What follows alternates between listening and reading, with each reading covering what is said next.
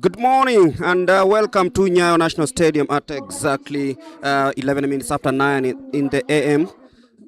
This is East Africa time, and it is the final day of the National Athletics Championships camp trials for the Commonwealth Games, and this proves to be a day that everyone will be writing in history or decoding or encoding, whichever way you want to put it, because history is going to be made here this morning, heading into the afternoon.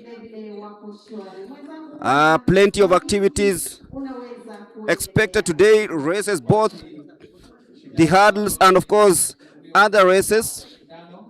Field events also lined up on this day.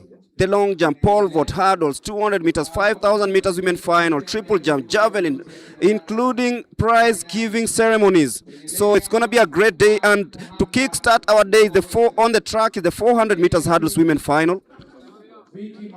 Ann Muhanda, Vicky Makoa, Ali Bosibori, Gladys Ngure, Vanish Kerubo Nyakise, Briven Nelima, Filian Nyandusi, and Jacinta Mweni in that order. So Western, NYS, KDF, some of the athletes just to be represented here, and we just hope that everything is going to work according to the times posted, and of course meet the standard qualification times for the Commonwealth Games to be held next month in Glasgow. To take us off is Hilary. Thank you very much, Gregory.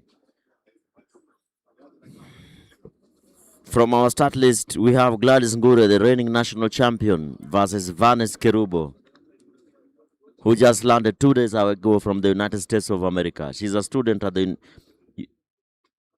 universities in the USA. Lane number 5, Vanes Kerubo Nyakisare, former national champion over the same distance, versus Gladys Ngure from Kenya prisons.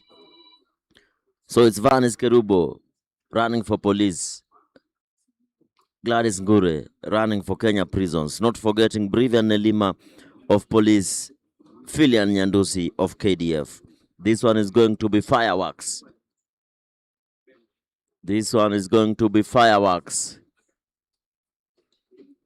First event of the day, 400 meters hurdle women final. After this, we'll be having the 200 meters men and women final.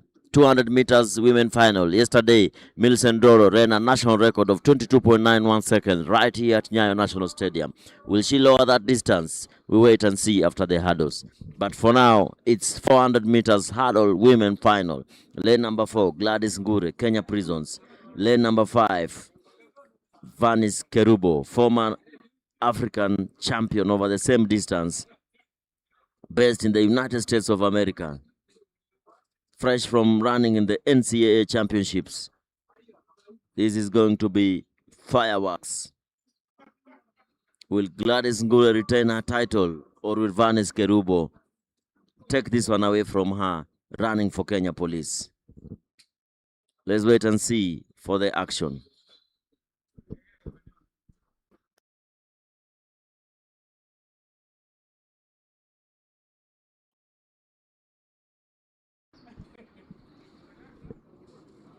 The ladies will be going over 10 hurdles. Very good start there from Vanes Kerubo, who goes through the water and into the first hurdle. Clean on the first hurdle. Gladys Ngure just ahead, technically ahead of Kerubo. It's Kerubo versus Ngure. Filian Nyandusi in the lead there for Kenya Defense Forces. Fifth hurdle. Gladys Ngure technically in the lead, but Vanes Kerubo in white just trying to accelerate there in the 7th hurdle. 150 meters to go. Vanes Kerubo now in the lead. The former African champion now in the lead. Gladys Ngure just follows closely.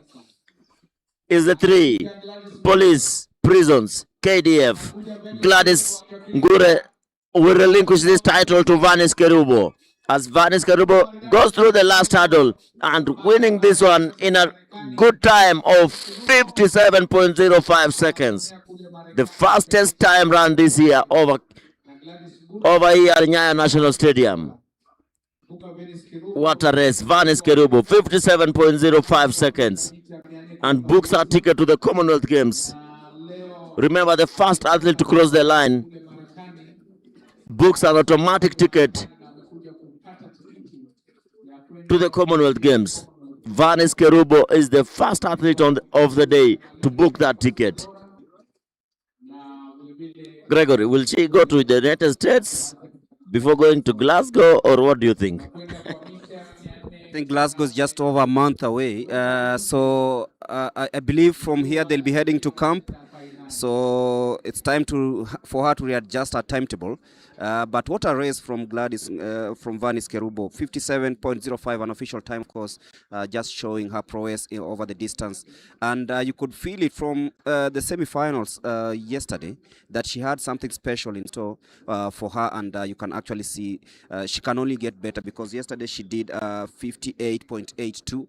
Just improving just about a second on that one, and that tells you that she is into for something special. So a very good race there by Vanis Kerubo, booking her ticket to the Commonwealth Games. Remember, the top finishers in each and every race automatically make it to the team, but then the rest will be selected by a panel that will decide who actually deems fit to bring medals back home.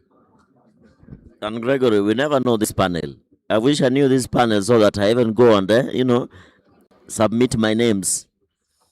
We submit our names, say we are not athletes, but we can help somewhere. Nyayo National Stadium, 400 meters hurdles, men final. This one will be a battle between Wiseman Were, Mpoke Moitalel, and Kip Kori Rotich of Kenya Police. Wiseman Were, the Olympian, will be running in lane number 4. Mpoke Moitalel, lane number 5. And Kip Kori Rotich, the national champion, will be running in lane number 6. We'll be expecting fireworks from those lanes 4, 5, and 6. KDF, police.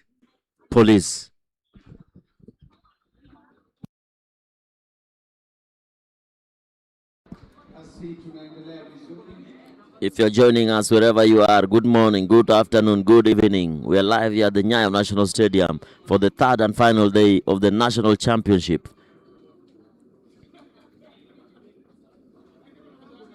Second event of the day, 400 meters hurdle, men final.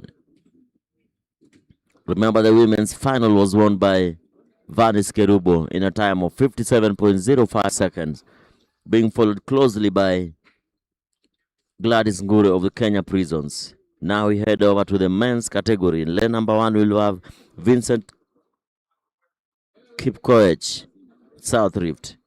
Lane 2, Geoffrey Mutai, Prisons. Lane 3, Eric Kimathi, Police.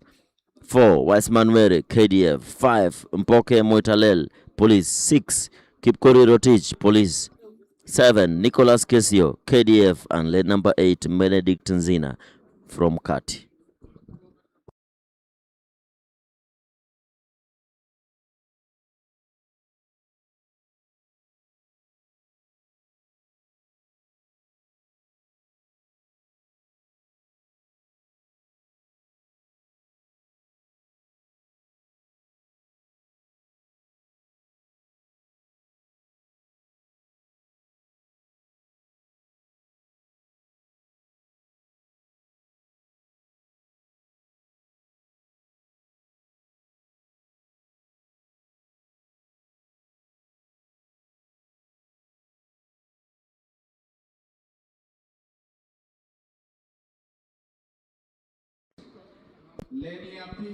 Lane 1, Vincent Kipkoech, South Rift. 2, Geoffrey Mutai, Prisons. 3, Eric Kimathi, Police. Lane 4, the Olympian World Championship finalist, Wiseman Were. Lane 5, Mpoke Moitalel, Police. Lane 6, national champion, Kipkori Rotich, Police. 7, Nicholas Kesio, KDF. 8, Benedict Nzina from Kati, Kenya Technical Training Institute, Kati. This one will be a battle All their action will be happening between lane number 3, 4, 5, and 6. Keep your eyes locked there. Vincent Kipkoech, Geoffrey Mutai, Eric Kimathi, Weissman Werem, Poke Moitalel, Kipkori Rotich, Nicholas Kesio, Benedict Nzina, who will book that second ticket today. Let's wait and see. Weissman Were had a few issues with Adak, but we are happy to see that he was cleared and is running.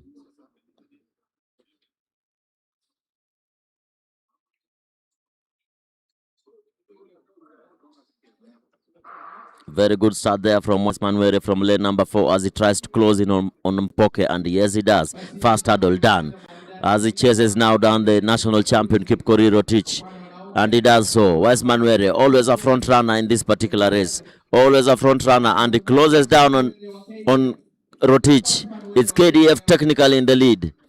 Weissman in the lead. He really wants this medal and really wants this ticket, but Kipkori Rotich is closing in. It's a two-man race now. Weissman Kipkori Rotich, who's going to reign supreme. Weissman in the lead. This one looks like a Weissman race. One hurdle to go now. Weissman just tightening up, but Kipkori Rotich does it and does the trick. It's Kipkori Rotich now in the lead, and there he wins it. 49.75 seconds. One technical error from Weissman One technical error as he clips the last hurdle, but Kipkori Rotich smooth into the last hurdle and wins this particular race. It's police champions in the hurdles. 400 meters hurdle men, police. 400 meters hurdle women, police. As you can see the replay, Weissman just clipping the last hurdle as Kipkori Rotich glides through. Not a very perfect race for either of them, but a win was all that was needed to secure the medal. Remember, these are championships. Medals count more than the time. We are live here at Nyayo National Stadium if you are joining us, courtesy of Kenya Commercial Bank, KCB, and Athletics Kenya. Final day of this 3-day championship. As we shift our gears now to the 200 meters men and women final.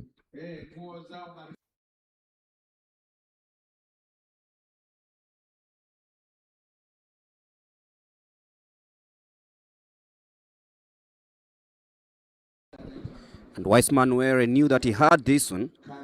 Look at the battle between the two guys in lane number 6 and lane number 4.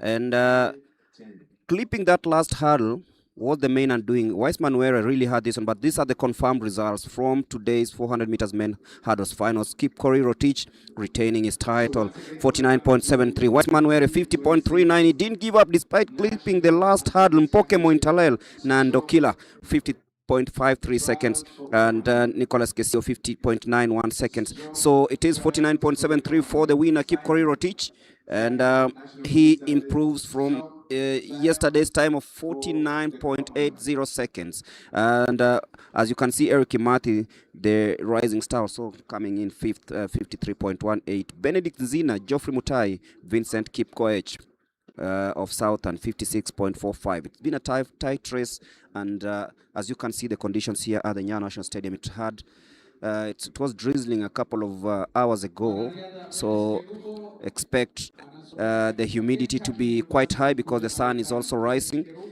And the event that just ended in the 400 meters hurdles, both men and women final, with Vanis Kerubo winning the women's race and Kipkori Rotich winning the men's title, and he is now the national champion over the distance. But there was some debate yesterday about sponsors willing or the need for sponsors to pump more money in athletics. And Africa's fastest man, Ferdinand Omanyala, raised those concerns, and it is genuine because you look at what's happening right now, that like right now, Kipkori Rotich will walk home with 25,000 as prize money, and Weissman 20,000 shillings. But you look at the work they put in the whole season to get that. I think there's a genuine concern, and the sponsors, yes, KCB is there doing great things, came in at the umpteenth time, but then athletics the biggest sport in the country, and we can always do better. Yes, of course, Gregory. I watched that clip from this live broadcast, the interview, and I had a talk with the Omanyala today morning, and I was asking him. He said, "What came out clear is 25,000 is a day spent for Omanyala." So I told him, "Hey man, just send it to me today. Send me your today's." I told him, "Just send me your today's earn, my friend." But that is better. It's better than nothing. And remember, KCB just came at the 11th hour with the sponsorship. We have to be grateful for that. But as he said, most sponsors need to support it. That money can even come that they can sponsor the athletes directly. Remember, a lot of brands have put their trust on Omanyala. Not to mention Compex, same KCB we are talking about, USN, a lot of them. So the 25,000 for the winner is quite something, because I remember it used to be 5,000 for the winner. Now it's 25,000. So we need to be grateful. We are grateful for KCB for sponsoring, and we are just calling upon other sponsors to come on board and support our sprinters and our athletes. This sport is the sport needs you. And definitely, it's a rallying call to all sponsors in the country. As you can see, the whole world is watching the national championships. And remember, there are always 6 legs in the national track and field every season. And sponsors have come on board. The likes of Betika have come on board and sponsored this. We've seen Jubilee Insurance come in handy. We've seen a couple of sponsors coming in. And also, looking at the way things, Athletics Kenya has pumped in a lot to ensure that all the technical support is there and everything. And KCB coming in with a tune of Kenya shillings 10 million. That's huge, and you can always tell that it's only getting better. So 25,000 shillings for the winners after today, and it trickles down to the 8th position who walks home with 2,000 Kenya shillings. At least the fare you used coming to the Nyayo National Stadium is not going to waste. You'll get it back. But that is it, because we've just started. You say from 5,000 to 25,000. I believe next year when we will be back here, I just hope that maybe we'll be doing, let's say, 250,000. It's very possible, because we have all the time to plan for this. And kudos to Athletics Kenya for making sure that all this happens without fail. All the national championships have been held without fail from time immemorial. So this shows that there is commitment, there is that urge, the zeal, and of course the willingness to do everything and put it in the right places. So this is just the beginning of great things. But up on your screens right now is the 200 meters. Hillary is buzzing for this. He's like, give me the mic. Of course, yesterday Milson Doro lowered the national record and ran a time of 22.91 seconds. And he told me today once she wants to lower that time. What will she run? Let's wait and see. 22.91 seconds is the time to beat. That is the new national record. Will she lower it to 22.5? We'll wait and see. Remember, the prize money is courtesy of Kenya Commercial Bank and Athletics Kenya.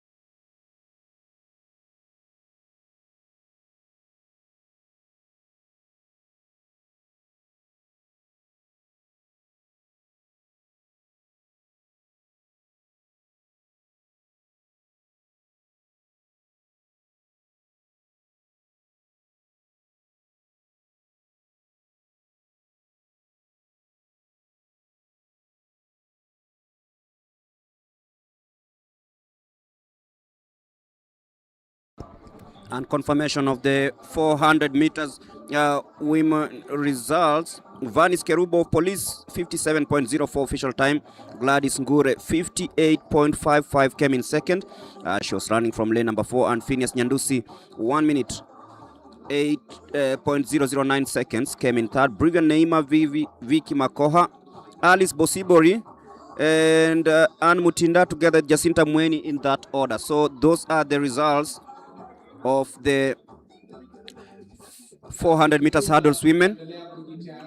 As we get ready for the 200 meters final, Faith Bukachi of KDF, she's lined up for lane number 1. Eunice Kadogo Marandufu of Police qualified in time of 24 seconds, 0.32. She'll be running in lane number 2. Esther Mbagari 24.08. Good to see her coming back in form. Lilian Diana Aoko 24.26. She'll be running in lane number 4. Millicent Ndoro 22.91. What a time sheet that from the semi-final. And then there's Brenda Masisa 23.92. Should be the second fastest time coming to the final. And then Lucia Williams of South Sudan 24.04. She'll be running in lane number 7. So 7 athletes, 1 ultimate prize. And this is the time we will witness who's the fastest lady over the 200 meters and eventually see who will be crowned the national champion in this 200 meters. The hot favorite, of course, Millicent Ndoro, 22.91 coming into the final.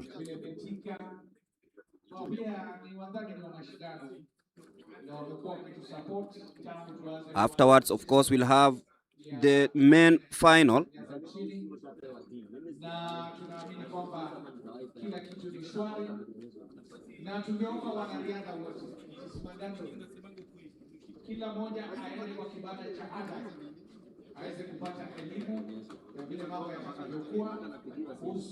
Just waiting to see how this unfolds. That is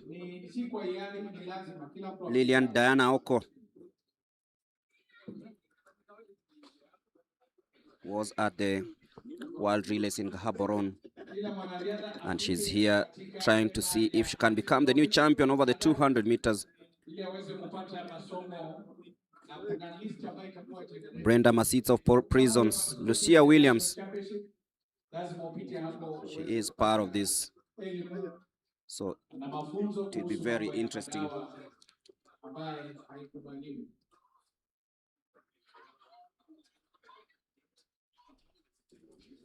I'm seated next to a couple of coaches here who are following every event as it unfolds.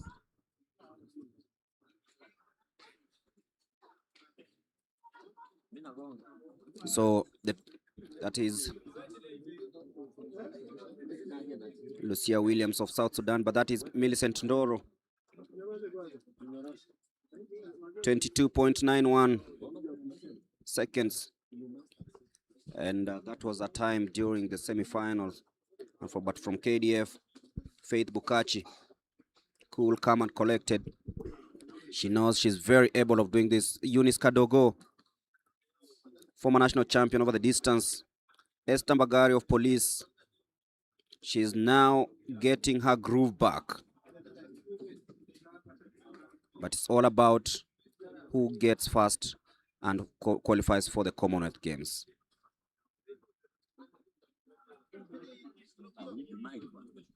Let's see, 200 meters women final. 200 meters women final. Faith Bukachi, Kenya Defense Forces.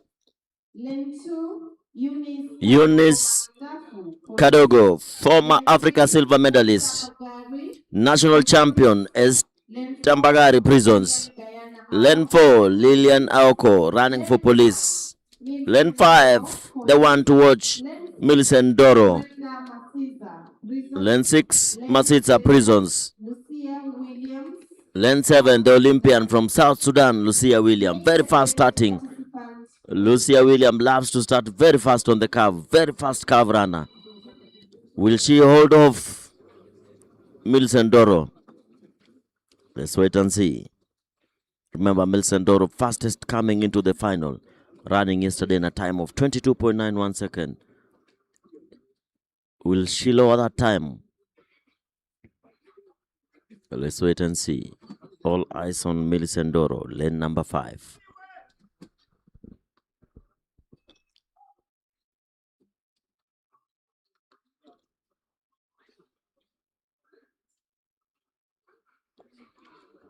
A little twitch there from lane number 4. From our screens, a little twitch from lane number 4.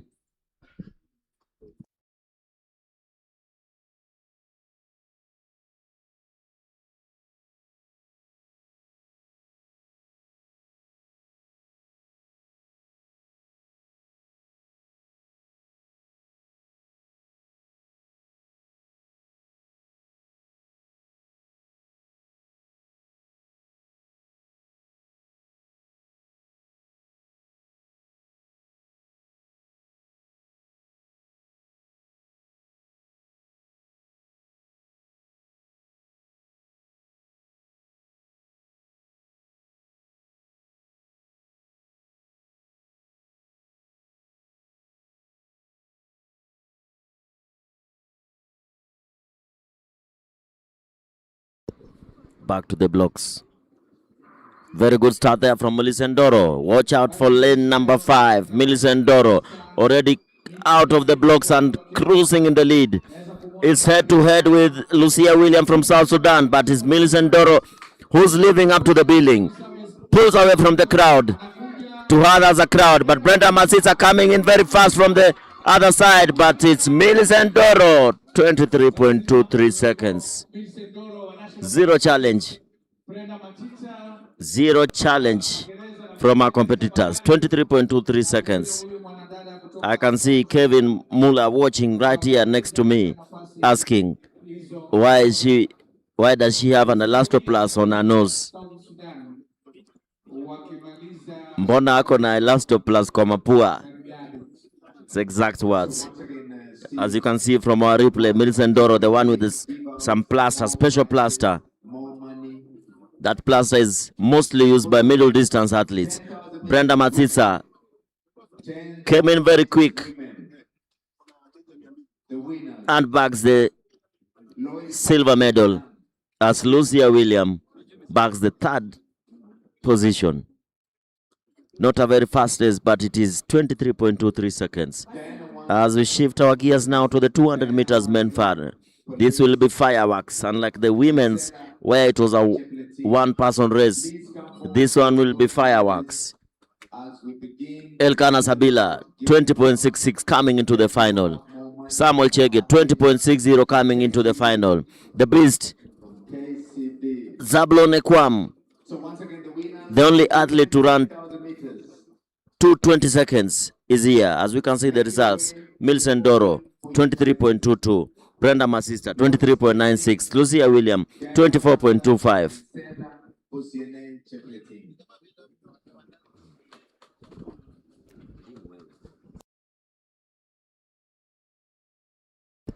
For Millicent Ndoro, she says she wants to be in her 4th Commonwealth Games, and actually her dream has been realized.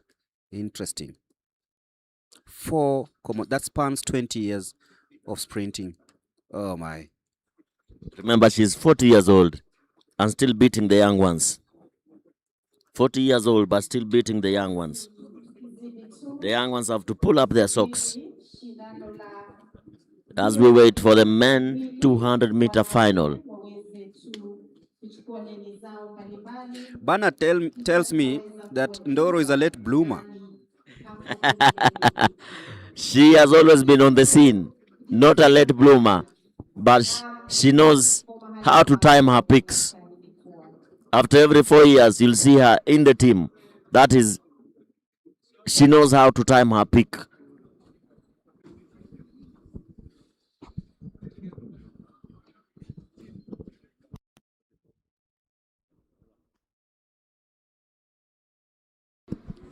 They always say in the western part of Kenya that if a visitor comes to your yard, you must introduce them. So I introduce Bernard officially. Good morning and welcome to Nyayo National Stadium. Bernard Rotich, I know you're buzzing for the 5,000 meters, but what a performance by Millicent Doro. She's been here a minute and you've covered a lot. Thank you, Malemi. It's a good morning from Nairobi, Nyayo National Stadium. I think it rained early in the morning, but it's getting hot now. And of course, I'm happy to have seen Andoro run comfortably. And I think, as the coach said, that she is picking at the right time. So, and of course, this morning I'm also excited because one of the diaspora athletes, Vanis Kerubo, won in the 400 meters hurdles. That is from the University of Kentucky. Remember, I'll be telling you who schooled at that institution in the university. She's now Olympic champion, world champion, and Vanis is there. So I'm happy to see her winning here, though she said the altitude was really affecting her. Rotich, I'm also 40. Please organize a master's program for me in Kentucky. It seems you are the agent. We shall talk about that. But let's now focus on to the 200 meters men's final. You'll take us through that. Thank you very much, Rotich and Greg. In the 200 meters men final, we have Maxwell Chingili, Dennis Mwai, Clinton Aluvi, Kalistas Juma, Elkana Sabila, Samuel Chege, Zablon Ekwam, and Ronald Koech. Remember, Ronald Koech has the fastest time run in Kenya this year, running at 20.46 seconds at Ulinzi Complex during the combined events. Chege, 20.33 at the Asaba meet. And I can see one of our Timetronics technical officials, Morgan, seated down here. Thank you to all the Timetronics technicians and officials who have made this event a success and making it a success, being led by Billy, Morgan, and the rest of the crew. This is all courtesy of Kenya Commercial Bank and Athletics Kenya. Lane number 1, Maxwell Chingili, coming into the final with a 21.35. Dennis Moe, lane number 2, coming with a 21.20. 3, Clinton Aluvi, 21.07. 4, Kalistas Juma, the surprise billing in this mid, 20.86. Elkana Sabila, 20.66, one of the favorites. Samuel Chege, the favorite for this particular race. Zablon Ekwam, the beast, missing in action. And lane number 8, Ronald Koech. I can see, is that Ekwam walking to the start? Yes, he is. That's Zablon Ekwam, just coming in late.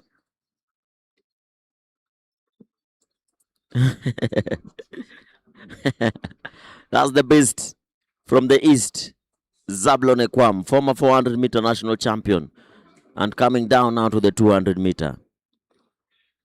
It's a battle between police, KDF, and prisons, not forgetting Kalistas Juma, the surprise billing of this meeting. Placed in lane number 4, Kalistas Juma from Central Rift, coming into the final with a 20.86 seconds, having run the heats in a 20.88 second.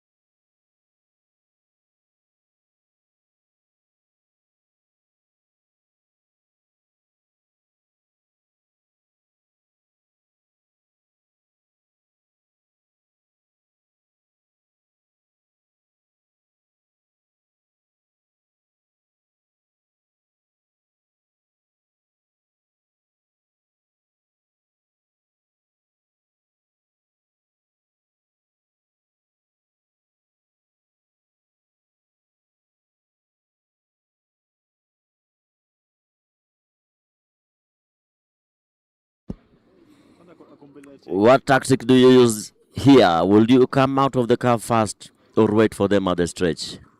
Let's wait. Zablon Ekwam, Chege, Sabila, Ronald Koech, Kalistas Juma. This one should be tight, and a very good start from Samuel Chege, but Sabila also closing in well. It's Ekwam already in the lead. Ekwam in the lead, but Samuel Chege has other plans. It's Ekwam now in the lead. Zablon Ekwam, Sabila closing in. Zablon Ekwam, Sabila, who's going to take this one? It's Zablon Ekwam who goes with the win in a time of 20.84 seconds. What a win! As he goes direct. Mbio za 200 meters men finally zikiwa zimeweza tu kutamatika. 20.84 seconds.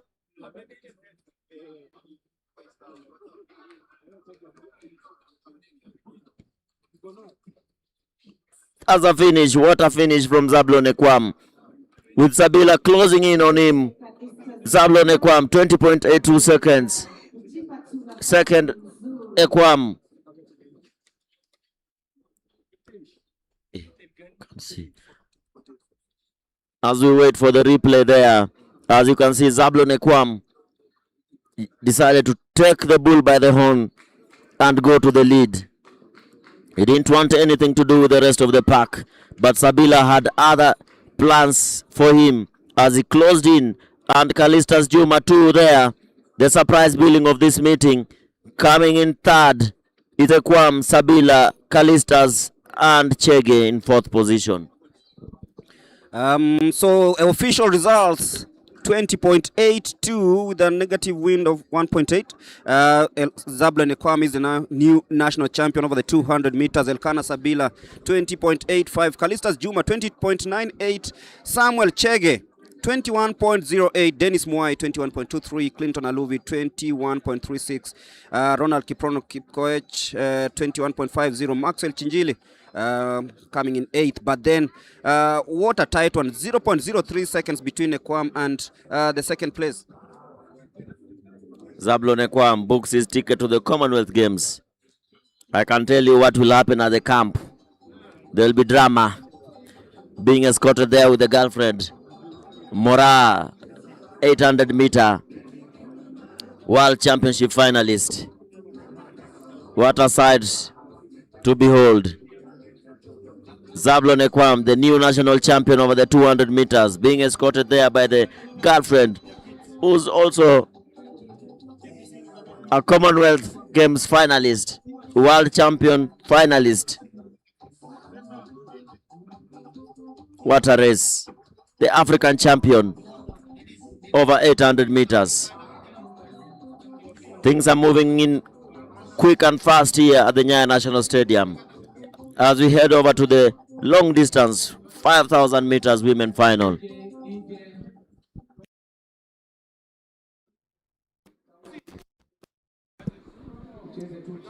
What a race we had there. And I've just been wondering, Samuel Chege came into this one as a favorite, and things just didn't work out, finishing 4th, underwhelming, 21.03. He's not the only surprise in the final. Ronald Kiprono Koech, 21.50. Remember, this guy had a 20.46 seconds coming into the final, but he was placed for 7th. That is the beauty of athletics. And the surprise billing that I've been mentioning since we started this meeting, Kalistas Juma going with the bronze. He was, of course, in a bronze bib and got the bronze after all, Kalistas Juma. So very interesting to see. And I'm being informed that a couple of field events are already underway. We'll be giving you each and every detail as it comes. Look at, it's now time for the pole vault. Will we see another...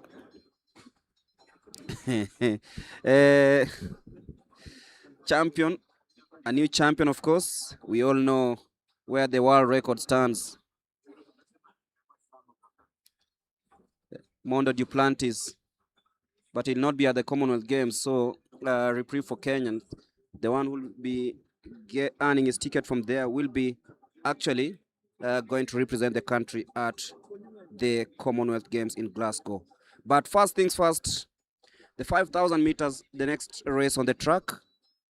And Bernard Rotich is really warming up for this one because he will be alongside a legend, a former Commonwealth champion, someone who's been at the World Championship, won silver in the 2004 5,000 meters women games in Athens, Greece at the Olympic Games.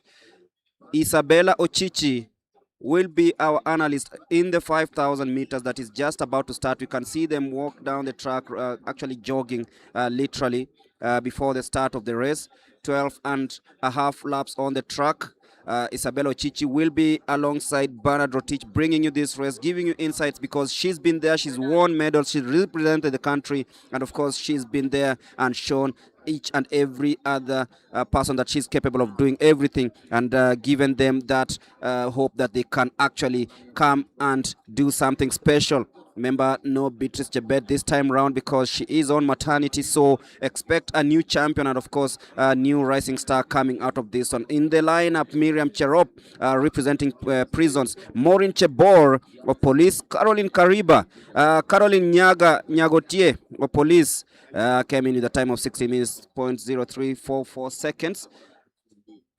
Also, watch out for Dasila Gerono, Enik Yeko, Florence Chepkoech, Nancy Jepkemei, Rebecca Mwangi, the experienced one, Miriam Chemtai, Judy Chepkoech, Fancy Chepkoech, Mercy Chepkeno, Virginia Nyambura, Tabitha Wanjiru, and Venezia Chebet. That's the lineup for the 5,000 meters women final that will be happening here. But as I told you earlier on, we will be having an expert here, someone who has been there, won silver during the Athens 2004 Olympic Games, and she'll be here trying to see if she can give one or two insights about what's just gonna happen in a few minutes' time.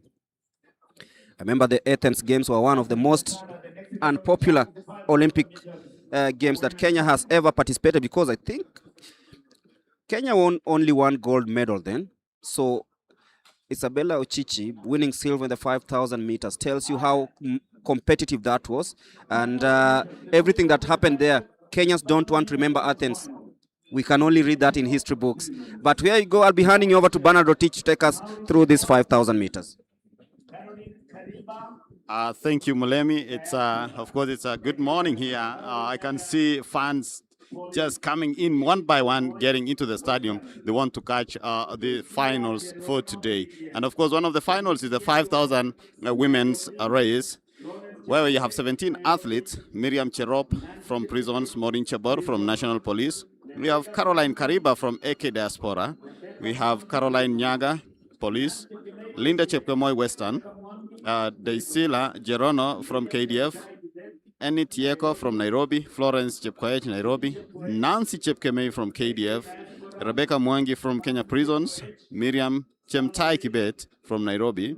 Judy Chepkoech from AK Diaspora. And we have Fancy Chepkoech, South Rift.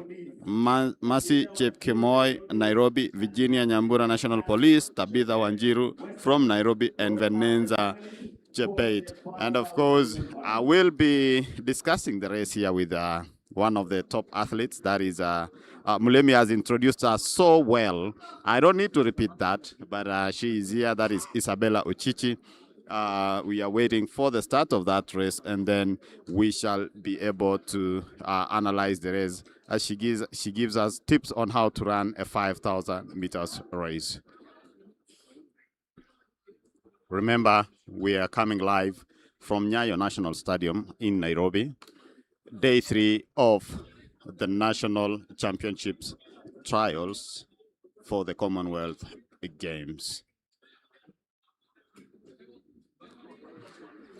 And off they go. We have 17 athletes, of course, fighting for slots. Remember, we did the semi-finals on Thursday, and today is the final day. So, Isabella, karibu sana. How are you? I'm fine, thank you. I'm happy to be here. Say hi to our viewers. I know they are watching and they're listening, so just salamia hawa. Hey, Wakenya Mchambo, welcome to the 5,000. As we look forward to it the best to represent us in the 5,000, the Commonwealth. You are most welcome.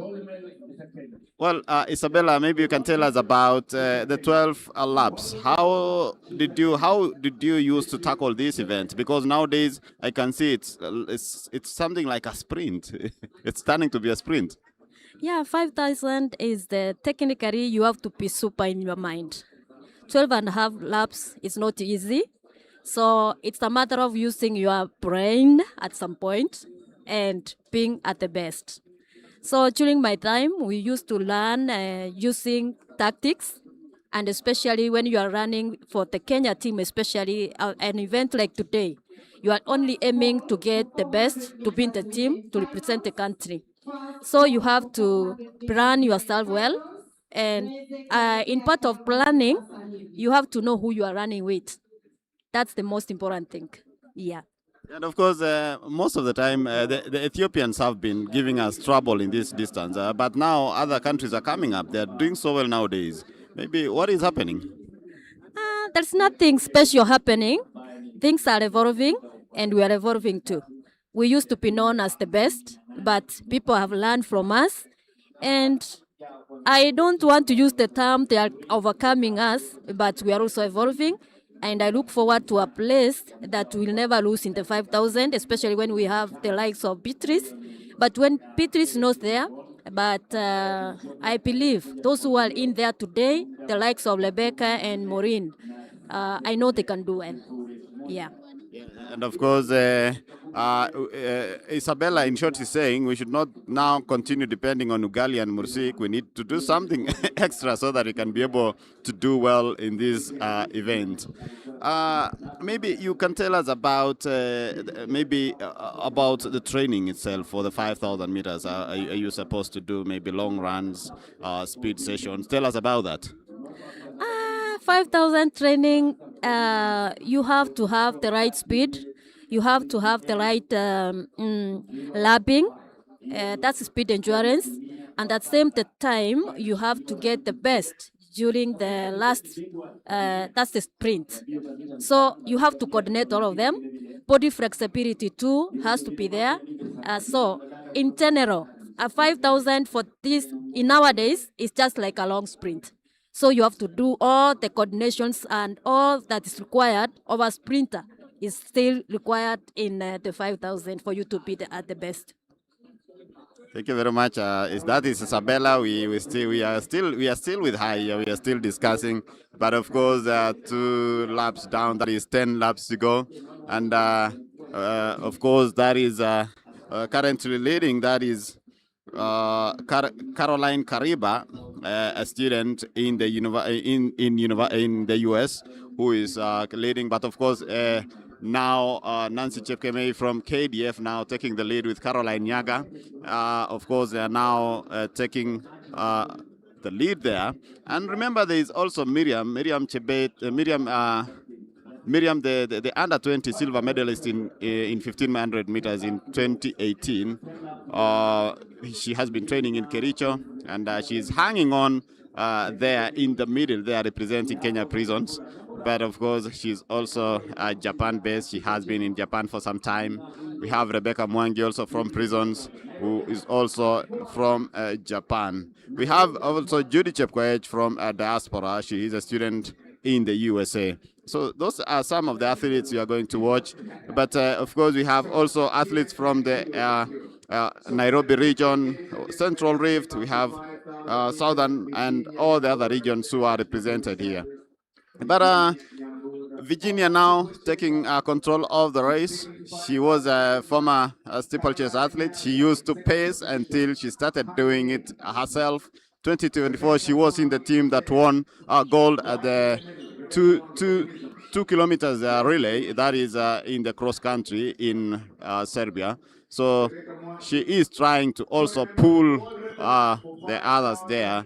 Of course, I told you they are exchanging leads here, and the race is too early to tell who is who. We will be able to know after maybe 4 laps to go, so that we can be able to know who is leading and who is going to take control of the race. And we are here with Isabella. Isabella, remember, has a silver medal from Olympics in Athens. Tell us about the silver that you won. How had you calculated for that race? I remember that race was a funny race that day. We were in the final with Edith Masai was at her best then, with Debaba and with Meseret Deva. So the four of us had raced in the year before we came to the Olympics, and we knew each other well. Of course, the Ethiopians had the best last lap. It used to start at around 500. So everybody had learned each where to start. As a person, personally, I used to be very good in lapping, but I had a problem when it comes to last 300. But that day, I remember the race, I just took it easy. And I told myself, today, I want to try to see what can happen. So the race was very slow the first 3 laps. The fourth lap was too fast at 60. I told myself if I go with a 60, I may stop at some point. But I told myself today, let me take it at 65. So there was one Ethiopian but Turkey resident took a 60, followed by Edith, and then the Baba. The second one they took at a 63. Me, I maintained at 65, and I was confident. So I'm sorry to say that day I don't know what happened. All of them stopped. That is I interesting. came in like now I took the pace myself. The last around 9 laps, I was leading to the last 200 meters. That's when Deva came and took the race, and I finished second. Wow, that was so nice. And of course, I've met Defa severally in Addis Ababa, and she really remembers you and Vivian. We are friends. We are still friends. We talk, and I was in Ethiopia this year, and she accommodated me. Wow. So we enjoyed. We are still friends. We were just like enemies when we were running, but at the end of it, it's a sport. It's a sport. Yeah.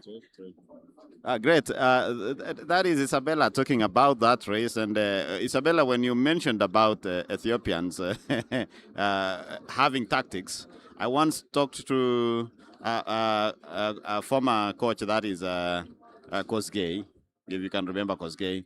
Yeah, they went to 2001 World Championships, where they hatched how to win a gold medal through Kamathi. And at one time, Kosgei told me he went to peep and see what Haile was doing. Haile was doing something, and they had asked for a privacy in training, so they went and hid, and then they were doing something, and Kosgei saw what they were doing, and he came and applied to his team, and that is how Kenya managed to win a gold medal through Charles Kamathi. Well, 6 laps to go. We've now seen they've started separating there. The pace is going up.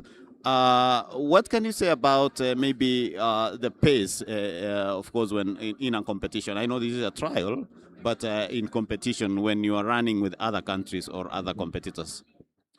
What I can say about the pace, first I've already said that you have to know who you are running with. In a championship like this, sometimes we don't need the time. We need to win. So it depends on what you are doing. And let me say, you have to be really tactically okay, especially to the last lap, so that you can achieve that place of representing the country. The most important in a championship. But when it comes to other races, you have to prepare well, because you have a pacemaker in other races. In a championship, it's not. So it's you to pace yourself and to make sure you are among the winners. Among these athletes competing here today, we have Miriam Cherop, who is normally does 1,500 meters. And the other day during the semi-finals, I saw the finishing kick she had. Do you think maybe an athlete running in such a race needs to also run in 1,500 so that she can gain that speed? Yeah, it's good that you do the right speed work. But when it comes to a championship like this, tactically, when you are running with a 1,500-meter runner, you have to be yourself prepared. You have to take the laps very fast so that she or he doesn't come to kick you at the last point. So as a 5,000 runner, I can say if you are running with a 1,500, be careful. You have to take your pace higher so that you can have to level with her in the last lap. Yeah. Yeah, and of course, 4 laps to go there now. Nancy Chepkemei from the Kenya Defence Forces taking the lead there. And hanging there is the Lemotit athlete. That is the Lemotit athlete that is, of course, following closely. Mercy Chepkemoi representing Nairobi region, but from not from Lemotit, but Tiloa camp, that is in Keringet in Nakuru. And of course, she's still hanging there. I can see Miriam there. I can see Rebecca also hanging. And Caroline Nyaga is also still in the mix. Of course, Virginia coming from the outside lane there. It's now getting faster because they have to take positions to make sure that they get the 3 slots on offer. Remember, Kenya will be trying to win a gold medal in this event after missing in the last edition where we had... actually, they'll be defending because it's Beatrice Chebet who won that race in 2022. So Beatrice Chebet is not around this year. She is on maternity leave. We want to wish her well. Maybe you can send greetings to Beatrice Chebet wherever she is. Beatrice, wherever you are, welcome to motherhood. It's a good experience. The first experience, you'll come to tell us what you saw. Wish you well. Yeah, and of course, I know we'll be seeing her very soon doing preparing for the World Championships next year because she'll be looking forward to defend her title in Beijing, China. In your observation right now, what can you say about this race, Isabella? I'm seeing Rebecca Mwangi positioning herself very well. You remember, we have only 3 laps. You have to be at the right place when it comes to the last lap. So Rebecca is at the right place. And I know the way she lands, she might surprise us today. But at the same time, this 1500 runner who's still hanging in there is a threat. We look forward to see the best girl winning today. Yeah, of course, Isabella is saying if a 1500 meters athlete is in the mix, there you go, 2 laps to go. 2 laps to go for the athletes, and we have about 6 athletes stuck together there. Caroline Nyaga now taking control of the race. Of course, Rebecca Mwangi hanging in there, Nancy Chepkemei, and of course, Miriam now goes to the other outside lane. And of course, a lot of pushing there, but they are still stuck together, 4 athletes. And I think it was too early for Miriam Cherop to start sprinting because 1500 meters, you have to maybe plan well. Yes, you have to plan well, but still we have like 600 meters remaining. You can't tell the winner so far, but I'm seeing Rebecca still at the right position. But at least, if I were her, I should be at the outer line by now to be sure that I will be able to kick by myself when I'm at the 400 meters. And we also have Nancy Chepkemei, who has long strides. Do you think the long strides can help her maybe be on the top positions? The long strides are okay because it's already ahead at the right position. But let's watch and see now that they are coming to the bell. And Caroline Nyaga is also there. It's a 1500 meter runner, just switching on to 5000. We really look forward to seeing the 4 now going fast. And the last lap, usually, it's very technical. Seeing Caroline Nyaga is a good runner too, but still, the position that Rebecca is, she can easily surprise us, but right now, I'm seeing a problem maybe. If you leave that chance, you can easily lose. Yeah, thank you. And of course, Nancy Chepkemei, they are applying the long strides there, and Caroline Nyaga is trying to hang on. And of course, that is Nancy, a KDF athlete, applying all her energy there in the last stretch now, going to the 100 meters. And she has started celebrating, of course. She's celebrating, waving at the crowd there. And she's very happy now that she's going for the win. And of course, holding her vest, showing that it's KDF. And she is the winner of this race. That is Nancy Chepkemei winning the national championships in 5,000 meters. Of course, Rebecca Mwangi comes third and Caroline Nyaga is second. Virginia comes in fourth place. I don't know what happened to Miriam Cherop. You can see her jogging to the finish line, and she was in a very good position. Of course, the diaspora athlete there, Caroline Kariba, finishing the race there in good style. Whoa, what a race! What a race. You see, it's happened that you have to be at the right position at the last bell. That's exactly what has happened. And I wish those who are going to represent us, I hope the two ladies ahead, each has a chance of getting us a medal at the end of it. Thank you so much. A replay there of Nancy winning, celebrating in the, and of course she was holding her vest, saying that this is Kenya Defense Forces. Look at that. The long strides really helped her to, of course, beat the rich field that was hanging behind her. And there she is celebrating from the Kenya Defense Forces. I believe she comes from, I think, Moi Air Base in Italy. I think so. So that is Nancy Chepkemei. We will be talking to her later. And of course, we are now getting ready for the other race. Otherwise, Isabella, what can we tell our fans? Maybe are you going to come back here again to talk about any other race? Okay, what I can remind you, maybe you didn't know that I'm the Commonwealth champion 2006. So I can easily that our spectators come to the field. It's free. Come and watch our Kenyan athletes do what we do best. And each time, we are very happy when we represent our country. Come and cheer us up, and even as we get prepared to get to the Commonwealth. Thank you so much, Isabella. Thank you for your time, and I'm looking forward to talking to you once again before the end of the day. Asante sana. So that was Isabella Ochichi, of course, bringing out what is needed in the 5,000 meters. And I believe those who have been following this event, you've really enjoyed to hear from Isabella. She is the former Commonwealth champion, of course, 2004 5,000 silver medalist in Olympics. And she has that experience. She has talked about the competition between Kenya and Ethiopia and how the race now 5,000 meters is changing. Well, what a race. Congratulations to the winners. I'll now hand over this mic to my colleagues here who are looking at me here. They've taken some water. I'm a kopola maji in Swahili. And I believe they have what it takes to take us to the next race.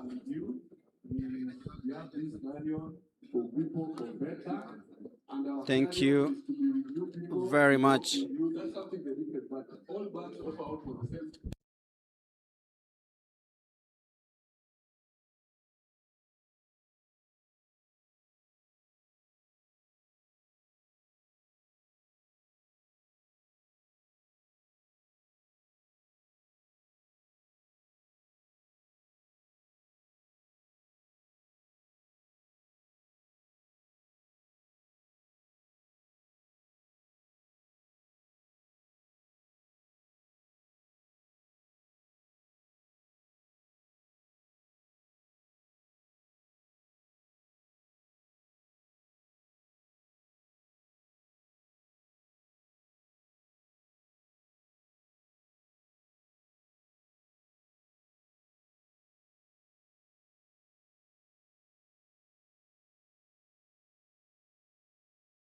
It's time for the 400 meters. Thank you, Bernard and Isabel Ochichi, for bringing us that race. Of course, insightful moments and comments there from the Olympic silver medalist Isabella Ochichi. And we all know that Kenya has been doing great in the 5,000 meters, and the tradition is set to continue. And just to see if we can get the official timings of the just ended race, that the 5,000 meters. Caroline Kariba. And the 400 meters is coming up next in a bit. Men and women finals. Remember, this is the Nyayo National Stadium and trials for the Commonwealth Games, and the National Championships is also coming to an end today. So these are the National Championships come trials for the Commonwealth Games. Nancy Jepkemei of KDF, 15 minutes 13.72. She is the new national champion over the 5,000 meters. Caroline Nyaga Nyagot, 15 minutes 17.18, and Rebecca Mwangi coming in third. But ultimately, Jepkemei automatically qualifies for the Commonwealth Games to be held next month. Caroline Nyaga Nyagot had a very good race, but just fell short in the last lap. Rebecca Mwangi tried to respond, but she wasn't able to do so, but finishing third in 15 minutes 18.11 seconds. Already lining up for the 400 meters, and the track judges and of course technical officials ensuring that everything is in place for this one. Nancy Jepkosgei, Helen Siombua, Lanolin Awino, Mary Mora, Masio Kech, Mercy Chebet, Anna Maraba, Ann Mbata and Monica Akulu. That's the lineup. Expect fireworks. Mary Mora, Masio Kech, Ann Mbata. The first and rising star, born in 2003, representing Kenya Defence Forces. Some of the athletes to watch out for in the 400 meters.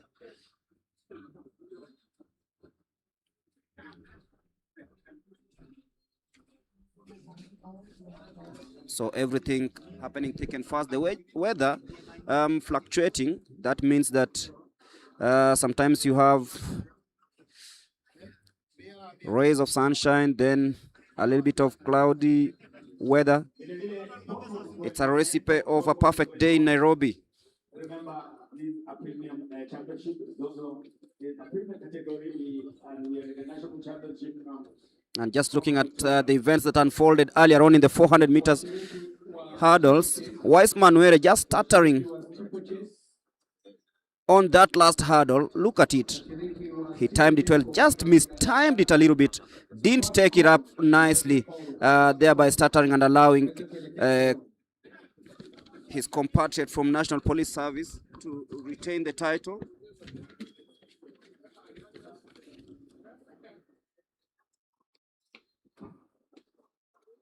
That was Kip Korir-Rotich, who won that race after taking advantage of Wiseman Were's stumble on the last hurdle. Just waiting for the 400 meters athletes to come out of the quorum, and there they are. Look at them, all of them fired up. As we recap, they just ended 5,000 meter race. But Julius Yego had a throw of 82.16. I'll be confirming the exact distance to post his season best at the Doha Diamond League last night. But those are the participants for the 400 meters women final. Mary Mora in amber and yellow. Masio Kech, the national record holder, in all white with orange spikes. And we are ready to rumble. It is going to be very intriguing. We'll be waiting to see who takes off the blocks first, and anyone who is just about to create moments of history. So Nancy Jepkosgei, 53.58 coming into this one. Helen Sembua, 53.88. There's Mary Mora, 53.08. Masio Kech, the fastest lady over the distance on land this year, 52.20. Mercy Chebet, 52.59. So this is going to be a very intriguing race. Ann Mbata, the rising starlet, 52.74.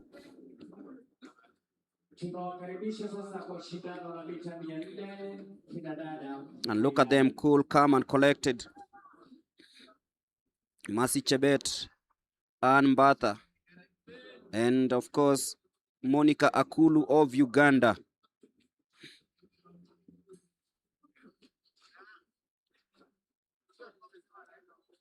Also watch out for Lanolin Aoko.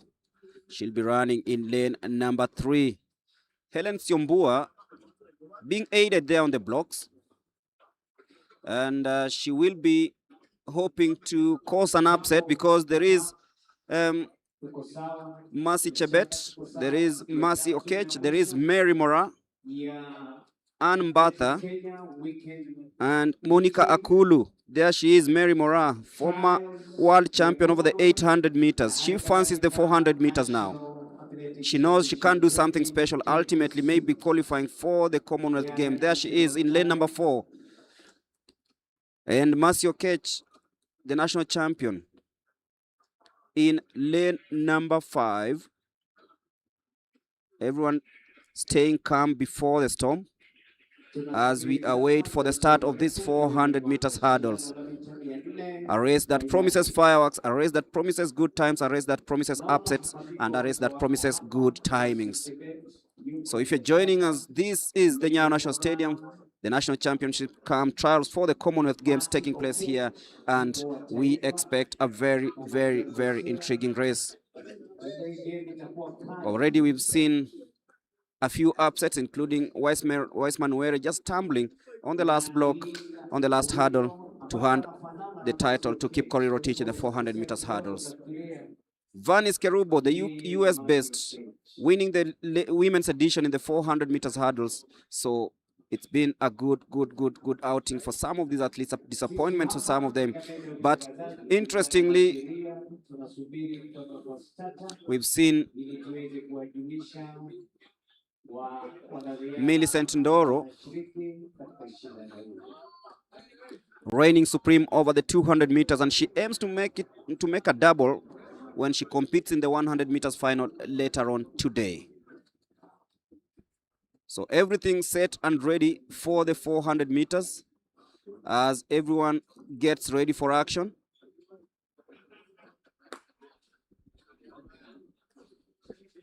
All the athletes taking their positions, and they'll be hoping that everything happens to their advantage.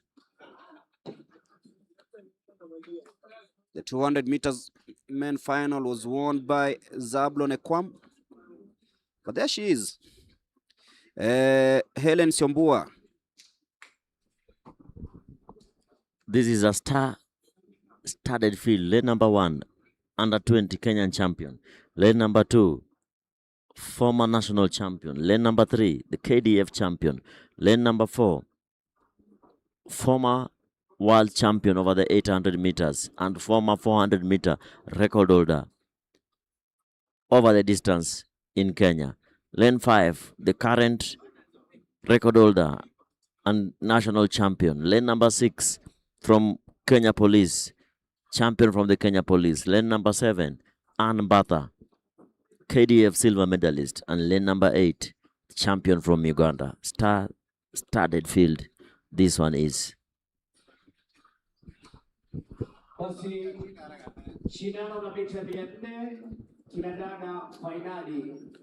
So the national under 20 champion, Nancy Jepkosgei, she also doubles as an 800 meter runner. That's Helen Siombua.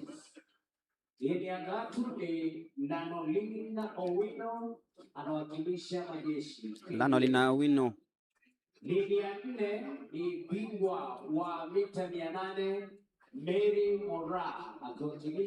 Mary Mora of National Police Service.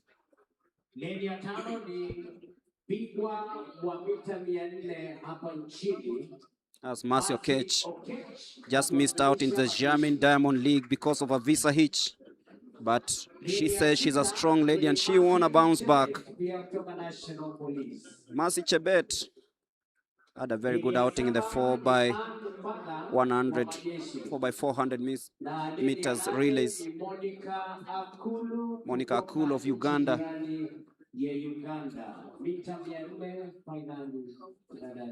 So we are ready for action here at the Nyayo National Stadium at just about 10:30 a.m. Shall we see a new national champion, or the status quo will remain the same?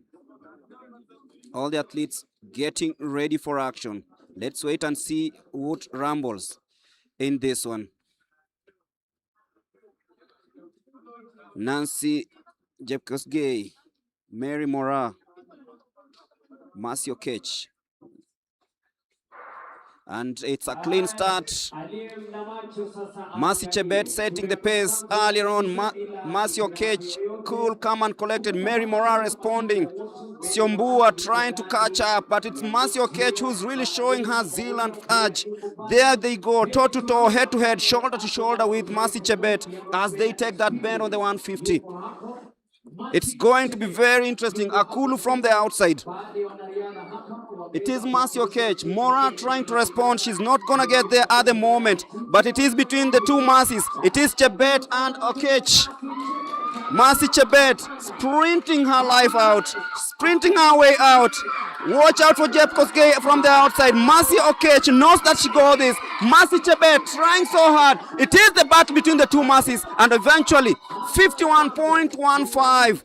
The national champion retains it. The national record holder retains it. She's the best in the business, and she's shown just that. We're just trying and see where the national under-20 champion coming from the inside lane. She is very, very promising. I can't tell you that for free. Mary Mora just falling off. Didn't have a response to this, but watch out for these two athletes. They were together in Gaborone in Botswana for the World Relays. They've come back home.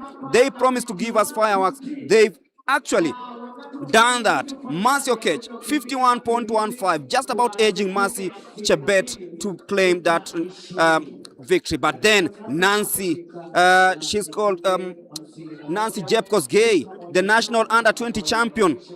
She'll be going to Oregon later on in the year, but she just shows that she's a medal prospect in the 400 meters. She's run a race of her life, racing against champions, beating the likes of Helen Sombua, beating the likes of Mary Mora, and of course, showing us that she is the best. Akulu must have felt something there.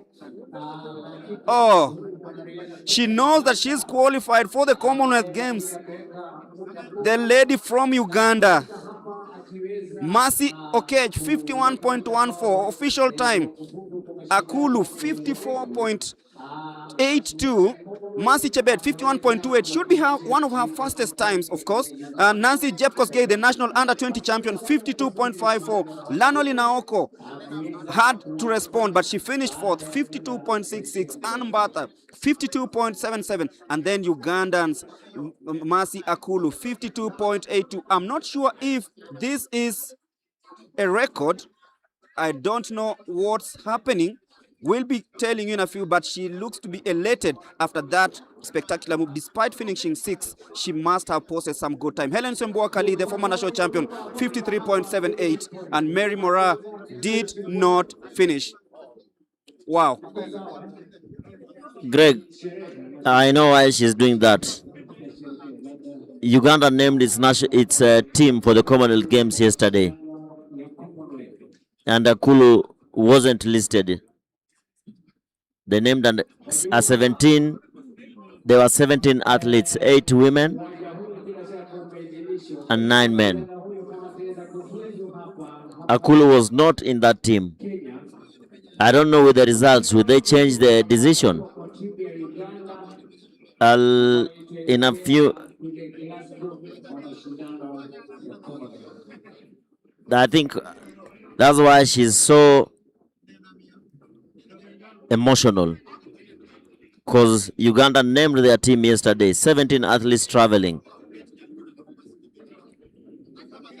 Akulu was missing in that team, but all the same, this is Kenya. Vera Rore watching live from the United Nations headquarters here in Nairobi. Collins Omae stayed awake to watch the proceedings. Remember, Collins Omae, Commonwealth runner, went to Delhi, India for the 400 meters. Also ran the World Championship. Seasoned athlete, and now living in the United States. 400 meters up next for the men. This one is going to be fireworks. Smweresa versus Mutinda versus Kevin Kipkorir versus Kevin Kiprotich. The Ugandan athlete Akulu is just heading over to the interview. Let us wait and hear what is in store.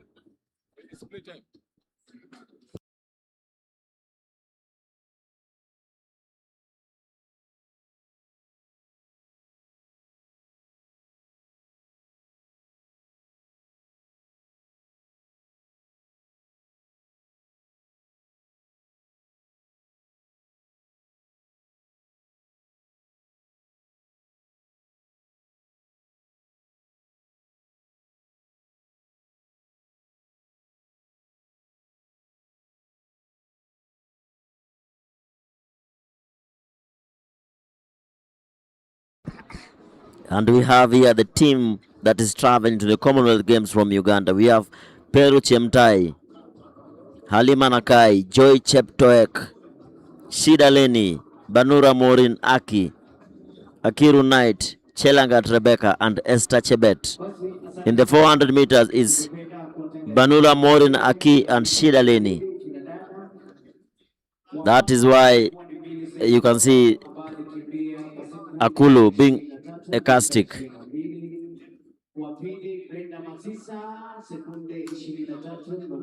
We're live here at Nyayo National Stadium, courtesy of Kenya Commercial Bank, KCB, and Athletics Kenya. It's the third and final day of these trials. Boniface Mweresa on your screens, heavily strapped on his left knee. Will he be able to dethrone the national champion? Remember, only one athlete qualifies for the Commonwealth Games.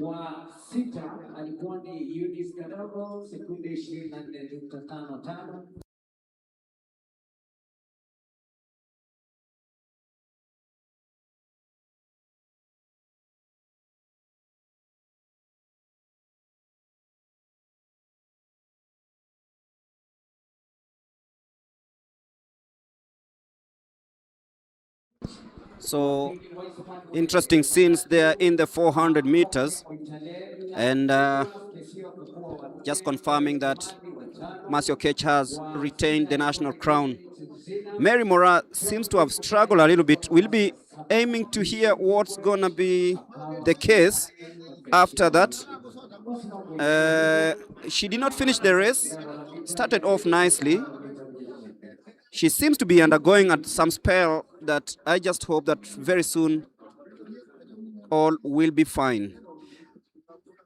And now just shifting our focus to the men's race in the 400 meters. Wow. I can tell you for free,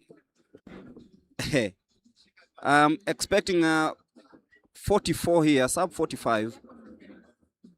Because the fastest man, of course, Kevin Tonui, 45.01 coming into this one. Boniface Mweresa already has done a sub 45 this year. We know the global times are really, really crazy, 43, 42 sometimes. And right now we are in about 45, 45.5, the standard time here. But expect these athletes to race a race of their lives and maybe post very memorable times. Just trying to ensure that everything is in order. Dennis Masika Mulongo in lane number 1 will be representing Kenya Defence Forces. Edward Obicho, Nairobi, 46.49 coming into this one. Then watch out for Danson Kibet, finished second, won his semi-final heat yesterday. He will be running in lane number 3. Boniface Mweresa, 45.36 coming into this final. George Mutinda of Police, fresh from the Africa Senior Athletics Championships. Then and Kevin Kipkorir of Prison, 45.77. Kevin Tonui, 45.01. And Brian Tinego Nyari, the man based in the United States, currently 45.94. Had a very good sprint towards the end in the semi-final, finishing third and ultimately earning that fastest loser spot in this one. So Dennis Masika Mulongo, KDF, Edward Opicho of Nairobi, Danson Kibet, very good on the curve. National champion Boniface Mweresa of KDF. The rising star George Mutinda, Kevin Kipkorir of Prisons. And then watch out for this man, Kevin Tonui, soft-spoken but really, really fast off the blocks. And of course, can maintain that pace when needed. And Brian Tinego Nyari likes running from the outside lane in lane number 8. So this is a race to Sava. Star-studded field here at the Nyayo National Stadium. Boniface Mweresa, the man to watch, 44.54 seconds last week at the Kenya Defence Forces Championship. Kiprotich, lane number 7, also ran a 44-second at the Kenya prisons meet. Tinega, fresh from the United States. Who will take the honors here? Let us wait and see.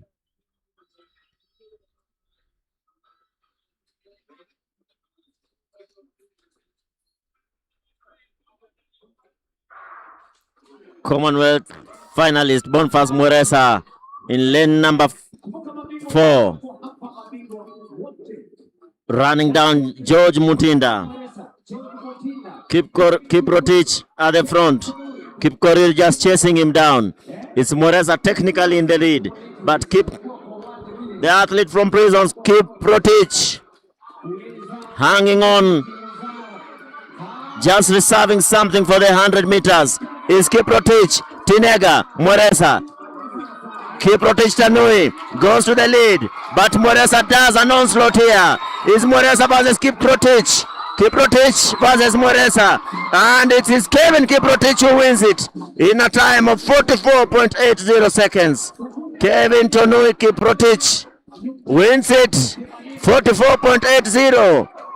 What a relief for the Kenya prisons as they bring the athlete down. I told you there was going to be a sub 45 here. Kelvin Tonui, he promised to do that, and he's done that.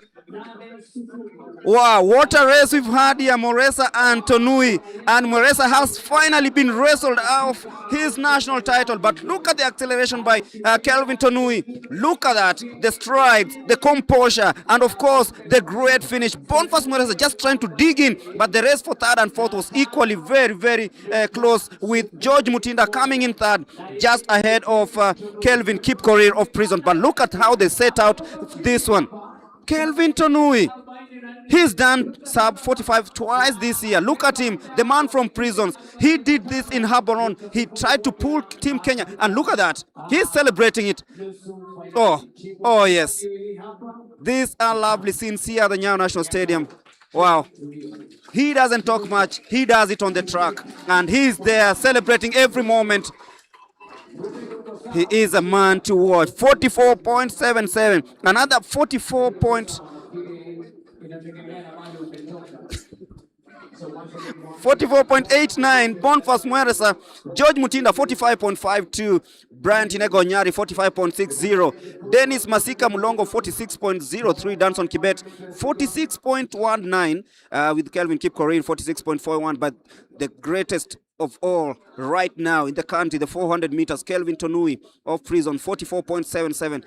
2 sub 45s right now. Mweresa coming back in form. He's really had some spell on the sidelines with a hamstring injury. Seems to be shrugging that off, but it is good to see two great athletes squaring out and ensuring that everything that they put in place works to the benefit of course Team Kenya and individuals themselves.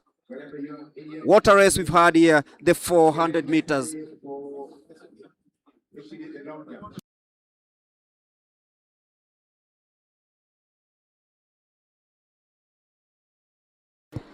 Coming up is the 3,000 meter steeplechase, I believe. Yes, it will be the final.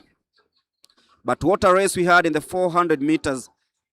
This is why we love athletics. I only know of one, Mondo Duplantis. The pole vault is also taking place right now, and the fans are still buzzing from that 400 meter race that really brought fans to their feet. Everyone was on their feet when they were watching Tonui and Mweresa battle out for 1 and 2.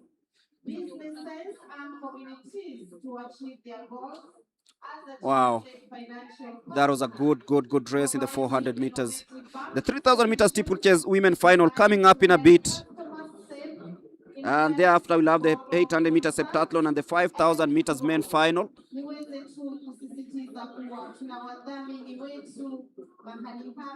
So Celestine Biwott, Joyce Biwott, Anastasia, they won their respective hits by the way in the semi-finals. That is Celestine Biwott and Joyce Biwott. Anastasia Cheptolangat, Diana Chepkemoi of Police, Rosfelin Chepngetich, Karen Chebet, Vivian Kipruto, Faith Jeptum, Elizabeth Mutua, Dorothy Kimtai, Joyce Chepkrui, Fancy Cherono, Tekla Cheserek and Sharon Chepkemoi. Have been awarded so far as our prize money. I will be bringing to you a few products that the KCB Bank of Kenya are giving us today. Thank you so much, Mr. Mondi.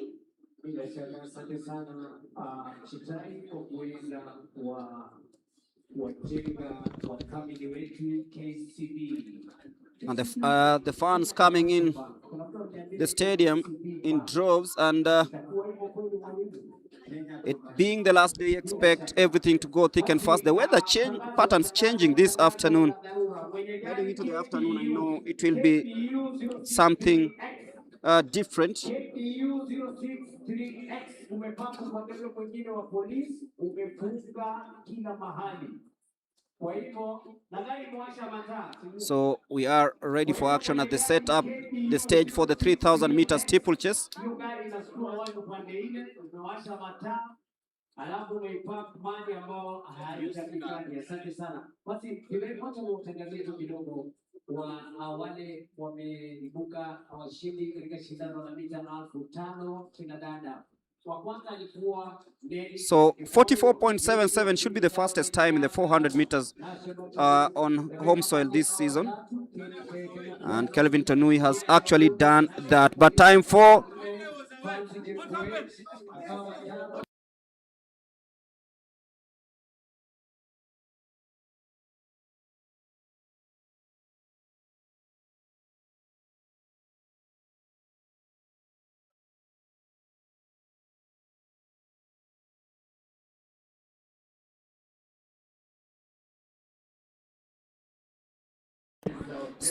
it's time for the 3,000 meter steeplechase.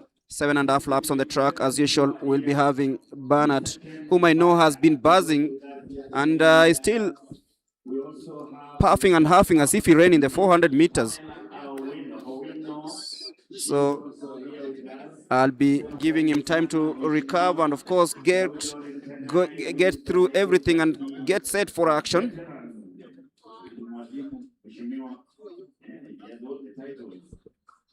And it's all happening here at the Nyayo National Stadium. I don't know, Bernard, if you are privy to what happened to Mary Moraa. She didn't finish her 400 meter race. Well, I'm not sure what really happened, but of course she's been taken care of by the first aiders who are here at the stadium. But we wish her well. We wish her to recover well, because, as you know, she's a good athlete in 400 meters and 800 meters. And this actually was her comeback after being out of competition for some time. But we wish her well. We know she's a strong girl. She'll be able to come back well and be ready for the upcoming competitions. And watching the men's race, that was intriguing. Did you expect Onui to beat Boniface? Nobody expected that. And of course, I was talking to Boniface after finishing the race while he was going for the interview, and he said that it reached a point he couldn't move. And it happens in sports. You're very good, you're in good shape and you're in good form, and when you're doing the run, it reaches a point where your body cannot move anymore. That's what happened here today. And again, I think the weather, it's becoming chilly, and for the sprinters, they prefer something hot, something warm, not hot, warm. Yeah, so those it happens in sports. You expect anything. Expecting anything, and of course expecting fireworks in the 3,000 meter steeplechase. The two Bwards lining up in 1 and 2. Celestine and Joyce won their respective heats in the semi-finals. Do you expect them to continue with the dominance, or you expect something different from this 3,000 meter steeplechase as you take it out? Well, of course, that is the 3,000 meter steeplechase women's final, and we have the two Bwards, as Mulemi has mentioned. And you look at somebody like Natasha Langat, mark that name, Diana Chepkemoi, another name, Roslyn Chepngetich, another name, Karen Chebet, another name.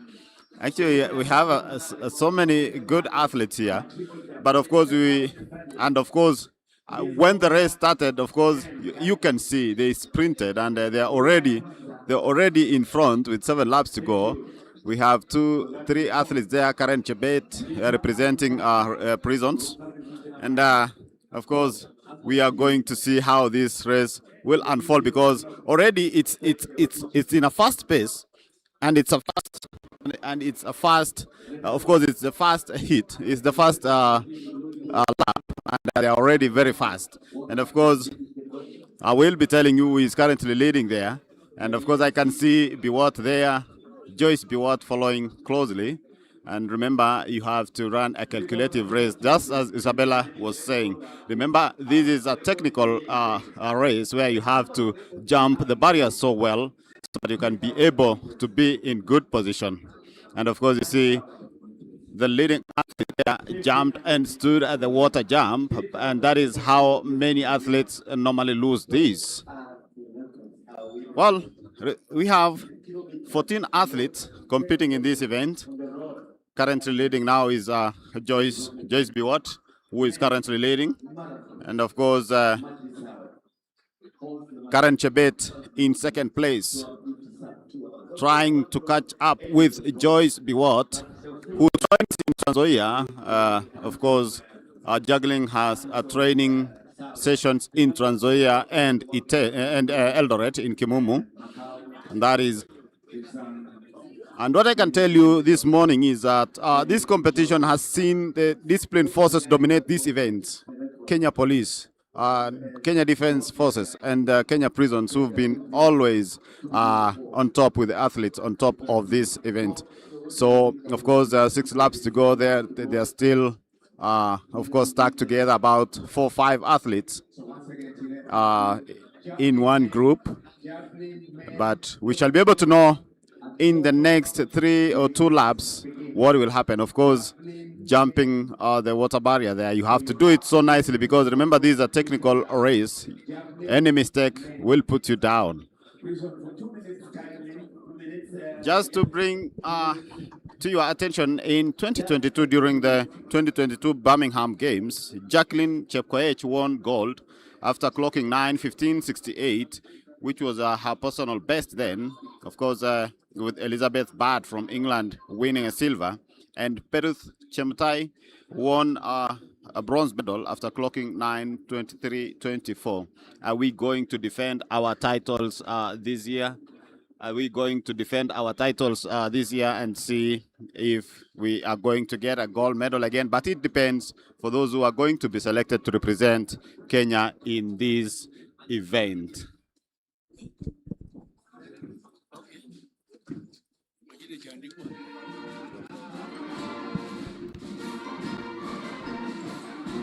And of course, some music there from the Kenya Prisons Band, entertaining fans here at the stadium. And of course, we have an athlete from a Nairobi region currently reading. In that, I'll be telling you, that is clip number 358. That is Anatasha Langat from Nairobi region. Of course, I told you earlier, mark that name. We now have Anatasha, we have Joyce Biwott, and we have Celestine Biwott. And of course, Diana Chepkemoy coming 4th, Karen Chebet coming 5th. Those are the top 5 athletes competing in that event with 4 laps to go. And of course, Anatasha is under the Lemotit training camp, that is in Kericho County. They normally train in Londiani.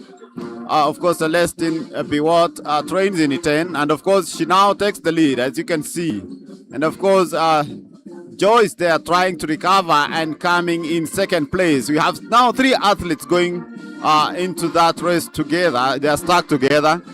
Celestine, Joyce, Anastasia, and they all train in different areas. Celestine trains in Iten, and Anastasia does it in Londiani, that is in Kericho County, and Joyce trains in Trans Nzoia, that is in, of course, at the Ndura Sports Complex.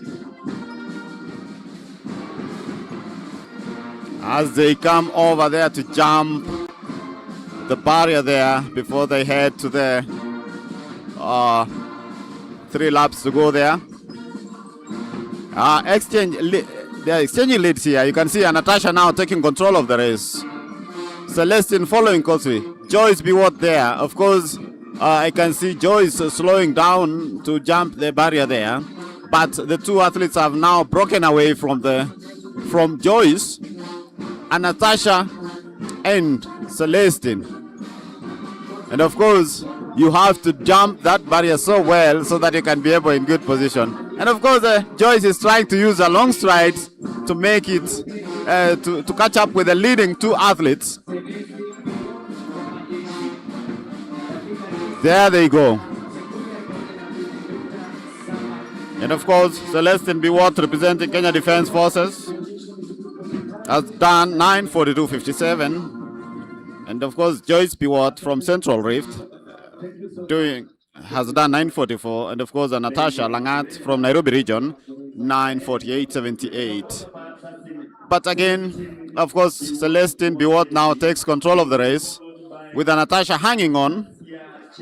Remember, Natasha trains at the Lemotit camp in Londiani, that is in Kericho County, under Coach Paul Kemei. Two athletes in the lead. Celestine doing her thing there. There she goes. And of course, taking control of the race now. Following closely is Natasha from Londiani, that is in Lemotit, under Paul Kemei. And of course, Joyce Biwott now has been dropped about 10 meters behind. She is trying to hang on. Is she going to make the team that will be representing Kenya at the Commonwealth Games? 2 laps to go. 1.5 laps to go. They are coming for the bell, and of course they are jumping there swiftly, heading to the water jump. Will Natasha hang on behind Celestine? So remember, Celestine represents Kenya Defence Forces, but she trains in E10, and she has been consistent in her events, and she is now taking control of that race. She has started to move forward, and of course, Natasha started dropping, representing Nairobi region. Look at that. She is now going for the bell. And the bell goes. And of course, she looks behind, and Anastasia has, of course, dropped. And now she goes. There she goes. 300 meters to go. Will she be able to maintain that pace? Of course, she has dropped Anastasia about 10 meters. And of course, Anastasia now is hanging on in the second place. Look at the long strides there, running beautifully, jumping the barriers in a swift way. Of course, there she goes. Celestine Biwott, she wants to show that she is still there. Remember, she also she was in the team that represented Kenya, and again she wants to represent Kenya at the Commonwealth Games. There she goes, the last water jump. There she goes. Kenya Defence Forces. Of course, I'm seated next to some of the Kenya Defence Forces fans who are very happy about her. And there she goes, the last jump. And she does it so nicely. There she goes. Celestine Biwott wins this race in 9:26.14. And Joyce now, of course, battling there out with Anastasia. I don't know. That was a photo finish. And she has a good finishing kick. Wow. What a race. Of course, Celestine Biwott is the winner of this race in 9:26.14. And, of course, the national champion today. Of course, she will be representing Kenya at the Commonwealth Games in Scotland. What a race. Remember, we are coming live to you from Nyayo National Stadium in Nairobi. This is the national championships and trials for the Commonwealth Games, which will be used to select a national team that will represent Kenya at the Commonwealth Games in Scotland. Remember, Athletics Kenya has been given a slot of about 49 athletes who will be able to join the other teams and represent Kenya in that noble cause or that event. Wow, what a race. And of course, that was the 3,000 meter steeplechase women's race. And then we head to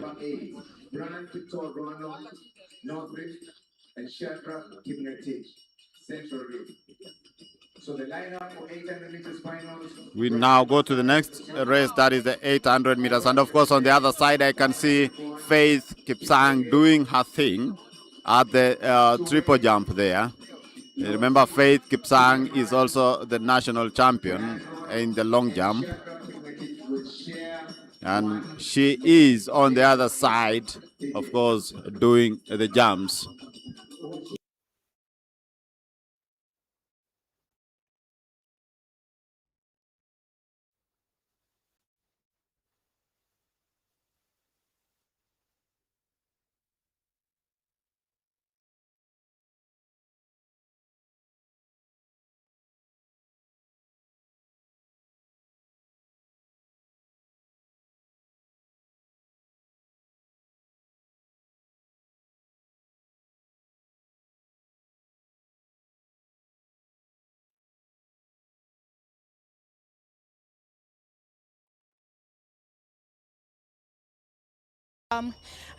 She could not make it to the finals, and now she's qualified for the Commonwealth Games, hoping that she'll be rewriting her history.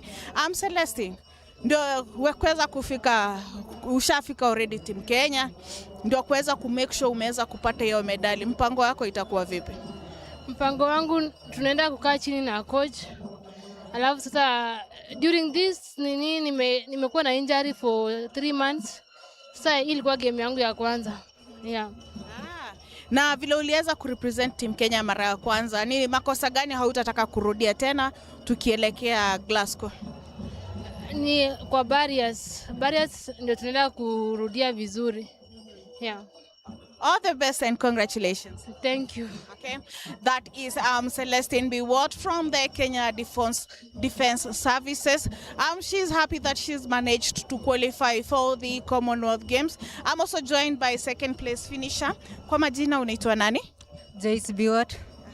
Joyce, unafeel aje kuhusu performance yako ya leo? I'm very happy. Nimefurahia. Nimekimbia PB na nimefurahia sana. Yeah. After this utaenda kufocus na nini sana sana, especially kwa mazoezi? Naenda kufocus na barriers, clearing of barriers sana. Yeah. All the best and congratulations. Thank you. Okay. That was Joyce Biwott. Also, she's happy that she's been able to qualify for the 3,000 meter steeplechase. Earlier on we had Celestine Biwott also saying that she was going. They are both agreeing that they need to work on their barrier clearance for them to be able to make it for Team Kenya. Over to you as we continue with the next race. And of course, that is the results for the 3,000 meter steeplechase women's final. Celestine Biwott running 9:26.12. Joyce Biwott was second in 9:33.77.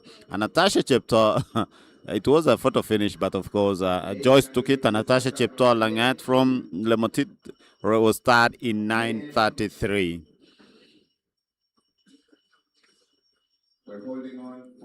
Great. We are going now into the next day's race, that is 800 meters heptathlon. We have Ann Muhanda from Western, Esther Jebet from NYS, Beatrice Chemeli from KDF, Florence Akinyi Obel from KDF, and Sally Chepkosgei. And of course, on your screen, that is Beatrice Chemeli from KDF.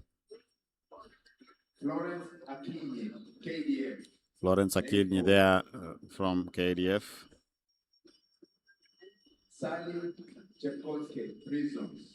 And Sally Chepkosgei from Kenya Prisons.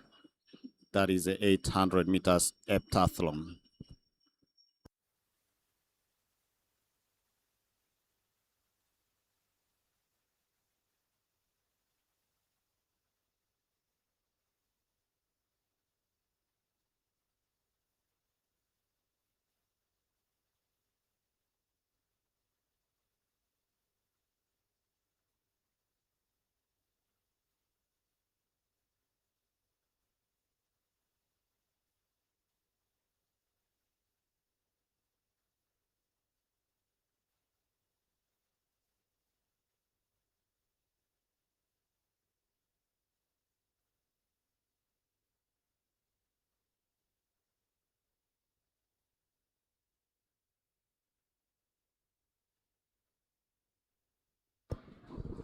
and off they go so well there. Remember, these are 800 meters heptathlon, and I want to tell you that they are normally 7 events, and we have 100 meters hurdles, then high jump, then these athletes go to the shot put. A 4 kg metal bar is put or thrown for maximum distance, and then 200 meters sprint, that is half a lap sprint around the track close to the first day.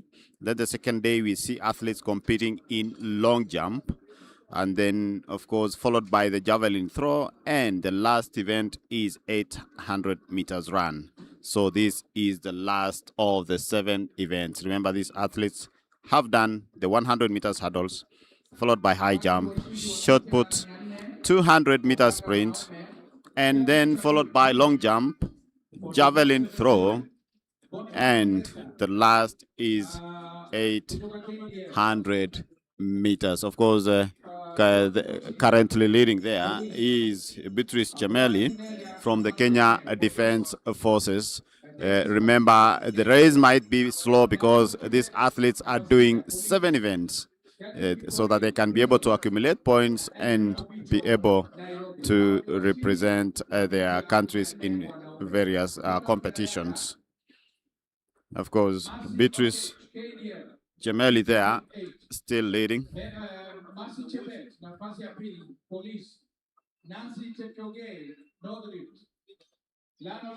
And she comes into the last stretch of the 200 meters. She is still hanging on there. Beatrice hanging on there, followed by Anne Muhanda from Western. And of course, Florence Akinyi from the Kenya Defense Forces is third. And of course, coming into the last stretch there, the last 100 meters race. And of course, you can see she is trying to hang on, and she is struggling there. And Muhanda there is really coming for her. Will she be able to hold on to the finish line? You can see the finishing power kick from Muhanda, but she has won that race. The winner is Beatrice Chameli from the Kenya Defense Forces, followed by Anne Muhanda, Western, who was second, coming in very close to the finish line.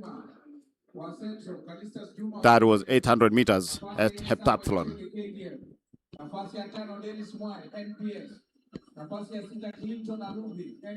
Just to bring into attention once again, remember, heptathlon is the athletes normally participate in 7 events. That is the 100 meters hurdles, which they started on Thursday, high jump, shot put, 200 meters in sprint, and then we have long jump, javelin throw, and the 800 meters run.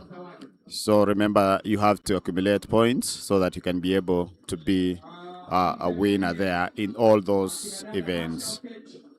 Remember, we are coming to you live from the Nyayo National Stadium.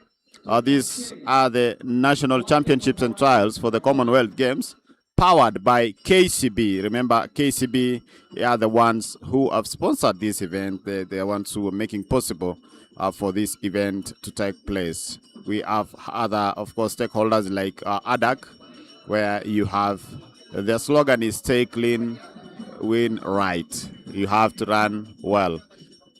Well, I can see Lillian Mapenzi there. Remember, Lillian Mapenzi of course, has a silver. She won a silver. She is a student, a Form 4 student, but has a silver in long jump. She won a silver yesterday, and she is happy. She has started earning some coins. She's still a student. She is really doing well, and of course, she is one of the future champions in this event.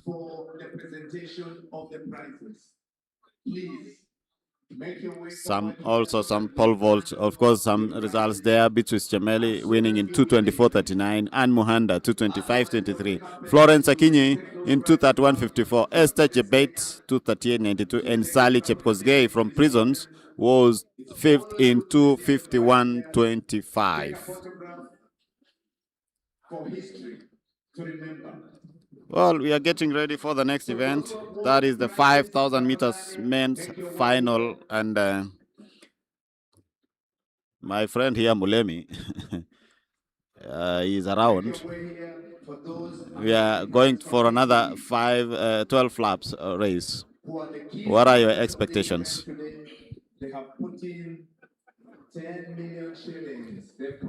Thank you so much, Bernard. And the men will be squaring out in the 5,000 meters as we get to the business end of events here. And just looking at the lineup, I expect faster times, but watch out for a few big names or upcoming names here, the likes of Andrew Alamisi Kipto, Dennis Kipkemoi. Also watch out for the upcoming stars like Benedict Njoroge, Kelvin Korir of Kati. So expectations are high, but then I look forward to having a new national champion. That's good. That's good. We are looking forward to that also. Of course, we want to know who is who in that race. And the weather today is really, it's shaky. I remember when we were talking to Omanyala yesterday, he said that he hopes when they will be running in the finals that the weather will be somehow warm, because it's important for the sprinters. And of course, he called upon more sponsors to come on board so that these athletes can be able to go back home with something. Because if you see KCB coming in, and of course other sponsors, they came in with a small amount of money. And of course, we have so many athletes in Kenya. We have so many people who want also to benefit from what an athlete gets. That is their families. They have to eat. They have to be fed. So, of course, we are looking forward to his performance later in the day. And of course, our fans there singing some Isukuti dance there from the fans representing Kenya Police, Kenya Prisons, KDF, that is the Kenya Defense Forces. They are not rivals. They are all dancing together, which is a good show, because they say normally sports is a unifying factor, and that is why all these people are dancing and coming in together. Later in the day, we shall also get to know who is the overall winner of these national championships, where they will be rewarded. They will go home with trophies.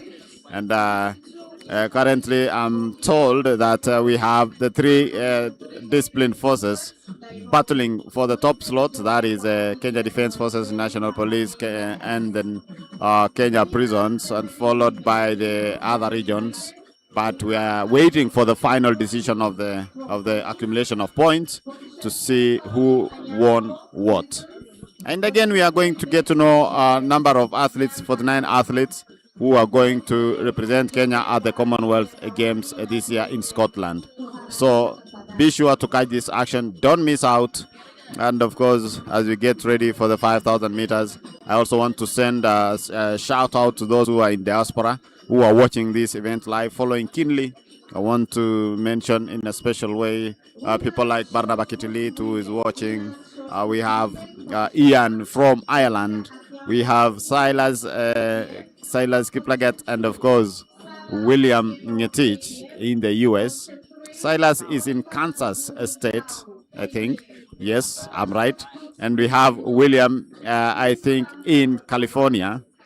And a number of student athletes who have made sure they stay awake to follow this event. Remember, it's right now it's at night in the US, but they are following the event live here in Kenya at the stadium. Well, we have other people also watching from France, South Africa.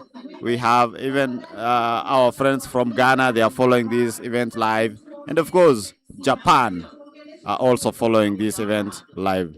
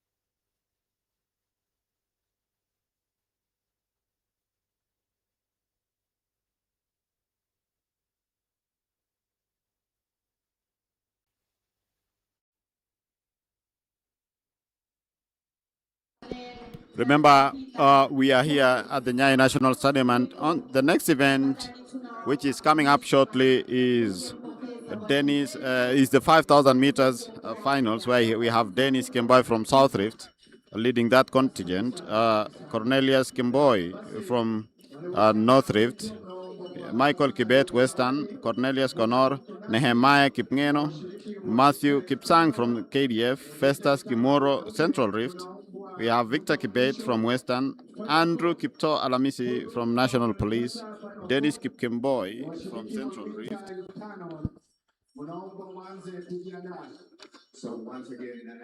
Kelvin Korir from KATTI, Cornelius Kipichi Central Rift, Melvin Lengeya from Central, Gerald Kipkemboy from North Rift, Duncan Waweru from KDF, Benedict Njoroge from South Rift, and Linus Nderitu from Central. Those are your people running there. And I don't know how Diego performed yesterday, but I have met him this morning. He is already here, and to say the truth, Doha is not far.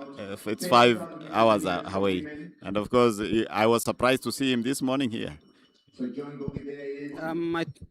Diego had a throw of around 82 meters. I posted a season best yesterday in a very star-studded field, and him being here just shows you that he values what this competition is all about, the national championships and of course the Commonwealth Games. He'll be aiming to see if he can actually still finish on the podium, but for me I think that shows you that everything that is being done is always done to in accordance to what the coaches have planned. So he said from Doha to here around 4-5 hours, so it's quite manageable for Diego, and I believe we'll be seeing him in action because the javelin men final is happening this afternoon.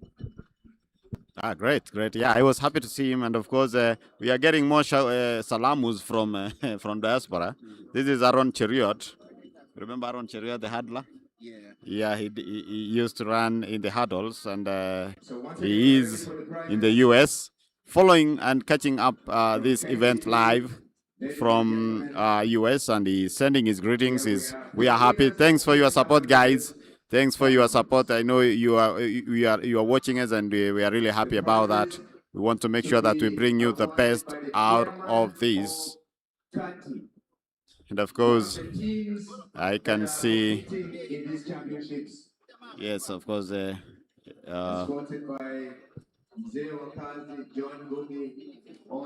of course, we have people like Angwenyi Gichana, who is following us from Mwanza, Tanzania.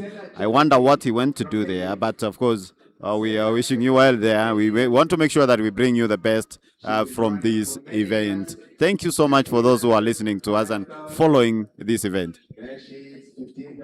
Just want to big up everyone watching. Angwenyi Gichana, Rosie Waflora, Dennis Kiptanui, Patrick Ngwatu, Magidi Konga, Ignatius Kogo, Francis Koki, the 400 meters hurdle, former champion, Francis Koki, Emmanuel Olosikuda, Maxi Munyendo, Dan Woodrow, Okech, Mary Dennis, all of you watching, thank you very much. We don't take this for granted. Thank you very much for watching. Follow us live from wherever you are. Skipiego Bungei, watching from Thika, Kiambu County. Kiplagat Isaac, watching from South Korea. Robert Mayo, live from Luxembourg. George Washington, from Tel Aviv, Israel. Zipinza Sina Eliud, watching from an island. Thank you very much. All of you are watching, wherever you are. Good morning, good afternoon, good evening, good night. Wherever you are, different time zones. Keep it live here at the Nyayo National Stadium, Nairobi. Temperatures have fallen to lows of 17 degrees. But we'll be live bringing you all the action. Maxi live from Kiambuga Shie. Mary Wangari watching from Italy. Rerimoy Jr. from Nyaururu. King Silas from Mandera. Victor Ndiwa from Carolina, USA. Kipto Diki from Los Angeles.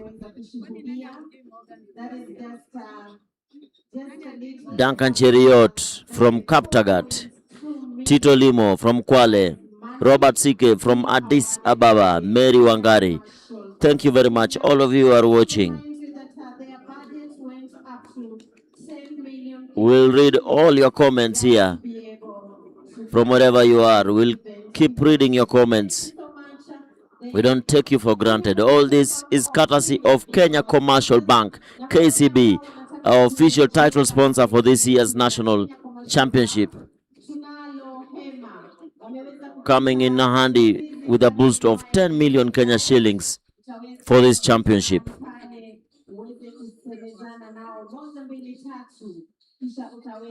Wesley Siele from Kipkelion, Kericho. Lydia Nyans from Gong Hills. Nelson Pariken from Alabama, United States. Mary Dennis from Nakuru. Clifford Kipkoech. Justin Omare from Kangemi. Karen Reen from Kitengela. Osoro Duncan from USA. Evans Kirui from Washington State. As we watch the replays of the women 200 meters where Millicent Ndoro reigns supreme. Remember, we also have field events going on. This is the triple jump women final. If you're joining us, this was what transpired in the women 200 meters women final where Millicent Ndoro reigns supreme. Kenya police arresting Kenya Defense Forces and prisons. Brenda Masisa coming from last position to claim the silver medal with the last 80 meters to go. Tactical race from Brenda Masisa, but it was all about Millicent Ndoro in this race. She came out strongly and delivered the goods for Kenya Police. What is now NPS, National Police Service, being referred to as NPS, National Police Service. KPS is Kenya Prison Service. KDF is Kenya Defense Forces. All the action coming live from Nyayo National Stadium.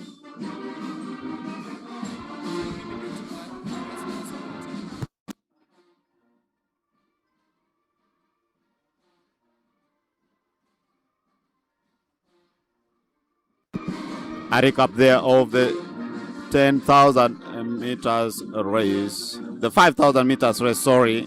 That was Nancy Chepkemei winning that event in style, celebrating, opening her arms in celebration from the Kenya Defense Forces. In a short while, we'll be following the men's race, which is not far. In a few minutes, we'll be able to follow that race, and of course, field events ongoing. And you can see there the hurdles, the recap of the hurdles. Replays from the 400 meters hurdles, where West Manuere clipped the last hurdle and settled for silver medal, as Kipkori Rotich from Kenya Police took advantage of that slip and won that medal for the Kenya Police. What is NPS, National Police Service? Ladies and gentlemen, very quickly, and the prizes will be awarded by. Keep watching. Keep giving your comments. We'll read them live here from the Nyayo National Stadium. And thank you very much to our sponsors, Kenya Commercial Bank, KCB, for the sponsorship. Title sponsor, KCB. You can open an account with the Kenya Commercial Bank either online or to the nearest bank near you. Remember, they open on Saturdays from 8 a.m. to 1 p.m. You can transact anywhere from the comfort of your room or the comfort of your car through the online mobile app, Kenya Commercial Bank app.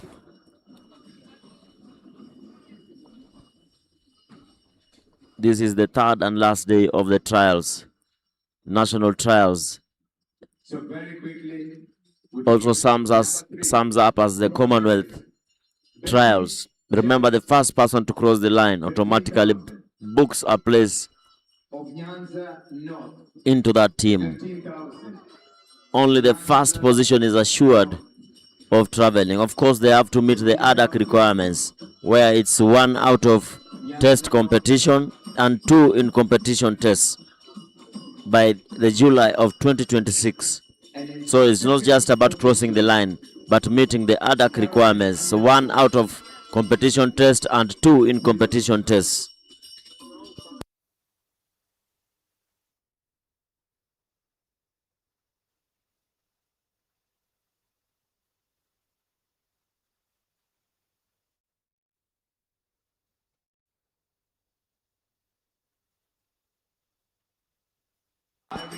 And of course, that is the winner of the javelin women's, Irene Chepkemoi, a student at the University of Texas Christian Tech University in the US.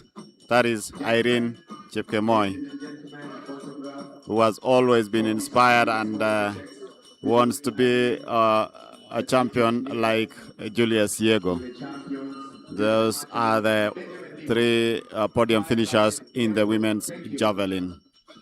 And of course, I've been told here by Janet Chepkoskei, who is really following closely on this event, that Nancy Chepkemei is a sister to Bila Chepkirui. Chepkirui is a student at Oklahoma State University in the US, and the sister here has done so well from the Kenya Defense Forces, winning the national championships and of course earning a place to represent Kenya at the Commonwealth Games in Scotland. And of course, on your screens there, you can see the Sukuti dance there, entertaining fans, and they are really, really happy. They are happy souls, making sure that the event is well, of course, attended. You know, today is on a Saturday, and I believe the Nairobians who are watching this event online, you can come to the stadium and watch it live, because we have talented athletes who are going to represent Kenya at the Commonwealth Games, and you have to catch them live, just to watch them from the stadium.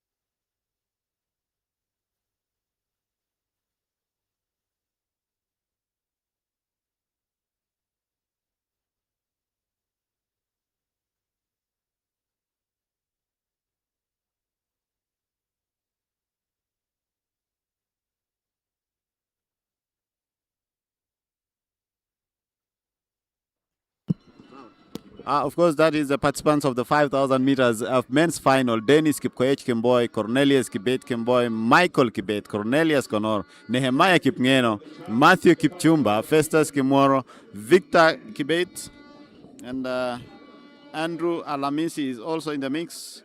Dennis Kipkemoi is there. Kevin Cornelius Kipichi, Melvin Lengeya, Gerald Kipkemboy, Duncan Waweru, Benedict Njoroge, and Linus Nderitu.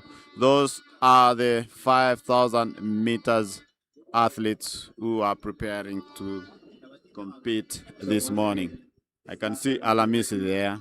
I can see Matthew Kipsang there. Be sure to mark those names. Dennis Kipkoech, Cornelius Kimboy, Matthew Kipsang, Andrew Alamisi. Mark those names in that event.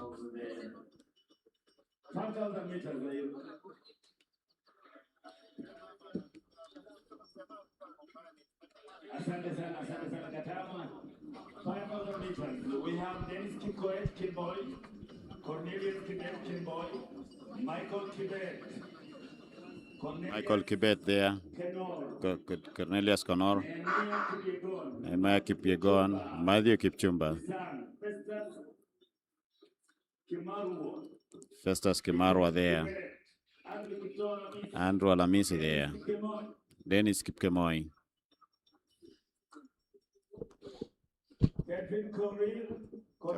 Kelvin Korir and Cornelius Kibichi. Melvin Lengeya. Gerald Kipkemboy there. Duncan Wawiru. Then Benedict Jorogan. Linus Nderitu. Those are 17 athletes competing in that event. Those are 17 athletes competing in that event. Let's wait and see how the race will unfold.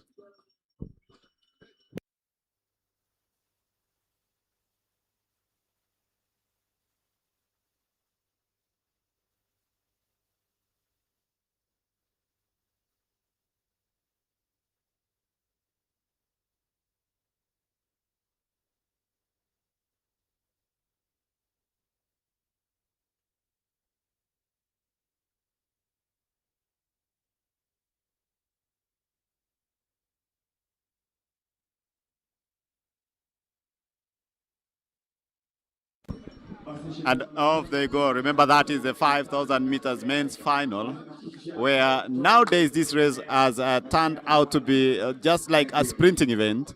And as we were talking here with Isabella Uchichi, she was saying that this looks like a sprinting race. And of course, for this event here, one has to just qualify for the Commonwealth Games. And of course, the prize money ongoing there as we also continue with the 5,000 meters race. Well, in the last edition, that is in 2022 in Birmingham, Kenya managed to win a silver medal through Nicholas Kimeli and a bronze medal through Jacob Krop. And of course, the winner here was Uganda's Jacob Kiplimo, who bagged a gold medal in this event. And of course, we shall be trying to also win back the title from wrestle back the title from Uganda, where Kiplimo is holding that title. And I know he is a man of all surfaces. Don't be surprised to see him competing again at the Commonwealth Games to go and retain his title. Of course, we've seen many Ugandans competing here in these races. They have been trying to win this event. They have been trying to qualify for the Commonwealth Games. And of course, when the national championships are happening, we have guests from other countries, South Sudan, Uganda, Tanzania, who normally come to compete here. And of course, we have the diaspora athletes who are also in the country. And of course, there you can see 3 athletes leading there. We have Cornelius Kemboy among the leading athletes. And of course, besides Cornelius is Dennis Kipkemoy. And of course, we have some of the best athletes like Andrew Alamisi, who is also in the mix. We have Dennis Kemboy, who is also the 3,000 meters silver medalist under 20. We have Alamisi is the world under 20 champion in the 5,000 meters race. Well, Mulemi, I can see you are removing your sweater here, your jacket. Is it getting hot in this 5,000 meters race? He will be coming back.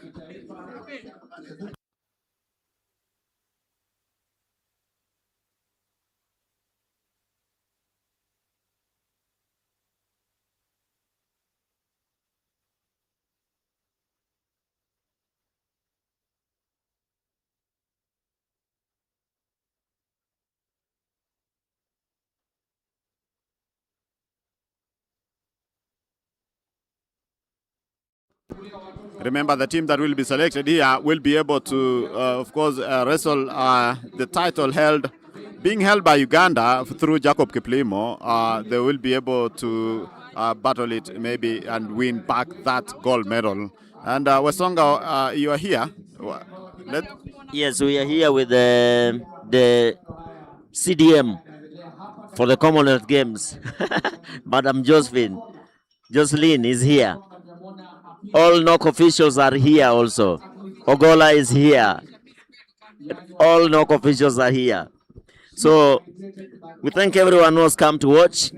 The field is packed on the dire side, fully packed as we watch this 3-day event. This is the last day of the championship. and of course, they are waiting for the team. They want to be handed over the team because they will be taking the team to Scotland, and this is part of the qualification. That is, they have to run in a trials. And we had on Thursday athletes competing in the semi-finals in this event, where these athletes, the 17 athletes, managed to get slots to compete or run in the finals. And the race looks slow, 9 laps to go. They are all still stuck together. Who is going to maybe pull a break from this event? And of course, on the other side, you can see the javelin guys are trying to warm up there. Remember, this is men's final javelin. And Julius Yego, that is YouTube, is also here, and he earlier said that this is his last Commonwealth Games. He will be going for the last Commonwealth Games. A lot of excitement here at the stadium. A lot of people, they are looking for seats to sit on the other side. And that tells you the reason why the stadium needs to be maybe the roof. A roof has to be put so that they can be able to follow this event comfortably without interruption of the weather or the rains. 5,000 meters finals, men's race final. They are still stuck together.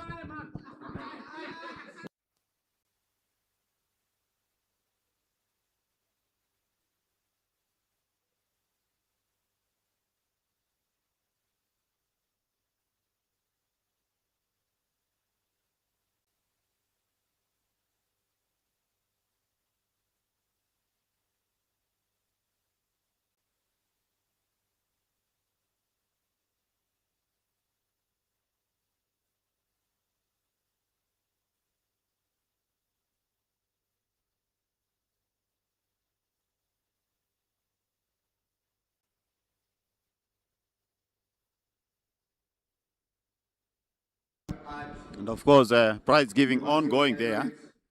The prize giving ongoing there. Peter Mwangi from Kenya Prisons receiving an award there. Also winner of the Masters, World Masters short put.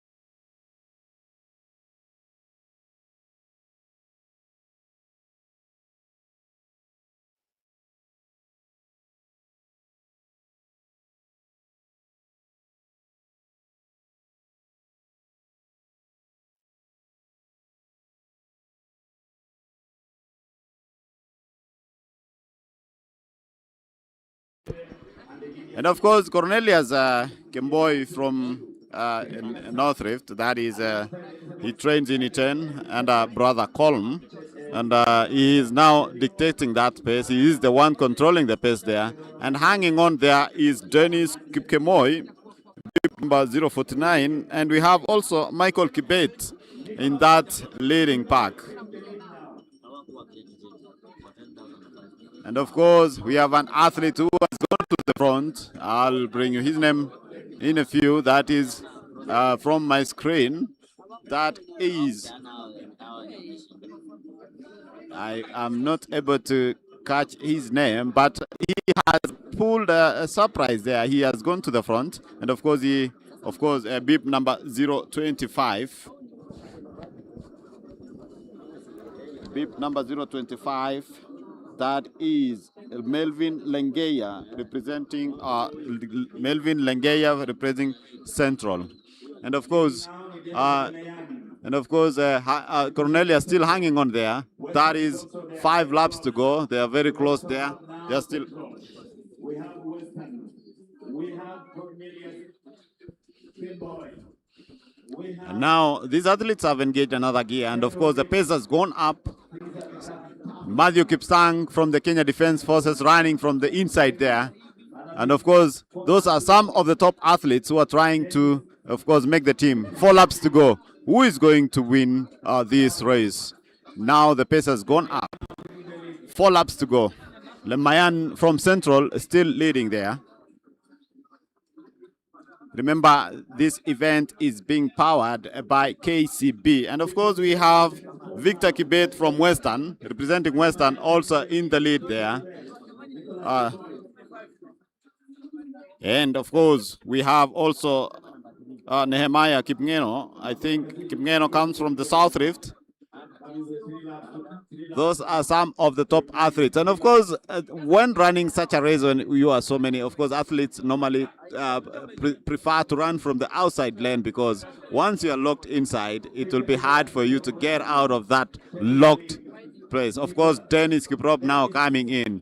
Alamisi also following closely there.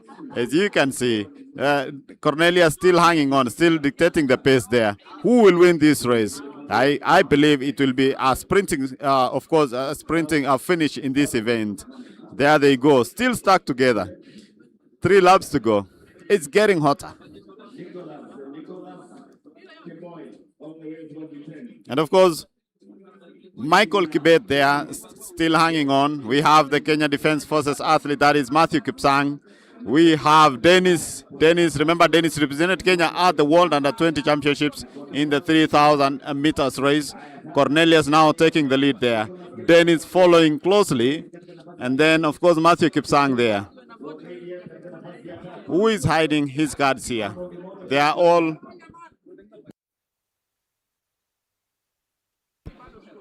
They are all, of course, trying to outpace each other, but because Cornelius has since from the start lead in this pace, and of course it's 2 laps to go.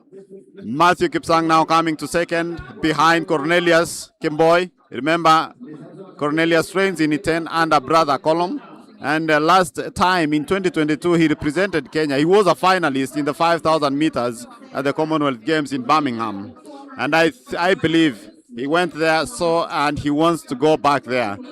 Now it is a long chain there. Alamisi in 4th place, trying to hang on. Of course, Dennis is also there. Remember, Dennis and Alamisi represented Kenya at the World Under-20 Championships in Lima, Peru. As you can see there, Cornelia still leading, looking comfortable there, coming to the 100-meter stretch there as they head to the bell. Now 4 athletes. 4 athletes start together, following one another. Of course, Festus Kimoro is now 3rd. Cornelius, Matthew, Festus, Andrew Alamisi, Dennis Kimboy. 4 athletes now following one another there. Who will be able to outsprint the others? Of course, Festus, they are trying to get outside the other lane. And of course, Kimboy is refusing. Cornelius has said no, he's still hanging on. And of course, it's now a battle between the four athletes. Festus, Matthew, Cornelius, and of course we have Andrew Alamisi trying to pull the last one there, coming into the last stretch of the 100 meters. And of course you can hear the stadium has erupted. And of course Matthew Kipsang has done it.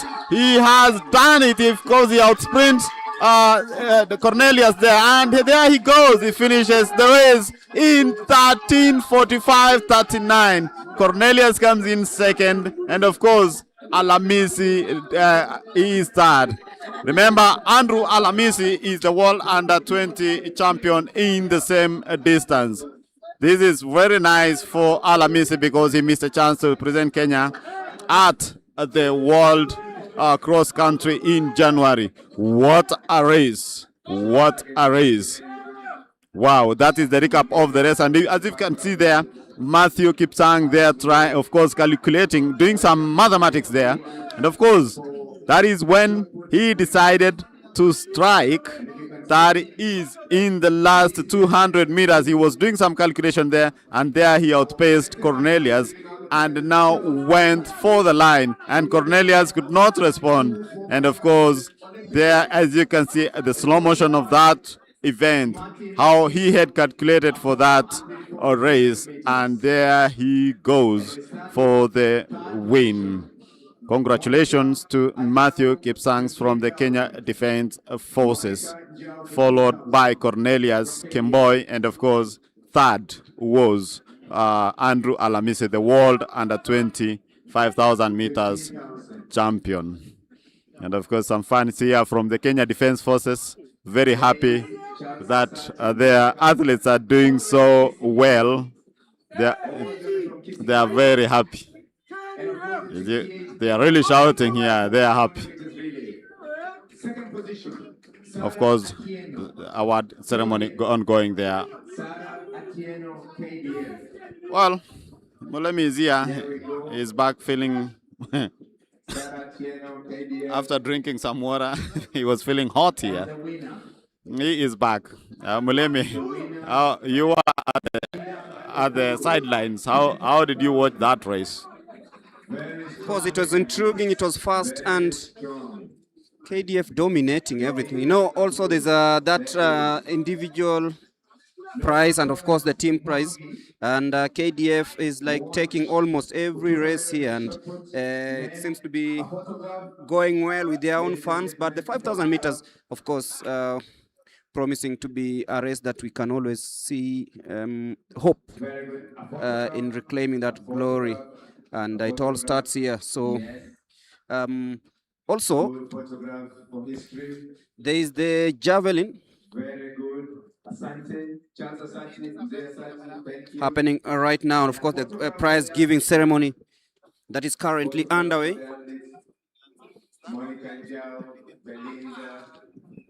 And I will be giving you each and every bit.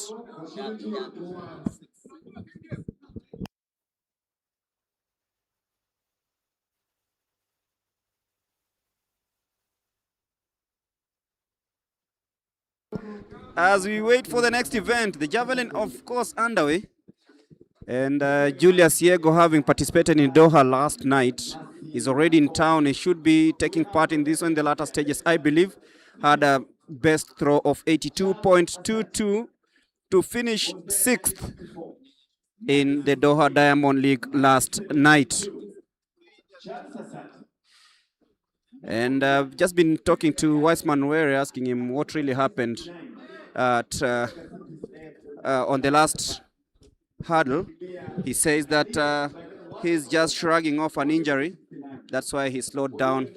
But he says he promises to be okay and everything will be fine. So Wiseman Were finished second behind Kip Korir Rotich in the 400 meters hurdles. And just speaking to him, he says that he's been carrying an injury for quite a while, and that led to that performance, but still finished second behind Kiprotich and will be going to the mix zone. And Charity has lined up a couple of interviews, and let's hand over to Charity. Kwa chini pesa inakuwa juu, so mimi nilikuwa na enjoy because mimi nimegraduate from 1500 to 5000, so the last 4 laps I was comfortable that nitawa sprint now. Yeah. Pia uliweza kuwakilisha Kenya kwa World Championships ukamaliza number 11. Ni somo gani ulisoma kwa hiyo ndo saa hii pia uweze kukua among the medalists uko Commonwealth Games? I learn a lot because our US now, Australia, na Europeans, they are coming good in 5000 because mode of training. Wame change training yao. So because my training met from 1 year ago ni the guys from abroad. So sukisi wame introduce training. Wanasema double ratio. So you do speed morning and you do evening. So it require a lot of sacrifice. So hiyo nililana. Alafu venye nilikuwa debut kwa World Championship, nilikuwa nafikiri ilikuwa first time kwangu. So I ran very well semis, nikakuwa position 2. So final I was thinking pace itaenda chini. So wakachange, ikakuwa faster. So wakakimbia more than my BB. Ufichi nilifanya sasa nikuwa number 11 because ilikuwa opposite. Yeah.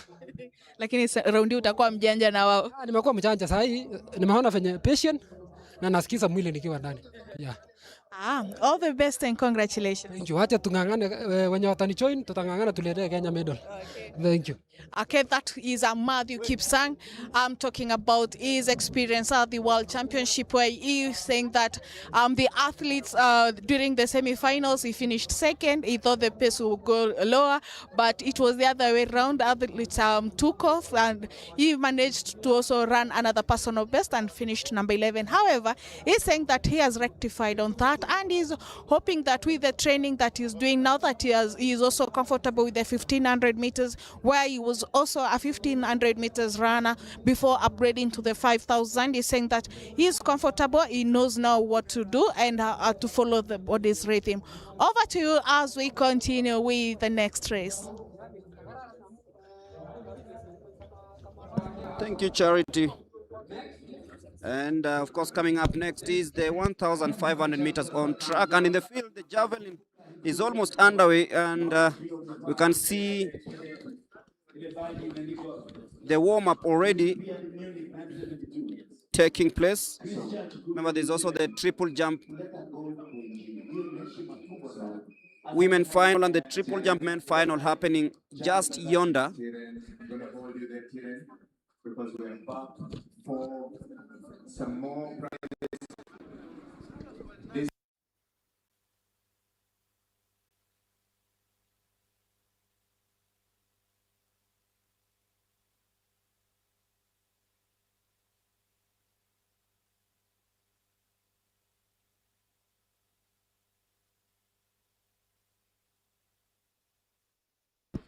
So as we wait for another event on track, the javelin men final, Julius Yego of Police, Isaac Busiku of Coast, Methusela Kiprop, KDF, Nelson Yegon, Alexander Kiprotich, Duncan Kinyanchui, there is Kelvin Kipkurui, Eric Omondi, Naomi Cherotich, Abel Cheruyot, Kalistas Kipkurui, Kelvin Kiprotich, Joel Bolt, Martin Mbodo, and Frederick Maina. But the 1,500 meters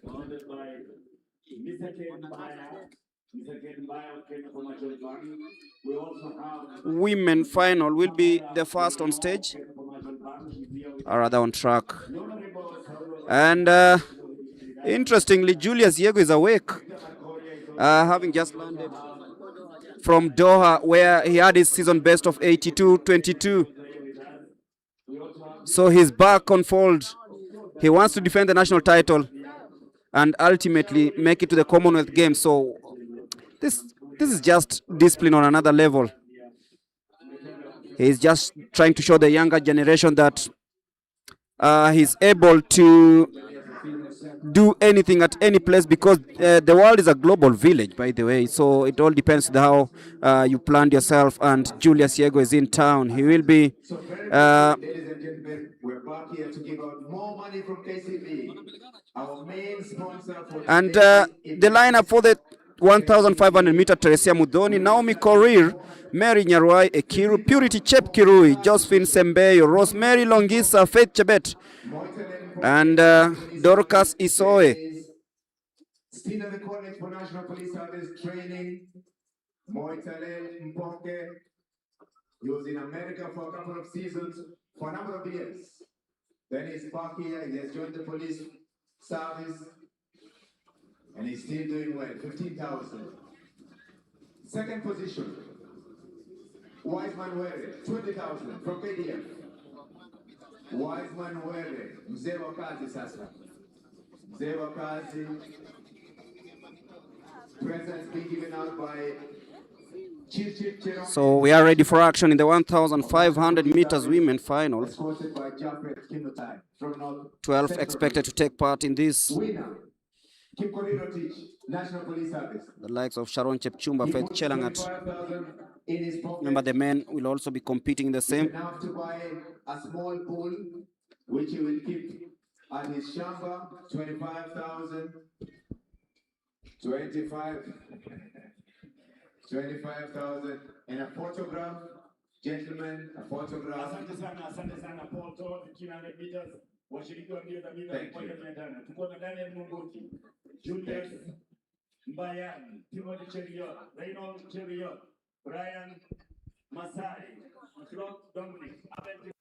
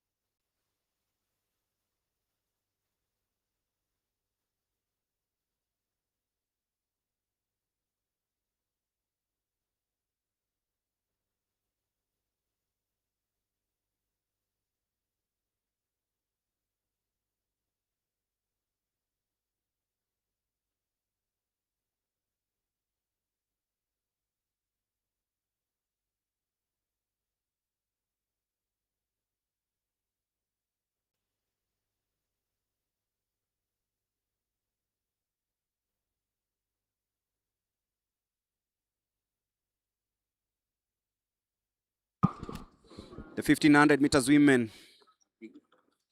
3 3/4 laps on this track. Watch out for the likes of Naomi Korir. Teresia Mudhoni is also lining up this one. As Semenyo, another one to watch out for.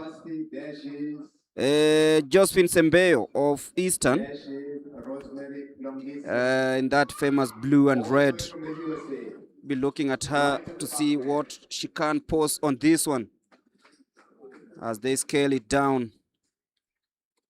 We all know that this final has so many surprises, as we've seen on this final day. And the two Naomi Korir of Nairobi gliding through. It's still very tight, you know, it's a final, not the heats where you can find the field separated early on, as they complete the first lap and remaining the 2.5 to go. Around 57 seconds in that first lap.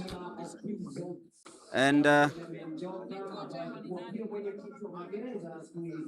of course, we'll be keeping a tab on the javelin men final that is happening just about right now. Julius Yego straight from Doha, Qatar into the fold here at the Nyayo National Stadium. 88.22 is season best posted last night in Doha, Qatar.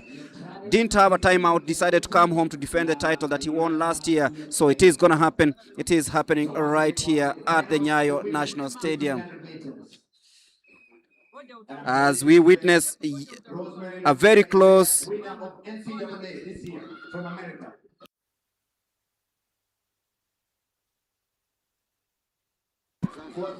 But then the scenes here, Josephine Sembeyo dictating the early pace. Josephine Sembeyo dictating the early pace here. She knows she can't do this because the ultimate prize is, of course, that ticket to the Commonwealth Games and becoming the national champion in the 1,500 meters. You have to be here. You have to be here. Mulemi, it is tight because, also Purity Chepkuru is here, Naomi Korir is here, and of course, Longisa. Longisa is the national, of course, the NCA national champion in 1,500 meters. She won a title that no Kenyan has ever won last week. So, and of course, we have Juliet Cherubet from Oregon University. That is Juliet Cherubet coming from the outer lane in yellow there. And of course, these are athletes from the diaspora. Rosemary is still hanging on there. I think the mother is here urging her to go. As you can see, as they go for the bell, Sembeyo and Longisa are, of course, hanging on together there. Mulemi? And Rosemary being urged by her parents to keep it going. Also, watch out for Rosemary Longisa of police. She is in second place currently, but then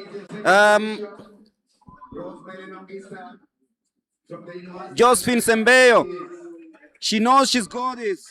The mom is warming up to her, finishing on the podium. They take the 150. You can't always feel the buzz. Rosemary, she knows that she can't do this. The mom is buzzing. She's just praying to the heavens. Is this going to happen? But then watch from the outside. Naomi Korir, straight from nowhere. She's a champion in the cross country. She's done the loop once. But this one is what she was waiting for. Naomi Korir. She buzzed from the outside. And she's going to claim victory here because she's way, way ahead of the rest. Wow.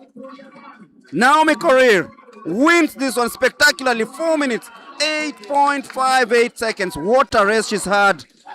Just edging out Teresia Mudhoni. What a race by Naomi Korir. She can't afford a smile at last. She's been through a lot. She had quite a leave. Last year sometime she came back from a maternity leave. There she is, and she actually has reigned supreme in this one. Teresia Mudhoni coming in second, but look at that. Look at that. At the moment, you would think that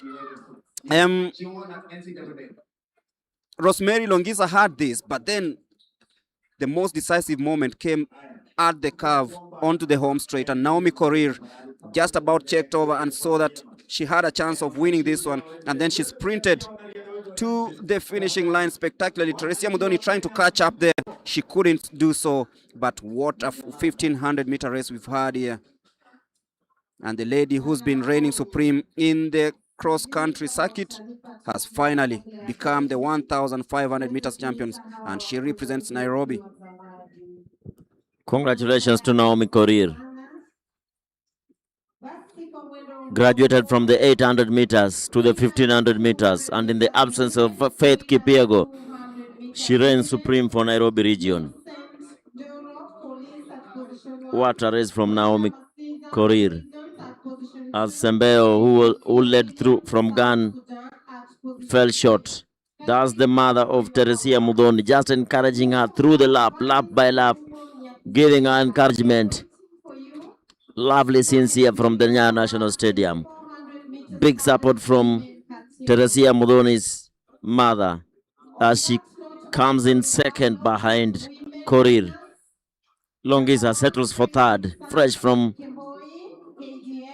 the United States, winning the NCAA title. Longisa settles for bronze. That was Naomi Korir's race. In the men's category, it will be a star-studded field. Daniel Munguti, Timothy Cheriot, Reynold Cheriot, Brian Kirui Masai, Abel Kipsang, all of them, including Brian Komen and Vincent Keter, will be running up next on the track. Is the 1,500 meters men final up next. But before that, we have a sneak peek of the proceedings from the javelin.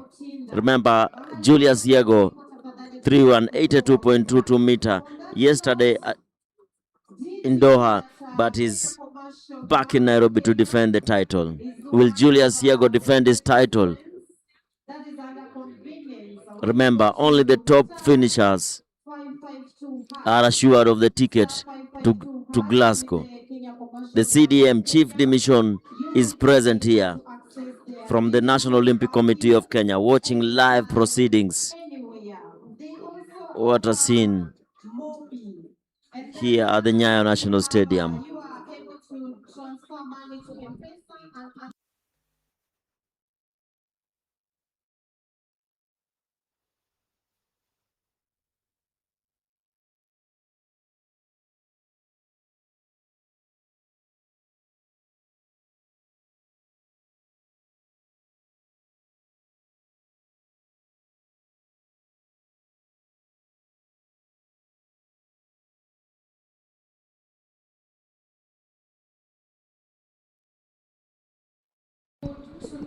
We'll also be lining up a couple of interviews, and those are the official results. Naomi Korir of Nairobi, 4 minutes, 8.57 seconds to win the 1,500 meters and being crowned the national champion. And of course, she'll be going to Glasgow for the Commonwealth game. Teresia Mudoni, 4 minutes, 9.60.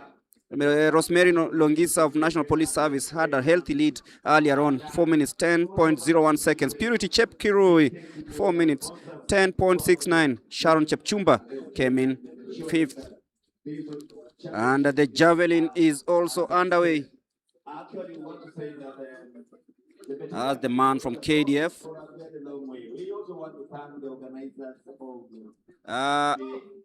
Nelson Yegon. His first attempt just over the 60-meter mark. That's Nelson Yegon of KDF.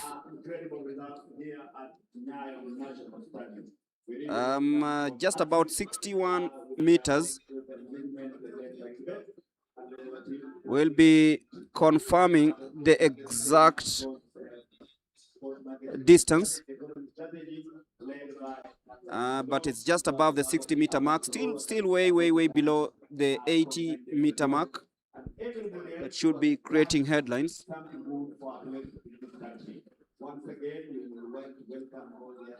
So the javelin happening right now, and Yegon has that valid attempt. As you also witness, preparations are ongoing for the 1,500 meters men final.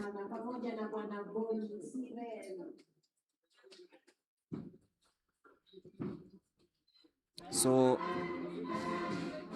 Alexander Kiprotich of KDF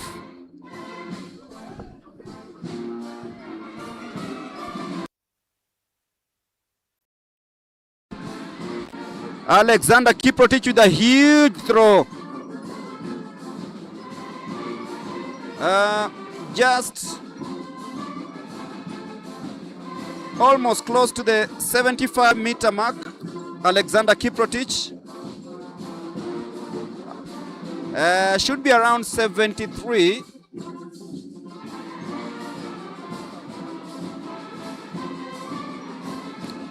Kiprotich of the National Police Service.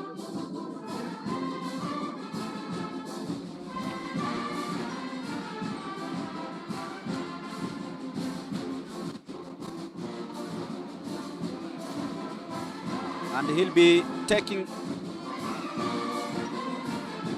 another attempt, Mr. Kiprotich.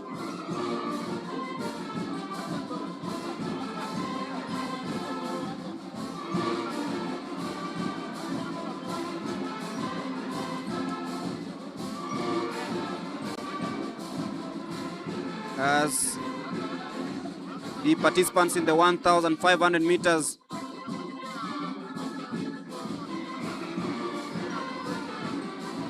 gear up for this one. Alexander Kiprotich. It's Duncan Key.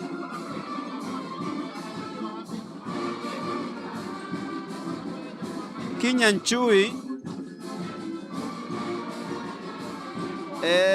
Just about 63 meters or so. So still a lot of work to do from Duncan Kinya and Chui of Police.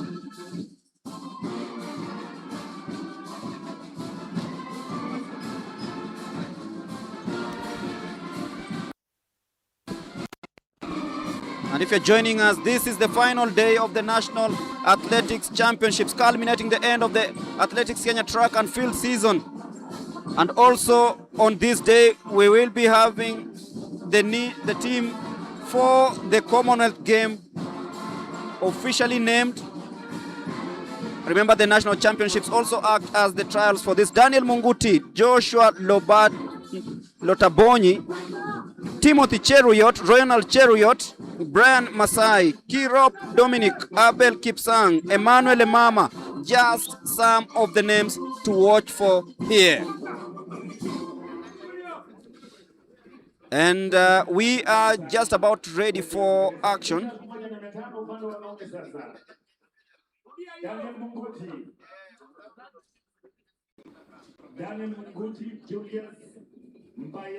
And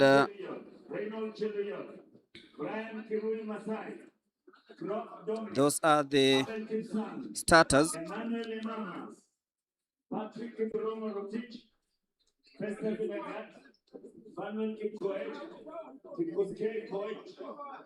Brian Komen, Vincent Keter, David Kibaiko, Kenton, Collins Kikoet, Dominic Kipto, Evans Biwa, Martin Putmoy, Michael Bay.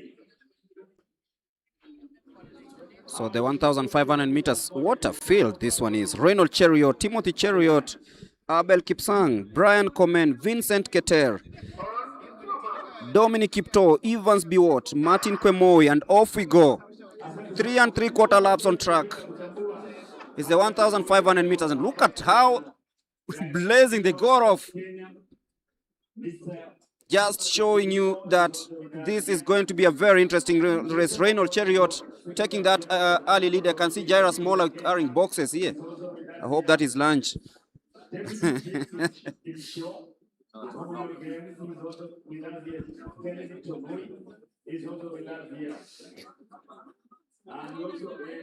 Vincent Keter, Reynold Cheriot.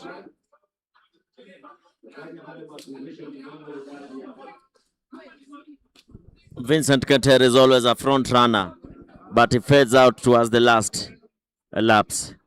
I don't know if that is what he's thinking. Collins Kipkoech in the lead. Vincent Keter also following second. Reynold Cheriot is third. The favorites for these races are just lying behind. Of course, it's Timothy Cheriot and Reynold Cheriot. Abel Kipsang also packed in the middle of that pack. But it's Ngetich Collins and Vincent Keter leading the way. They are very good team players, Vincent Keter and Ngetich. They lead the pace for you, then in the final lap, they fade. Very poor tactic from Keter, but hope this one works out today. 2 laps to go. Ngetich, Keter in the lead. Masai, Komen, Kipsang, Timothy Cheriot, Reynold Cheriot, not interested with the pace right now. With 2 laps to go, a lot of action remaining. Now closing in on Vincent Keter and Ngetich. Timothy Cheriot now moves to 3rd position. 7:17, Timothy Cheriot. 7:19, Vincent Keter. Ngetich, 7:33, starts falling. Seems he was doing the pace setting duties here. Is Kenya Prisons in the lead. Kenya Prisons in silver position. As it is, single file now. 1,500 meters. This is the 1,500 meters. Now coming for the bell. Vincent Keter in the lead. Timothy Cheriot now second. Reynold Cheriot in 3rd position. As Vincent Keter now falls to 2nd position. Is Timothy Cheriot, 5 times Diamond League winner, takes charge and goes to the lead. Brian Komen in 5th position. Single file for this one. Is Timothy Cheriot in the lead. 2nd place.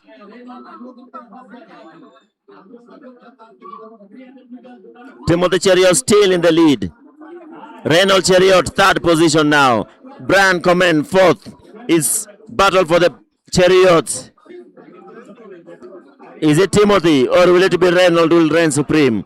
Kenya Prisons in the lead. Police second. Brian Comment now moves into third position. This is going to be fireworks here. All of them donning the Nike, the blue Nike shorts is Timothy and Reynold. Timothy hanging on to that one. Timothy Chariot. Timothy Chariot wins this one. 3:32.30 on altitude. This is fast. Timothy Chariot, 3 minutes 32.30 wins it for the Kenya Prisons as Reynold Chariot settles for second. Brian Comment third is Prisons. Police. Chariot 3:32.30 on altitude. What a fast race. As you can watch the replays, he went in the lead with 1 lap to go and held on to that lead. The 5-time Diamond League winner wins the Commonwealth Trials and National Championship. What an at the Kenya Prisons. Senior Superintendent of Prisons, Timothy Cheriot, wins that title.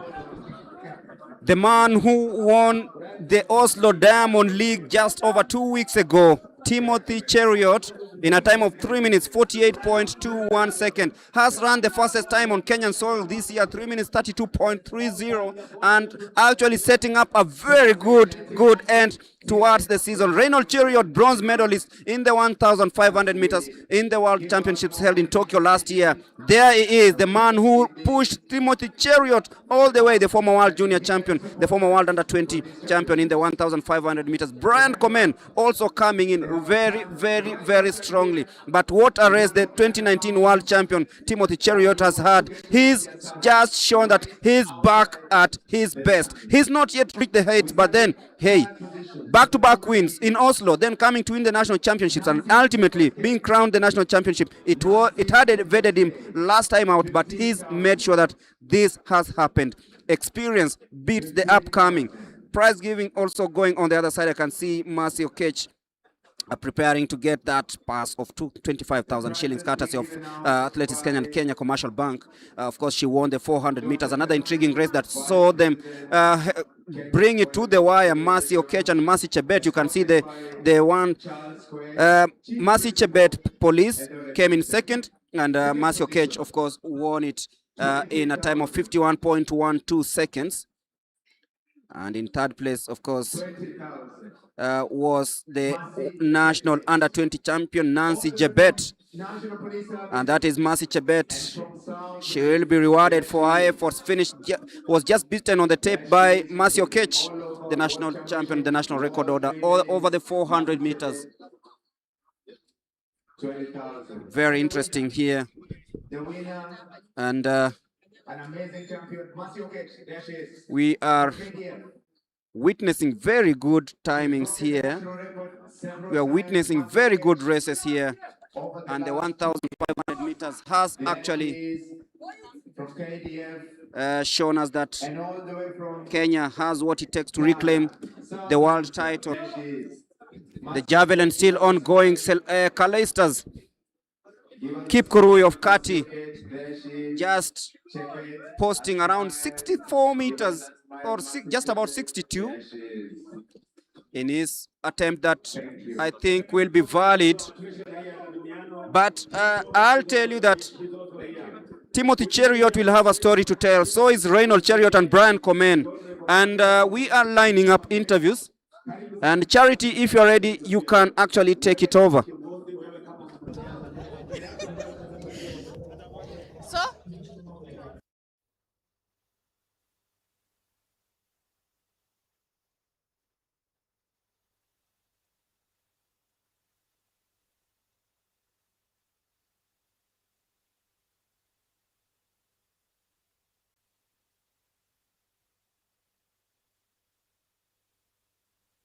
the world bronze medalist from the World Championship, Reynold Cheriot.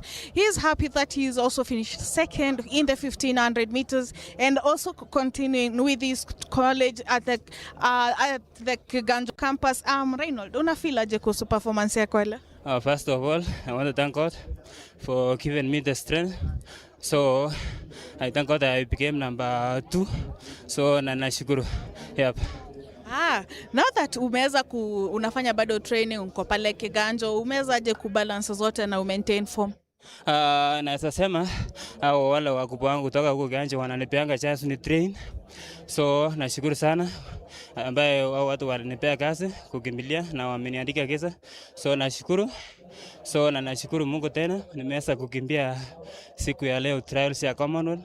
Ingawa nilikuwa na matumaini ya kudouble 5000 na 15. Mwili yangu since I ran Shanghai Diamond League last month, mwili yangu icha kurudi chini, I don't know, but sai naona si mbaya. So tukienda huko tutaenda kurishikisha na my brother Timothy mpaka tutaenda kuleta hiyo medali Commonwealth. Yep. From here now in international calendar yako iko vipi? On the 28th I'm going to run Paris Diamond League next week. Yep, and then Eugene, Brefontaine, and then I come to prepare for Commonwealth. Yep. Okay, thank you and all the best. Thank you, madam. Okay, that is Reynold Cheriot talking about how he's prepared for the race and what is going to be coming up with the international calendar. I'm now joined by 2019 world champion Timothy Cheriot, who has made a comeback this season. Timothy, siri ni gani? Thank you very much. I'm happy about today's race. It was good. Weather was good. Nice pace. And I'm happy. I'm back, injury free. And I'm happy again to represent Kenya for the 3rd Commonwealth. This is the 3rd one for me. Yeah. So looking forward after this, utaenda kufocus na nini sana sana kwa mazoezi? I need to go back and then we sit with my coach and we try to work on finishing Mbawa because now I see endurance is good. I build up well and I'm happy about that. Yeah. How does the international calendar look like? The national calendar is very busy and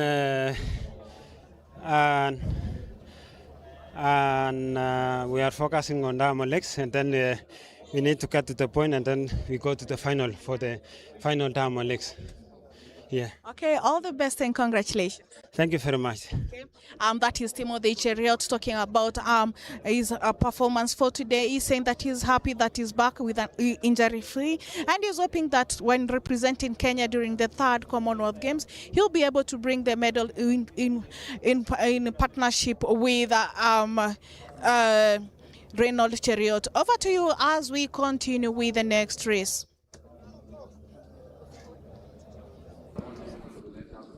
And now it is time to know who is the fastest queen on land. Time for the 100 meters. A 40-year-old, of course, a favorite to win this one, Millicent Doro, representing Police. In a lineup that has the national champion, Esther Mbagari, who's coming back in form after a very torrid 9 months or so. And a place for some of these athletes to create history and make it to the Team Kenya for the Commonwealth Games. And Jane Mirigo will be running in lane number 1 of KDF. Lucia Williams of South Sudan will be hoping to post a good time and, of course, ultimately earning that spot to the Commonwealth Games.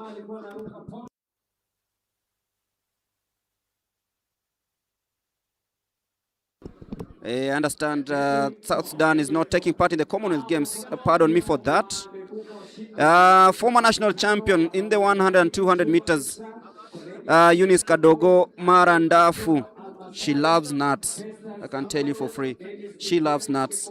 She says that she does have nuts every day for breakfast. She'll be running in lane number 3.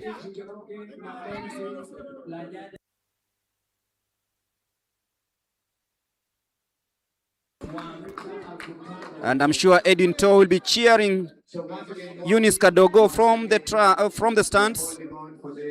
That is Eunice Kadogo's partner. Brenda Masitsa of Prisons having quite some good outing here at the Nyayo National Stadium. And Millicent Ndoro, arguably the hot favorite here, 11.40 coming into this one. She really celebrated the time posted there. Doreen Waka, 11.94, and Lillian Diana Aoko on the outside. Zablon Ekwam crowned the national 200-meter champion. And you can feel the zeal. He's really elated by that. Kalistas Juma, of course, won bronze in that event, the 200 meters that was run earlier on in the day.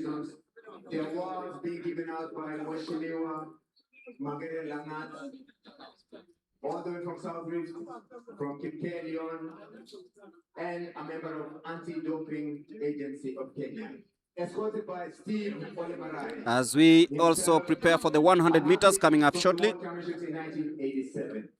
Second position, Elkana Sabila. That is Elkana Sabila, who came in second just behind Zablon Ekwam. He will be walking home with 20,000 Kenya shillings courtesy of Athletics Kenya and KCB. And Zablon Ekwam back on the podium. He's had his own ups and downs. Zablon Ekwam,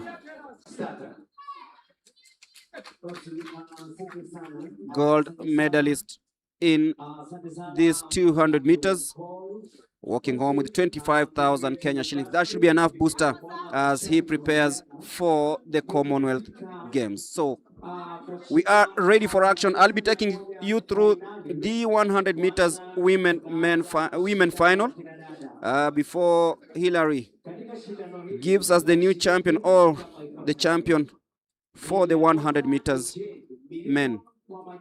That's Jen Mirigo. The fancy hairstyle there, Lucia Williams of South Sudan. Former national champion Eunice Kadogo. Brenda Masitsa. National champion Esther Mbagari. Will she be able to retain that, or something is going to happen? National Police Service, 40-year-old Esther Ndoro, Millicent Ndoro, I beg your pardon.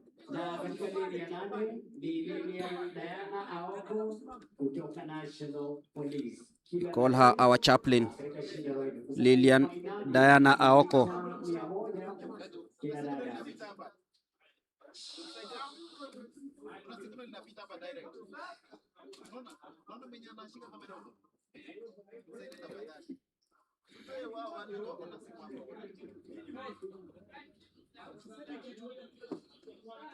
And we are ready for action here.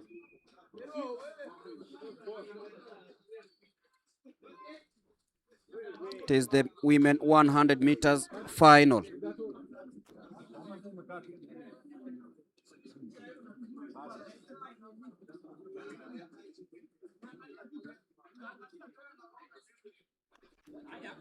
Everything set and ready. Will it be Ndoro, Bangari, or who? And they set off nicely. And Millicent Ndoro looks pretty confident as she comes here. Brenda Masiza, Eunice Kadogo, but Millicent Ndoro, at 40 years, crowned the national champion. 11:53 is the time posted. And you can always feel that there's something special about this time. We'll be confirming in a bit. Did she do an 11:53? An official time of 11:52. Just checking on the records, and look at how nicely she got off the block. She was so confident. Esther Mbagari struggling after the 30. Eunice Kadogo wanted to reclaim her title, but then watch out at the two experienced runners in 1 and 2. Brenda Masiza trying to deep in, but then Eunice Kadogo, another very experienced runner, came in to claim a second position. Remember, the national record still lays with Maximilian Imali, 11.19 seconds, but Millicent Ndoro, 40 years old, beats Eunice Kadogo, who is also a very experienced 100-meter runner. So there she is, Eunice Kadogo. Brenda Masitsa came in third. But then, for the fourth time, the world will witness Millicent Ndoro at the Commonwealth Games after winning this one. And now we will be shifting our focus to the javelin before the 100 meters men final.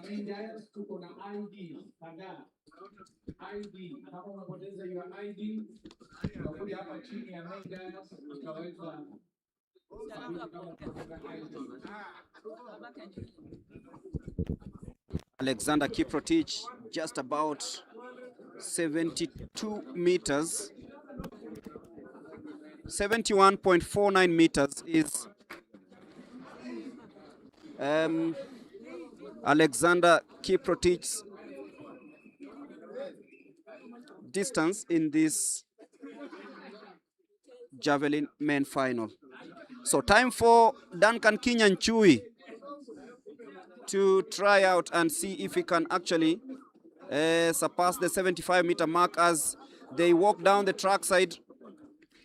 The competitors in the 100 meters, and this Kinyanchui's throw just about 70 meters. And the javelin, you can feel it's getting more interesting. But down there is a lady who's seen it all, the national champion in the 200 meters, now the national champion in the 100 meters. Millicent Ndoro is with Bernard Rotich right now. For me, yeah. And of course, you've been doing this for some time now. Now you're over 40, and of course, you are now still doing very well. What is the secret behind this? The secret behind it, I can say it's God. It's God first. Everything's God. Without God, I think we can do nothing. Yes. And good training also. That's all I can say. Yes. Maybe, and of course, you are running for national police. What can you say about their support maybe they've been giving you in terms of training? Okay, the support, I think I'm not working right now. I'm off a uniform. Now I'm in tracksuit for all these years. I think that one has supported me a lot. My employer, thank you so much. Yes. And of course, when you are running, you are pulling some of the athletes, of course, to run their personal best. How do you feel when you are running with the juniors? The juniors, okay, what I can say, I think I'm running through experience, yes. Also to motivate them. Age is just a number. I'm 40 and maybe 18, 19. So when they see me forward, at least they can learn something. Yeah, it's all about training and then they reach where I am. And of course, going to the Commonwealth Games, maybe what are your expectations? My expectations is just to enter first in finals. Finals, anyone can win. That's what I can say, yeah. And of course, are we still going to see more of Millicent? Yes, 3 days event, it was hectic. And then it's consecutive 3 days. If there's something like 1 day and then you go for finals, I think it was to make a difference. Yeah, yes. Thank you very much. Thank you very much, Charity, for that interview. Of course, that is the double champion in the 100 and 200 meters. Sorry, Rotich. Thank you very much, Rotich and Charity. Those are our interviewers down there. On our screens, what we've all been waiting for. Ferdinand Omanyala, this year round, decided to come and run the nationals.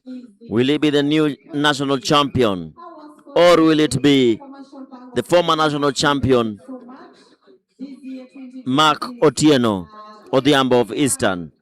Or will it be the Kenya Defence Forces, Meshak Babu?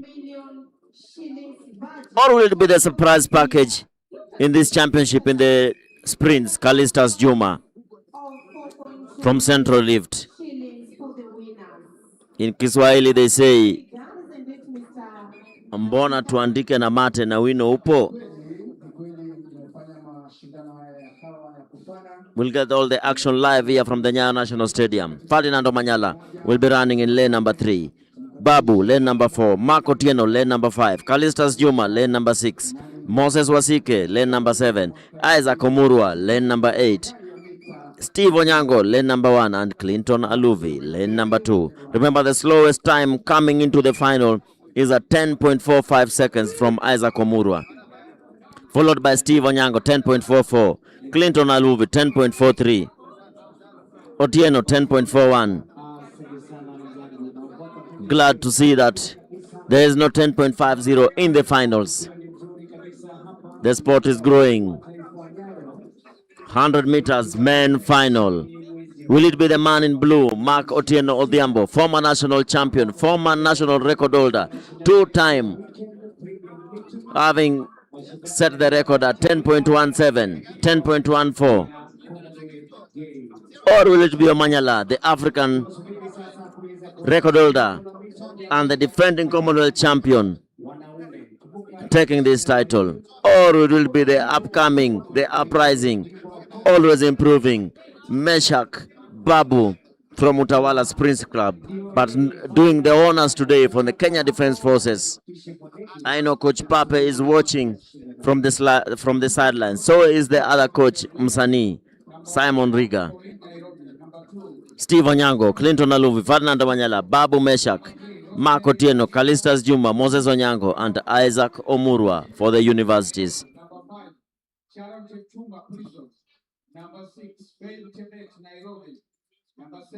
Kenya Defence Forces, police, prisons, missing in this one.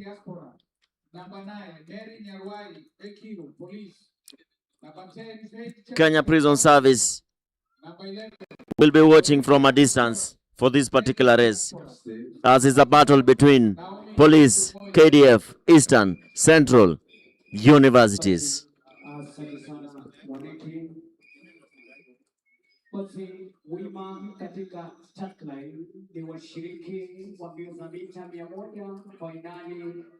Running in bib number 300, Steve Onyango, Kenya Defence Forces. Born on the 12th of January 1998, Clinton Aluvi for police, the youngest athlete at the field and the African champion in the under 20 category.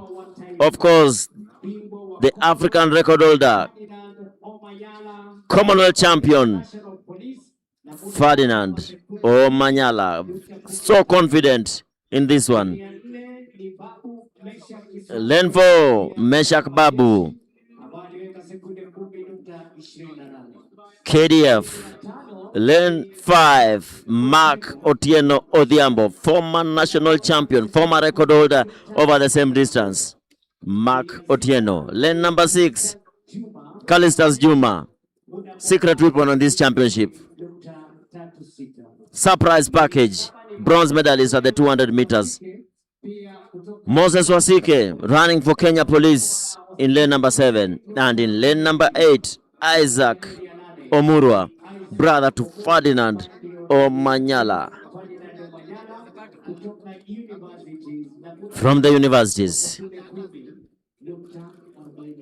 All eyes are on lane number 3, Ferdinand Omanyala, but the battle will be for silver and bronze medals. Will it be Mark Otieno, Meshak Babu, Kalistas Juma, Moses Wasike? That is where the battle will be. But hope that they will give Ferdinand Omanyala a challenge for this gold medal. Let us wait and see. Will it see the first sub-10 on Kenyan soil this year from Babu and Otieno? Or will it be Omanyala running another sub-10 after running it at the Kip Keino Classic?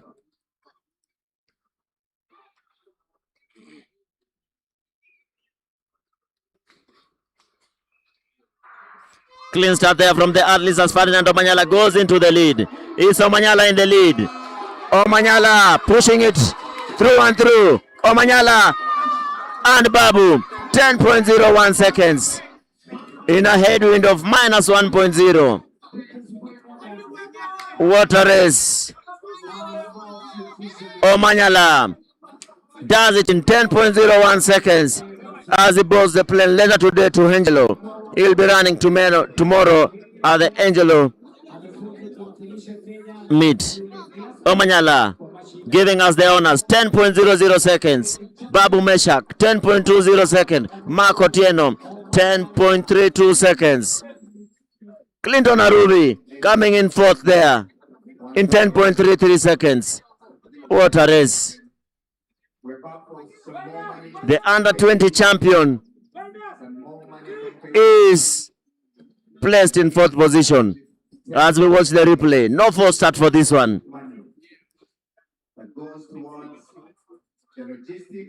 Very good start there from Mark Otieno. Tried to push away, but Omanyala had other duties. And the duty that he came to do here was win that gold medal for Kenya Police. What a race this one has been. 1, Omurwa Ferdinand. 8, Omurwa Isaac.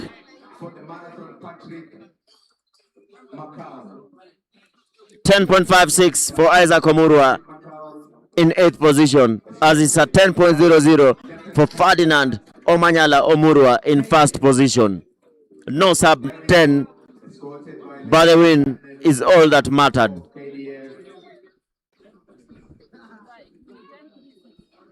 As we wait for the official results to be displayed on your screens. Ferdinand Omanyala 10.00, Babu Meshak 10.20, Mark Otieno 10.32. That's a PB for Meshak Babu. Clinton Aluvi, another PB, 10.33. Steve Onyango, 10.36. Moses Wasike, 10.41. Kalistas Juma, 10.53. And Isaac Omurwa, 10.56 seconds. Is Omurwa 1, Omurwa 8. Ferdinand and Isaac, respectively. Police, KDF, Eastern.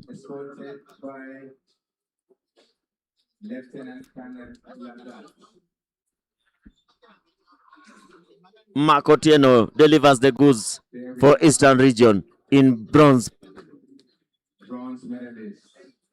medal. As is being hugged there by the wife Stephanie and the son Baraka. Very good job for Mark Otieno as he settles for bronze. Coming up so well. But it's Meshak Babu who pitted him for silver medal, as I had said. But all this is happening as the hours keep coming, as we watch the award ceremony. As we head over for the interviews from Charity and Bernard Rotich.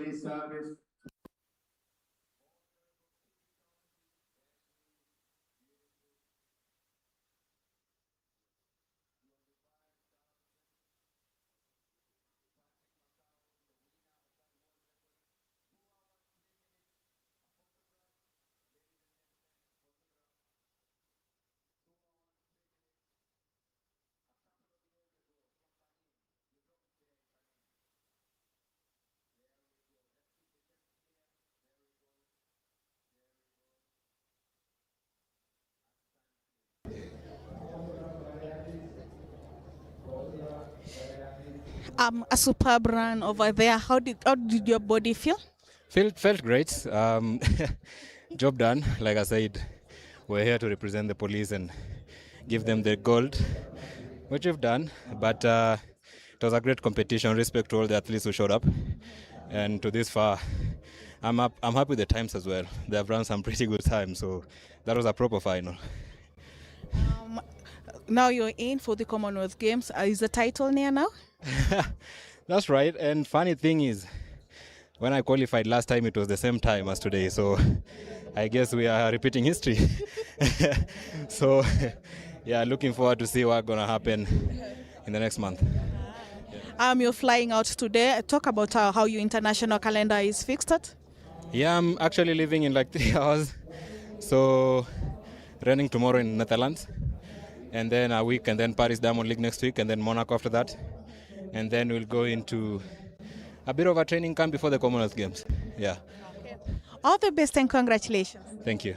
Okay, that was two-time Africa champion and Commonwealth champion Ferdinand Omanyala talking about about how he's going to make history and go forward for a second consecutive title in Glasgow, Scotland, when the final for the 100 meters will be done. I'm also joined here by Meshak Babu. Babu is fairly experienced internationally, and now he's confident that his performance is going to improve and also medal at the Commonwealth game.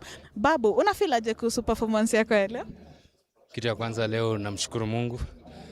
At least nimekuwa natafuta for season best na imekam tu. Nilikimbia 10:20 last. It was Olympic trial.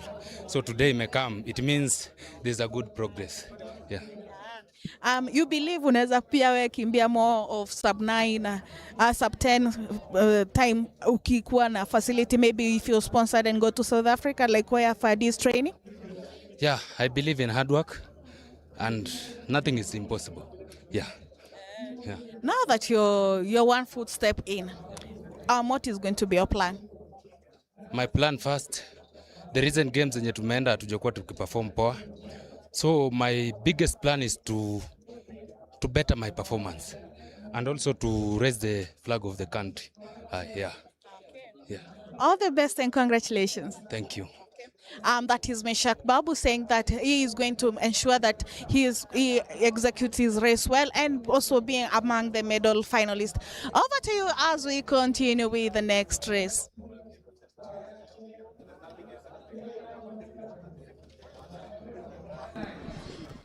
Thank you very much, Charity, for that beautiful interview with Meshak Babu and Ferdinand Omanyala, who apparently has a flight in the next 3 hours. So he might not be here for the medal ceremony. He's done his part, he's won, he's reclaimed the national crown. And from what he said, the last time he made the Commonwealth Games, eventually winning gold there, in the trials, he ran a 10.00. So it's like history is repeating itself, and he's promised good tidings when it comes to the performances. He'll be heading out to the Netherlands for a race that will be happening there tomorrow, before heading to the Paris Diamond League, Monaco, and eventually preparing for the Commonwealth Games. So a good plan there, and of course, very good races coming up, appetizers for that matter, before the close of the season. So that was Ferdinand Omanyala winning in a time of 10.00 seconds. Meshak Babu acknowledges that the Team Kenya relay, he was the captain of the Team Kenya at the World Relays, and yeah, definitely didn't perform well. The best finish was fourth in the 4x100 mixed, and the 4x100 men, they broke the African record, the national record, but eventually didn't even get to the podium. So he acknowledges the need for improvement. 10.20, a season best. He's done that twice. Did that in the Olympic qualifiers. Has done that today. So that shows you that this is a man on a mission, and he can only get better. And now time for the relays. And coming up is the 4x400 mixed relays. We have Athletics Kenya, and our main sponsors are the Kenya Commercial Bank of Kenya. NYS, Nairobi Western, KDF, Police, Prisons, Kati, and Central Rift.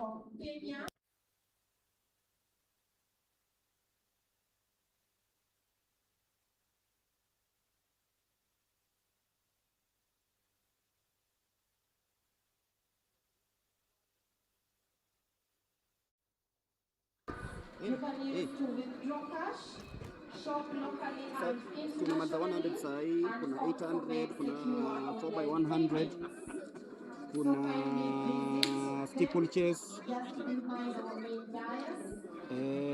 relays, steeplechase, yeah. Yeah.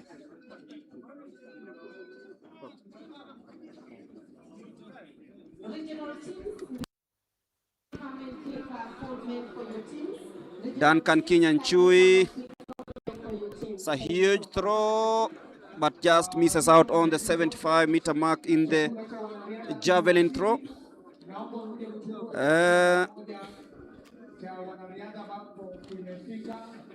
The 4x400 mixed relay will be a race to watch with NYS racing in lane number 1. We'll have Nairobi, Western, KDF, Police, Prisons, Kati, and Central Rift. Mr. Polto, habari ya leo. In Kenya we say habari yako. So NYS Say something, Mr. Paul. will be fancying their chances from the inside lane, that is lane number 1, with Nairobi coming into this one in with a qualification time of 3 minutes 36.83 seconds.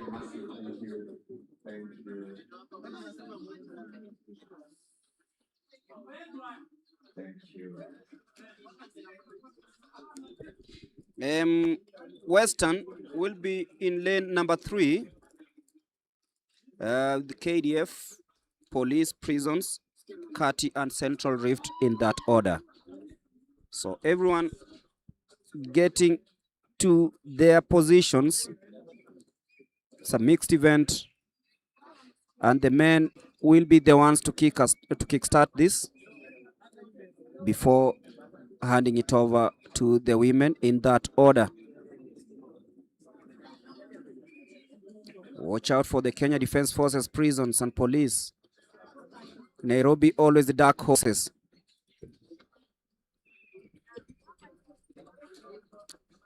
And for this one, you gotta have very good 400-meter runners, even 200-meter runners who can see the job done.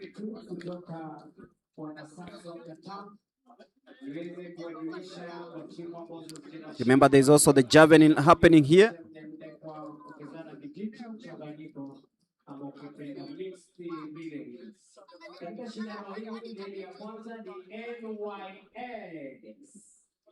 Leni ya pili ni Nairobi 2.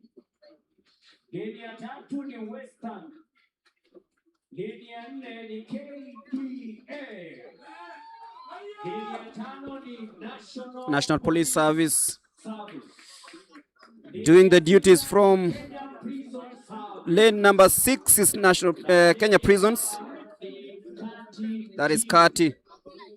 So Central Rift missing in action, and we are ready for action for that matter.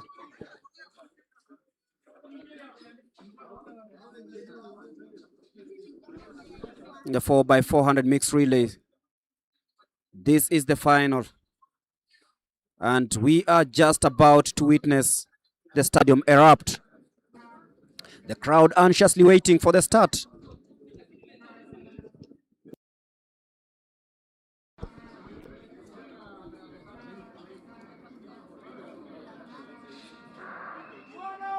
And that was a beautiful start from KDF and Police. Prisons also fancying their chances in that inside lane. Remember, it is a mixed relay, so it will be all about who gets the baton up there first. Kati from the outside, Prisons, Police, KDF, Nairobi, and now it is National Police Service assuming that early lead. It is National Police Service, and they'll be coming in. That is Duncan Kibet. Danson Kibet bringing it. He will be handing it over to Beatrice Chebet as it is a battle between the two. Oh, Lenoli Naoko versus Mercy Chebet. That is KDF versus National Police Service. Prisons currently in 3rd place. And watch out at the battle between the two. They were together in Gaborone in the World Relays. They are here to prove a point. They want to show the nation why they were actually in that team. Mercy Chebet on the curve. She is taking this one. Aoko to try and respond, but Mercy Chebet is so determined to prove everyone wrong. She had really a bad time in Gaborone, and today she is here trying to ensure that she steers and anchors Police to victory, and she will be handing over that baton, and that is now Mr.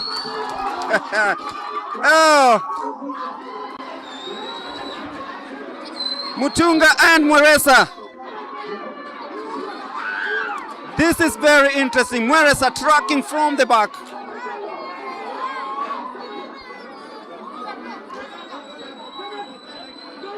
It's Danson and Mweresa. Oh. And now it will be police and KDF. Everyone on their feet. Mweresa trying to come from the outside. And Mweresa will be handing over the baton to Mercy Okech. And now it is Mercy Okech versus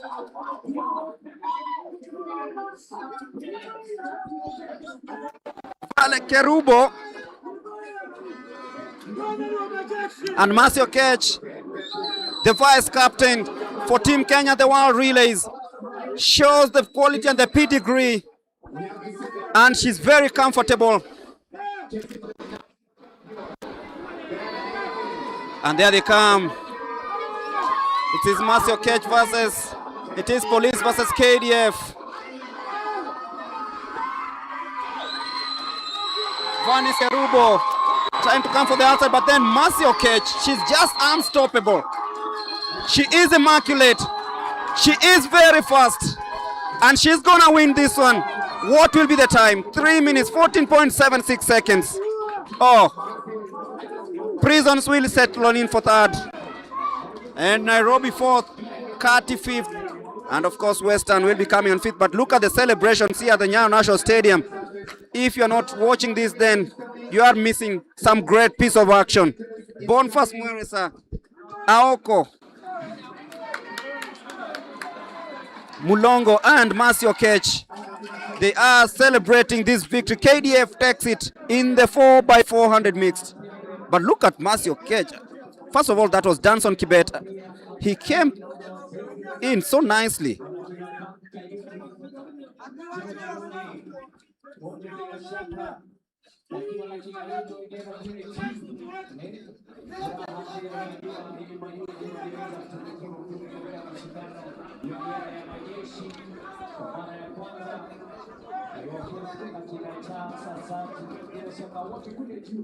And it was a battle between Venezia Kerubo and Mercy Okech. And the most interesting part was between George Mutinda and Mweresa. But this one, Mercy Okech, just ensuring that she got everything under control, beating Venezia Kerubo of police, and thereby ensuring that KDF retained that 4x400 mixed relay title.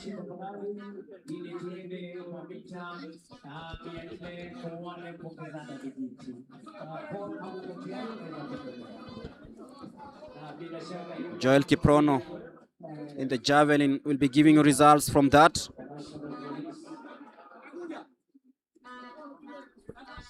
In case you're just tuning in, we have just seen a very good 4x400 mixed relay race. KDF taking the honors, police settling for second and prisons third, and Nairobi fourth. Kati came in fifth,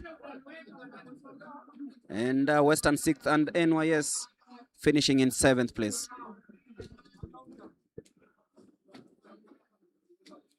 Coming up is the 800 meters women and men final.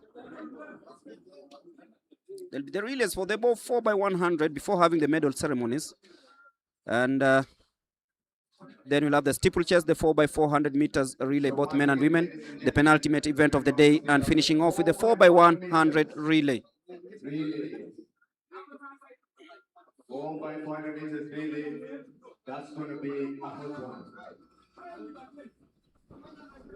But now getting ready for the 800 meters women final.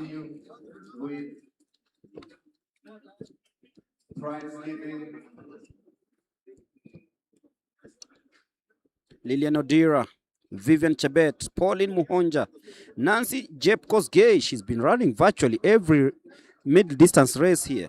The national under 20 champion.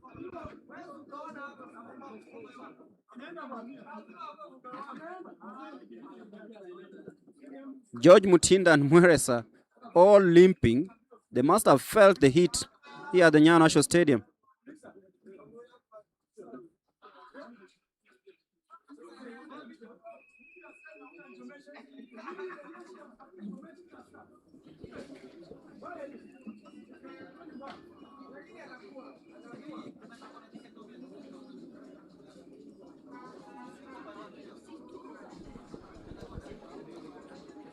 So as we await for clearance for the 800 meters, should be having some javelin action.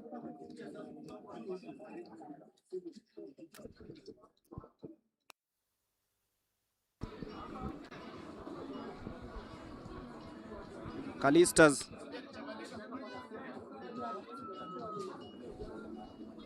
to take the throw.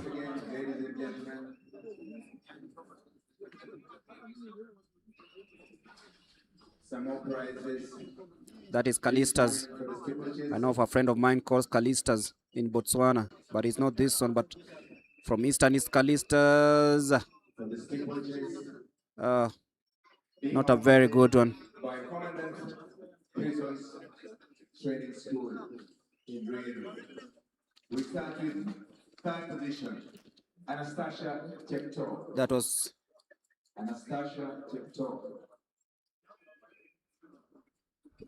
it's the prize giving ceremony or the medal ceremony happening right now. Frederick Maina took the throw just below expectations. Second position, Joyce Biwot. There she is.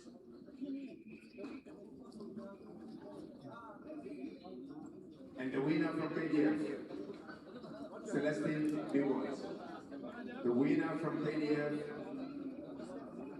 And remember, the key sponsors for this event, KCB, are provided Kenya shillings 10 million for these championships. Kenya shillings 10 million, a photograph, ladies and gentlemen, a photograph. A photograph to remember. 20 years to come, you will remember this photograph. Thank you. Asante, thank you.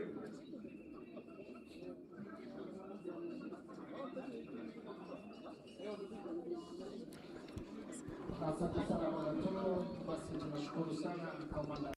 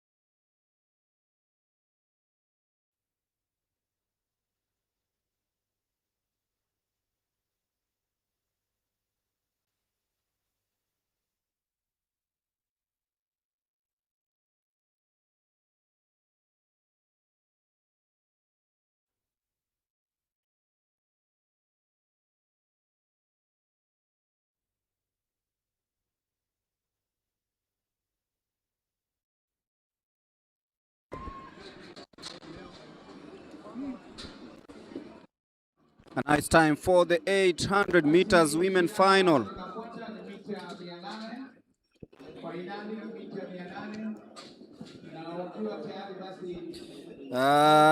Chepchirchir Sheila, Naomi Korir, Janet Jeb Kemoi, Lilian Odira, Vivian Chebet, Pauline Muhonja, Immaculate Jemutai, and the national under-20 champion, Nancy Jeb Kosgei.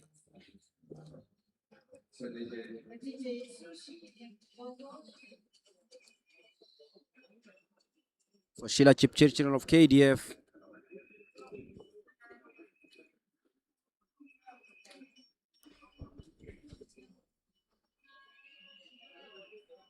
Also watch out for the world champion, Lilian Odira, representing prisons. At KCB Bank, we have savings and investment solutions.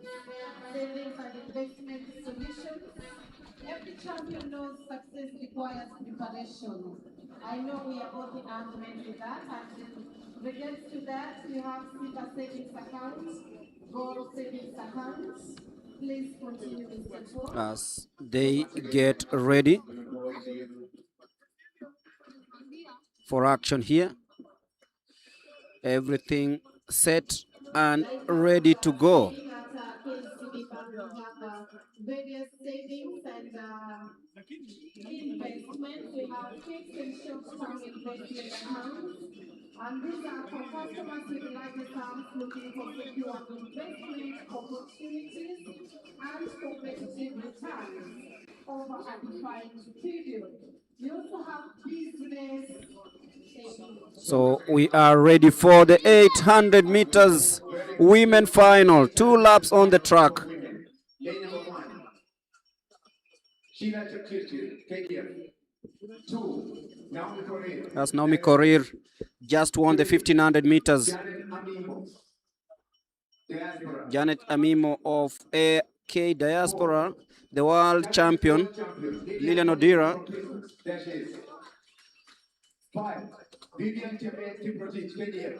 That is Vivian Chebet. Pauline Muhonja Josu, Police. Pauline Muhonja. Immaculate Jemutai, Diaspora. There she is, put up your hand. Asante. Lane number 8, Nancy Chepkoge. There she is.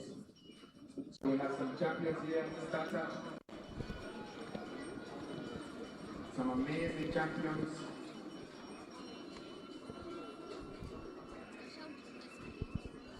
Lilian Odira is the current world champion from Tokyo last year.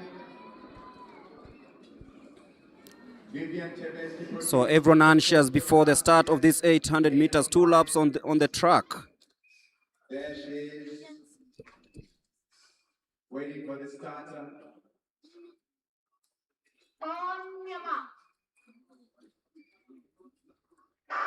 So very quickly, Odira, prisons. Very easy. So it will be a battle between Naomi Korir, who's just on the 1500 meters, and Lilian Odira. Also watch out for Pauline Muhonja and the young upcoming and rising starlet Nancy Jeb Kosgei. Lilian Odira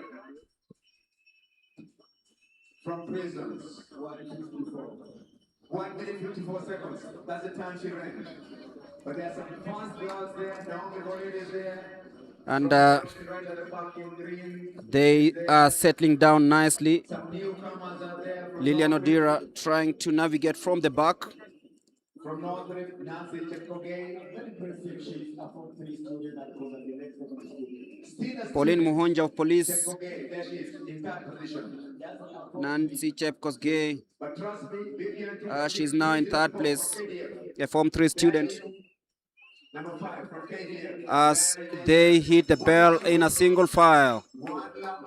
It's about to get better. It's about to get hotter. And it's about to get faster. Who will make the first move? KDF's Vivian Chebet makes the first move. Pauline Muhonja still anchoring there.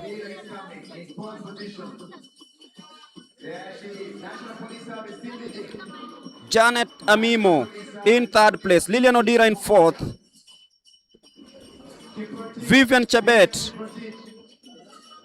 trying so hard to come from the outside is Lilian Odira. Naomi Korir wants to respond, but it is between Vivian Chebet and Lilian Odira. But Lilian Odira will retain the national title. Naomi Korir comes from the outside. She claims second place, but Lilian Odira, 2 minutes, 0.045 seconds. Two-time national champion as it stands, the world champion, reigns supreme on home soil. Actually, she's done a hat-trick of national championships. It's not 2 times, it's thrice. 2024, 2025, 2026. She is the queen of the 2-lap race, Lilian Odira. They say the girl from Migori has actually made it 3 out of 3. She has a world title under her belt. She has 3 national titles, and she's going to the Commonwealth Games. It's all smiles, and she knows it. She timed her race perfectly. Vivian Chebet was threatening from the inside. Scary moment there, but Lilian Odira, look at how strong she took control of that race on the home straight. Naomi Korir just on the 1500 meters, but she said, I'm also going to be on the podium for this one. She's an 800 meter specialist. And in third place came Janet Amimo.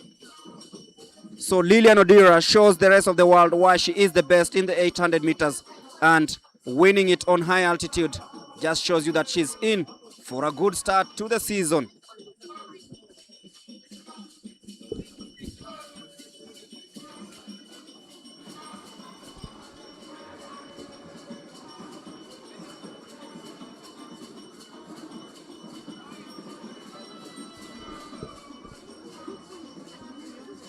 And as we wait for Lilian to speak to Charity, we'll also be having the men coming up to square out in the final of these 800 meters. A sizable crowd here at the Nyayo National Stadium. Remember, entry is free if you have time pass by, because a couple of races still remaining on this day. And Lilian Odira actually winning that 800 meters women final, claiming a hat-trick of victories. Did it at the Lindsay Sports Complex in 2024, did it again last year, and now has won it 3 times in a row.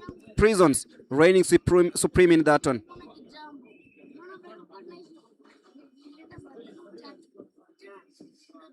The men will also be lining up in the 800 meters. The javelin happening right now. Methuselah. Quite some huge throw, just about hit the 75-meter mark. Methuselah of KDF. As we await for the results of the 800 meters, the official results. Methuselah just does about 75 meters.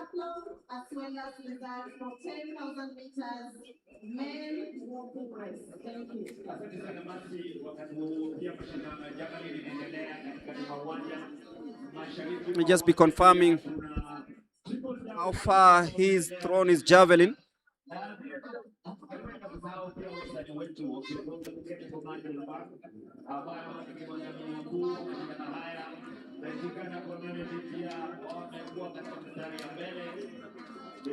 .48 meters is what he's posted.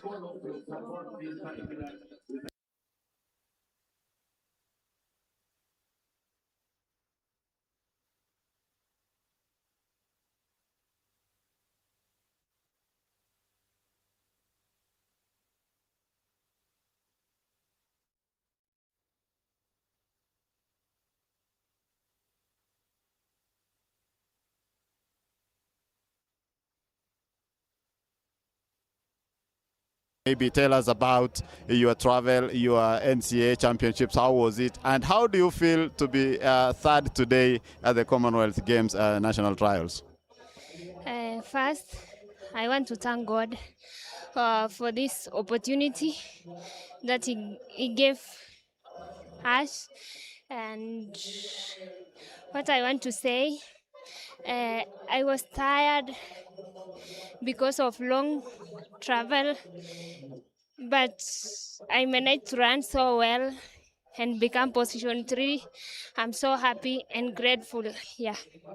Of course, you represented Kenya before at the junior level, that is at the World Under 20 Championships, and now you become third. Maybe you will make the team. We are waiting for the selection. But if you are selected to represent Kenya at the Commonwealth Games, what is your expectation, or how are you going to prepare for this event? As I prepare myself, I'm going to work hard for maybe speed walks, and if I'll be selected to represent Kenya in Commonwealth, I'll work hard so that I can bring medal to our country. Yeah. And maybe the last one about the university back at school. What are you studying, and how are the facilities there for in terms of training? About the facilities was good, and about school also it's good, because each one of us we want to graduate and get a degree. Yeah. Thank you so much and all the best. Asante sana. Thank you. Of course, that is Janet Amimo running 800 meters, and she is a student at the University of Kentucky, joining the likes of Vanis Kerubo and Rukia Nusra, and they've been really doing wonders in school. Over to you back in studio. Thank you, Bernard Rotich. He's been having those interviews down there as we await for the next event. At position 3, George Mutinda, police. At position 2, Content Floresa, KDS. As we await for the next event. Kevin Cholui, prisons. Kindly come forward for your awards. Those are winners, 400 meters men category.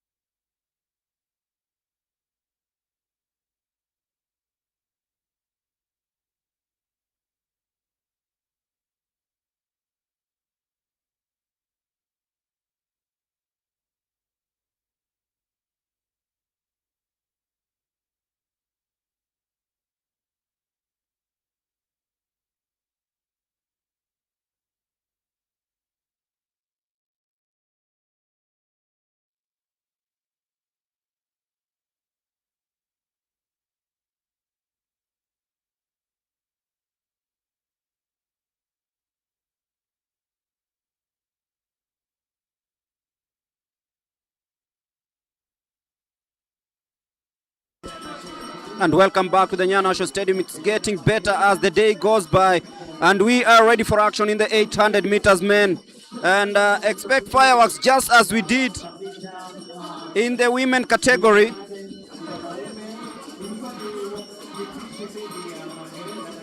Brian Musyoka, Nicholas Kiplagat, Laban Chepkwony.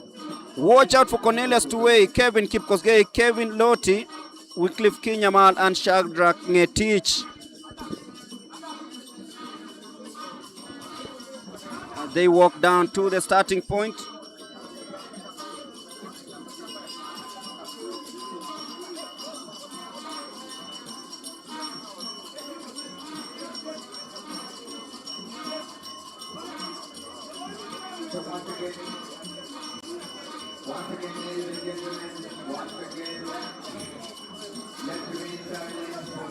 The reigning champion, Wycliffe Kinyamal. Remember, he's won it twice. Won it in the Gold Coast, Australia in 2018. Replicated the same at the Birmingham Games. He is here. He wants to ensure that he books a ticket to the the Commonwealth Games.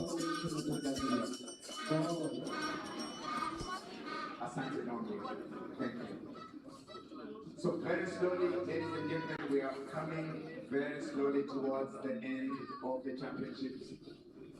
800 meters, then we go to the steeplechase, the relays, then we name the team. 2 laps of the track. Everybody's here who matters. Kevin is there. Tuwei is there from KDF.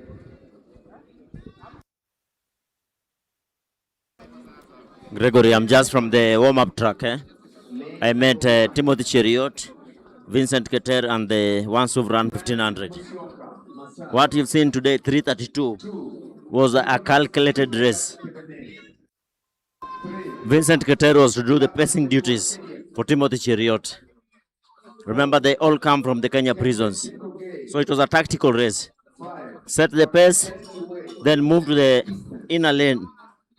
And that's how Timothy Cheriot bagged the gold for the Kenya prisons.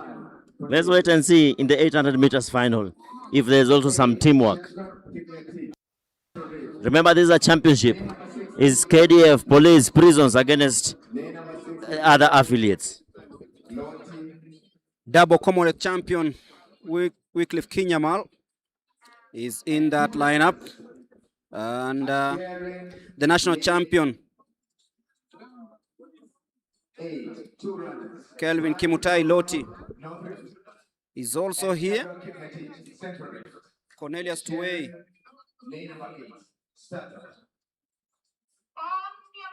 Is also ready to rumble. It is the final of the 800 meters. We've seen Lilian Odira retain the title for the 3rd time.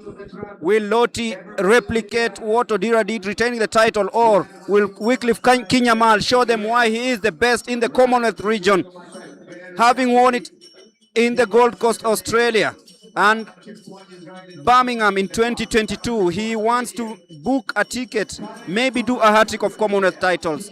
It is the 800 meters men final. The national champion, Kelvin Kimtai Loti of prisons, 146.74 coming into the final.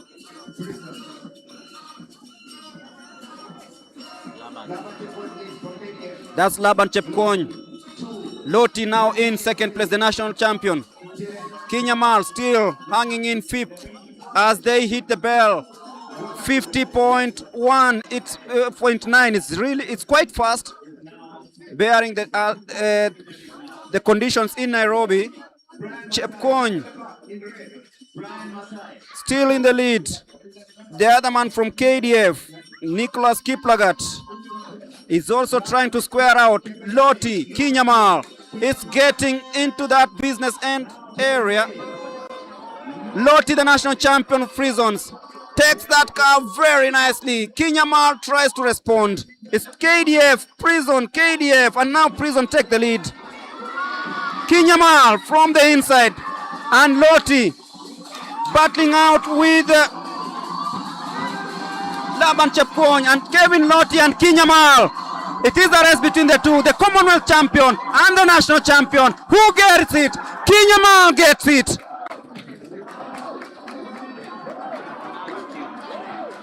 (1:44.59) on altitude. I told you it was gonna be fast after seeing that 50-second .9 in the first lap. What a race. Loti gave it away. Kinyamal responded. Loti tried to respond, but Kinyamal had the stride. He had the strength, he had the stamina, and of course, he actually just about saw this off. Laban Chepkwony tried to respond, but then look at Kinyamal. Oh, Loti just gave up. Loti gave up. And we have a new national champion in Wycliffe Kinyamal. Of course, he is the defending Commonwealth title, 800 meters. He is actually the man to watch in Glasgow, Scotland. When you look at their foot placement, the last 50 meters, Kinyamal steps with the balls of his feet, while Loti is heel to toe. That means Kinyamal is using better foot mechanics than Loti. That's why you see him overtaking and winning it. He used the balls of his feet, less spikes on the ground, while for Loti it was heel to toe, heel to toe. That's what marathoners use at the road. Small tactical change for Loti if he really wants to win a medal at the Commonwealth Games. As we move over now to the relays. What a race from the Commonwealth champion. He defends his place as he books his ticket direct to the Commonwealth Games. Kinyamal, 1:44.59 on altitude. What a race. Remember, when you want to cross the finishing line for the sprints or middle or long distance, is the torso that is checked, not the hand or the foot. Torso placement, your chest. That is what matters. Loti tried to use his arms, but that one doesn't work. Kinyamal with a win in the 800 meters. Police, prisons, KDF in the top 3 positions.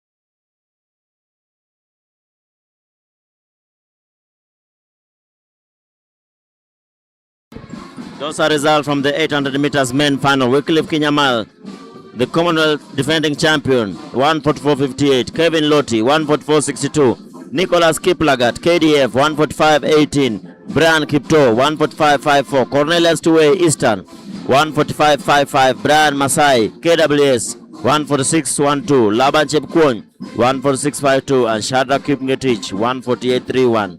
Kinyamal will be heading over to defend his title at the Commonwealth Games.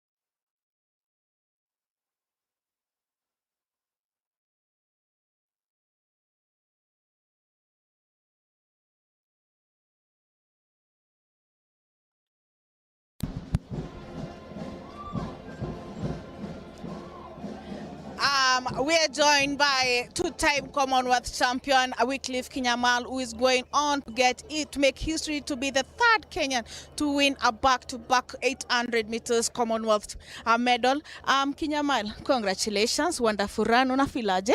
Nafeel poa, nashukuru Mungu. Narudishia tu Mungu shukrani na fans wangu wote. Nasema asanteni sana kwa kunisupport. Thank you. Haya, hatua moja ndani. Baada hapo sasa tunajiandaa vipi? Baada ya hii kumaliza hii trials ya leo, sasa ni mimi sasa ndio kuenda kujikakamua kwa hii mwezi moja yenye imebaki. Ning'ang'ane kabisa niende ni defend title yangu. Yeah. Na sasa hii ukiweza kushinda hiyo title ya 800 meters kwa Commonwealth Games, itamaanisha nini kwako ya tatu? Ni achievement kubwa sana kwa sababu unajua sasa kuwini ya kwanza, ya pili, ya tatu ni achievement nyingine kubwa sana. So ni Mungu tu ndio naomba saa hii niende ni defend your title. Yeah. Tukiwa pale Gold Coast, ilikuwa wakati Kenya walikuwa na wasiwasi, hakuna medal inakuja. Ulifeel aje kuleta medal ya kwanza Gold Coast? Yeah, at that time I remember very well because ilikuwa siku ya 6. So Kenya hawakupata gold yoyote. So wakati nilikuwa naenda kuingia, hiyo wakati ndio nilianza na mgongo. Sasa nilikaa siku 2 ndio nikaingia sasa kukimbia. Sasa wakati niliingia kukimbia, nikaona hii kitu ndio naenda naye. So nikajikakamua hapo ndio nikachukua gold ya kwanza. So nashukuru Mungu kwa hayo. Yeah. Na kila laheri. Na ungependa kuambia je idara ya polisi? Kwa idara ya polisi langu tu ni kuwashukuru kwa sababu ya muda yenye huwa wanatupea kwa kutupea tuende tufanye mazoezi, hakuna kutusumbua, so nawashukuru tu sana. Yeah. All the best and congratulations. That is Wycliffe Kinyamal talking about his hopes of winning the third gold medal at the Commonwealth Games. He won his first gold medal at Gold Coast and then went back to Birmingham, defended it, and also is about making history. Over to you as we continue with the event.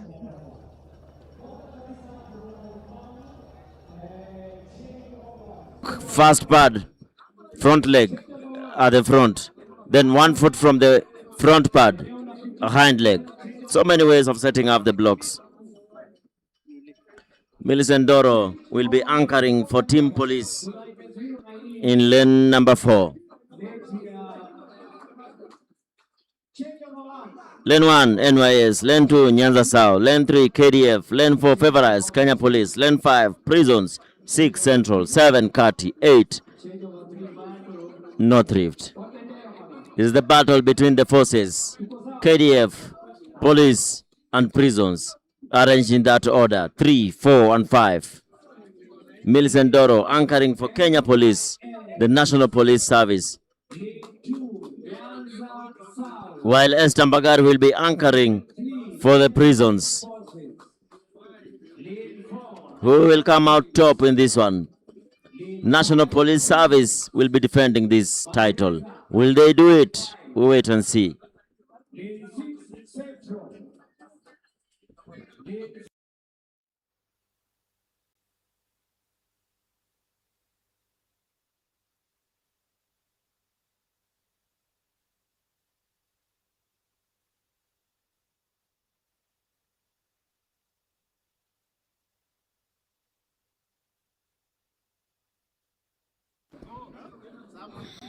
Four by 100 meters women final. This is one race that everybody is eager to watch. Let's look at lane number 3, 4, and 5. KDF, police, prisons.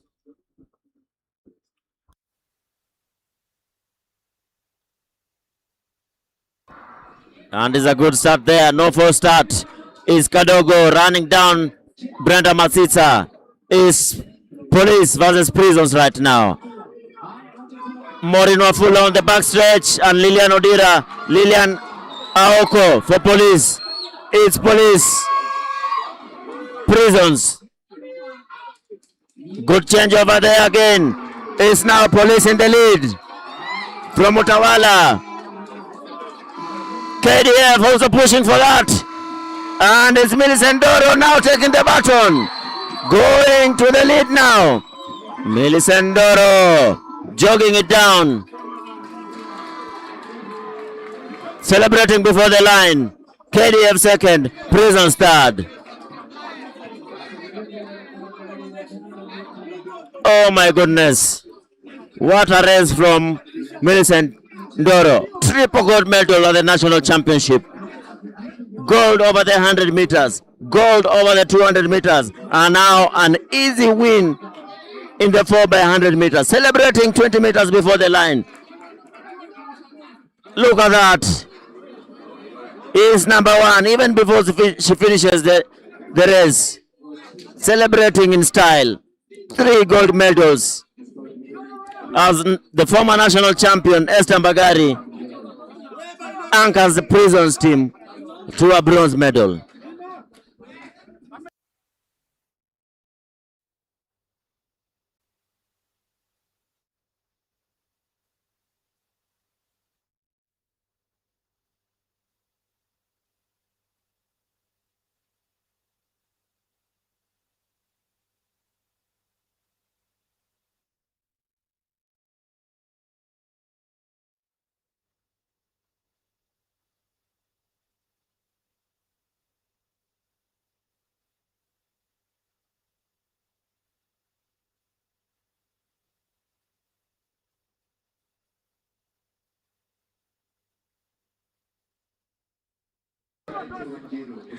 What a scene here at Nyayo National Stadium. The fans, the Kenya Defence Forces fans here saying, Mungu ni wa majeshi. When you go to prayer, you say, Mungu wa majeshi, not Mungu wa polisi. Oh my. All this coming courtesy of Kenya Commercial Bank, sponsoring this event to a tune of 10 million Kenya shillings.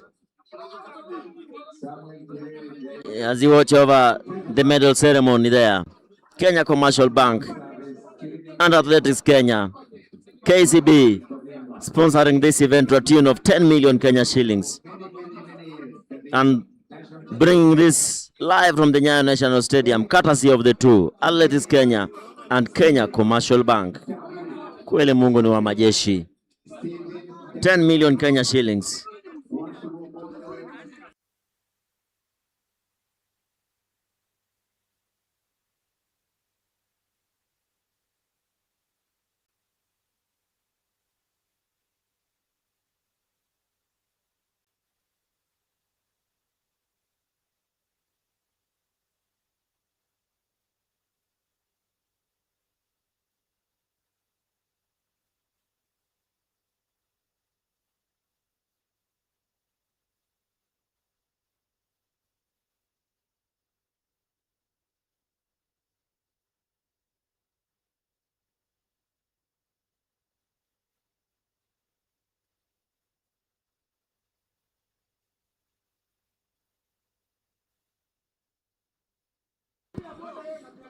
Greg, my co-commentator, I need to ask you something. We've seen Naomi Korir bagging a gold in the 1500 meters and a silver in the 800 meters. Remember, this is a championship. In the 1500 meters, she's run a total of 3000 meters. And in the 800 meters, she's run 3 times. 888, that is 2400 meters. Combined, she's run a total of 2.4 kilometers plus 3. That's 5, over 5 kilometers. Coming out with 2 medals. On the other hand, Milson Doro, 3 gold medals. 100 meters, 200 meters, 4 by 1. Now to the question, who becomes the star of this championship? Is it Milson Doro or is it Naomi Korir? I'll also ask you a question. Whose pass is heavier?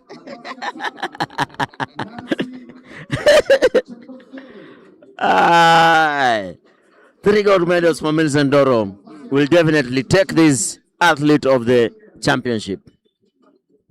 And immaculately so at 40 years old, you can feel that she is just in the form of her life. She promised fireworks. Remember when you were in Thika during the first track and field event sometimes this year, it was in January, I suppose.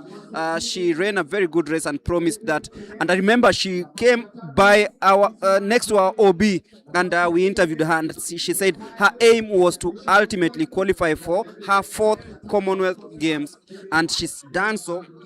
She came, she's had a consistent season, was in Harboron for the World Relays. She's ran in the Kip Keino Classic, so she's picked that experience, and looking at her winning, anchoring her team to winning the 4x100 mixed relays, I beg your pardon, winning the 200, the 100 meters. You can't take it away from her. Naomi Korir, very good. Of course, she's a traditional 800 meter runner, but winning the 1500 meters and then finishing behind the world champion in the 800 meters, you can't take it also away from her. She's been good, she's been immaculate, and that is what you want to see from these athletes. Good performances and consistent ones. I can always say it is one of the best championships we've watched in ages. Yes, of course, and I can see her fans. Nyambura wa Kimodo, Milson Doro making it look easy. Frida Sang, Ndoro anakimbia kama amerelax, unaweza fikiria mbio ni rahisi. Honorable Edwin Limo, Milson Doro, thumbs up. Let's have this discussion at the comment section. Who is your star athlete in this championship? Is it Milson Doro, Naomi Korir, or is it Ferdinand Omanyala? Let's have your comments at the comment section.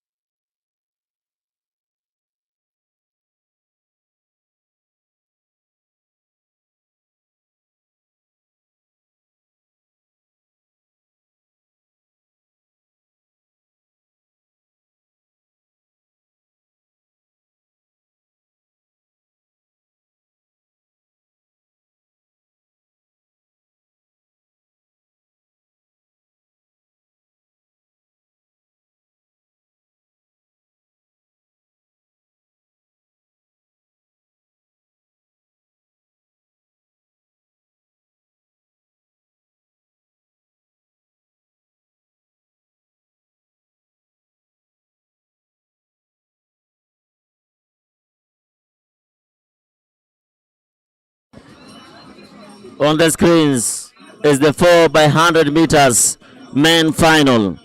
Ferdinand Omanyala will be running in this one, anchoring the National Police Service.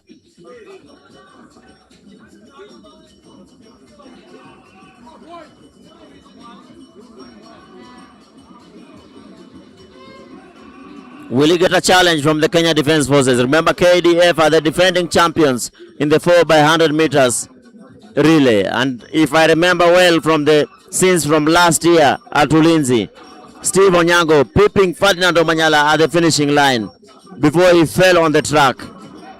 It was a very tight race to call, but Steve Onyango, KDF, won it. Ferdinand Omanyala tried to close him down, but that race was far from finished because Steve Onyango collapsed after the line. Will we see the same scenes here? Let's wait and see. KDF, Police, Eastern, Kenya Prisons.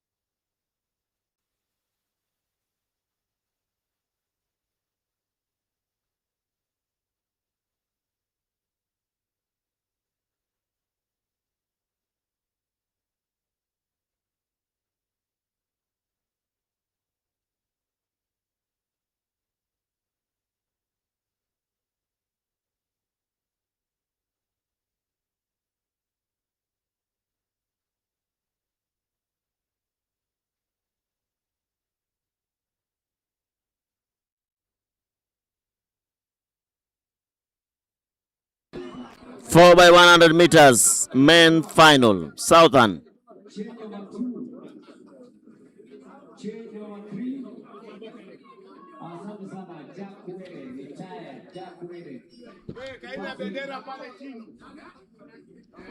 Four by 100 meters final, North Rift, Kati, KDF, Eastern, Prisons, Police, Central, Nairobi. The action will be happening here live from Nyayo National Stadium. KDF in lane number 3, Eastern lane number 4, being led by Tyson Juma, Marco Tieno running on the backstretch, Simani on the curve, Kalistas on the stretch.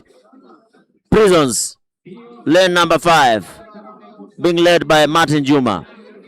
Lane number 6, Kenya Police, starting for them is Dennis Mwai. Lane 7, Central, lane 8, Nairobi, being led by Dennis Shikanga.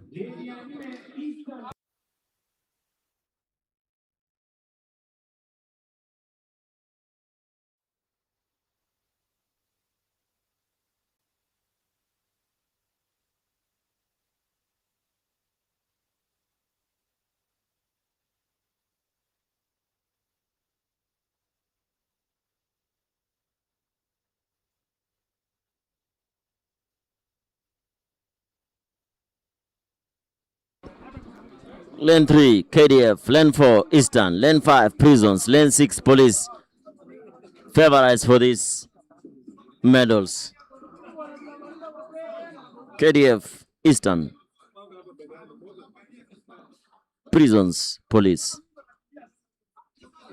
3, 4, 5, and 6. Very good start there from Misaboke and Tyson Juma, as Martin Juma tries to pull away from the rest of the field. And is the first changeover. Clean changeover there. Marco Tieno versus Zablon Ekwam versus Sabila. Police also there in the lead. Good changeover there.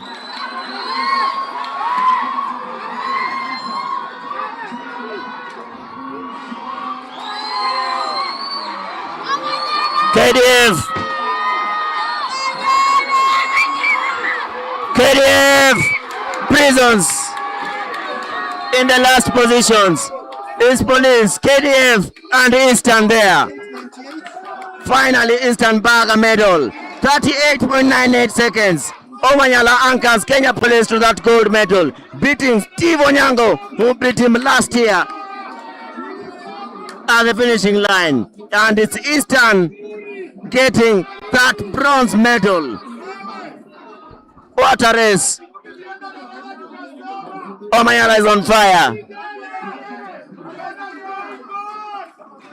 Omanyala now has 2 gold medals in the 100 meters and in the 4x1. It's Police, KDF, and Eastern. A little mishaps there from the Prisons as they relinquish that position. And it's Omanyala this year running down Steve Onyango. As you can see there, Onyango was in the lead, but Omanyala was too strong for him as he ran him down. Eastern, 3rd position. Mark Otieno gets a silver and a bronze medal in the championship. Simani Regao gets his first bronze medal from this championship. So is Tyson Juma. Very good team there from Eastern. As you can watch the replay here, Mark Otieno versus Zablo Nekwam. KDF had already handed over the baton. Mark Otieno had not yet handed over the baton to Simani. Police were in the lead. Clear lead there. But the Kenya Prisons come without a medal.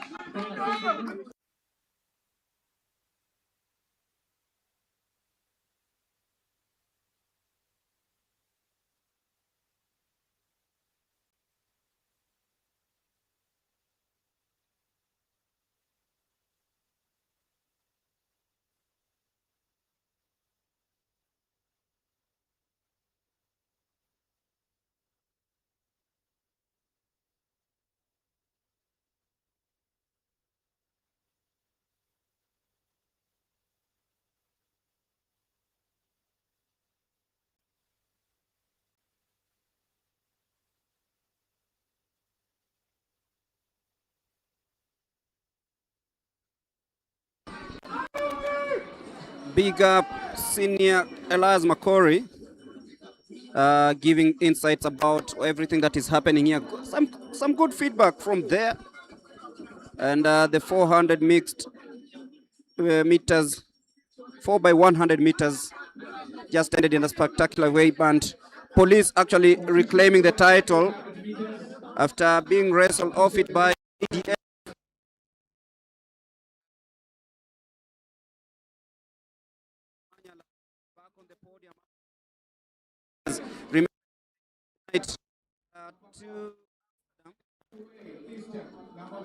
And he's just shown his prowess, but by leading from the front and winning the 4x100 meters. And so many things happening at the National Stadium as we head to the 3,000 meter steeplechase. Greg, we've seen very fast times here in the 3,000 meters steeplechase for the women. But of important to note is in the 1,500 meters, we saw Timothy Cheriot and his counterparts having teamwork from Vincent Keter and another pace setter, and they ran 3:32 on altitude. We came and saw Kenya Mal also running 1:44 on altitude. Those are really fast times. What's your take on that? Will we be seeing a very fast time in the steeplechase, or are we hoping for that again? Remember, we have Simon Koech and Edmund Serem in this race that is coming up next. Just be looking at the lineup and seeing the times posted here. I don't expect so much improvement because the fastest time coming into this field is 8 minutes 33.86 seconds. It's not as fast as you'd wish because the world lead already is 7 minutes 47 seconds.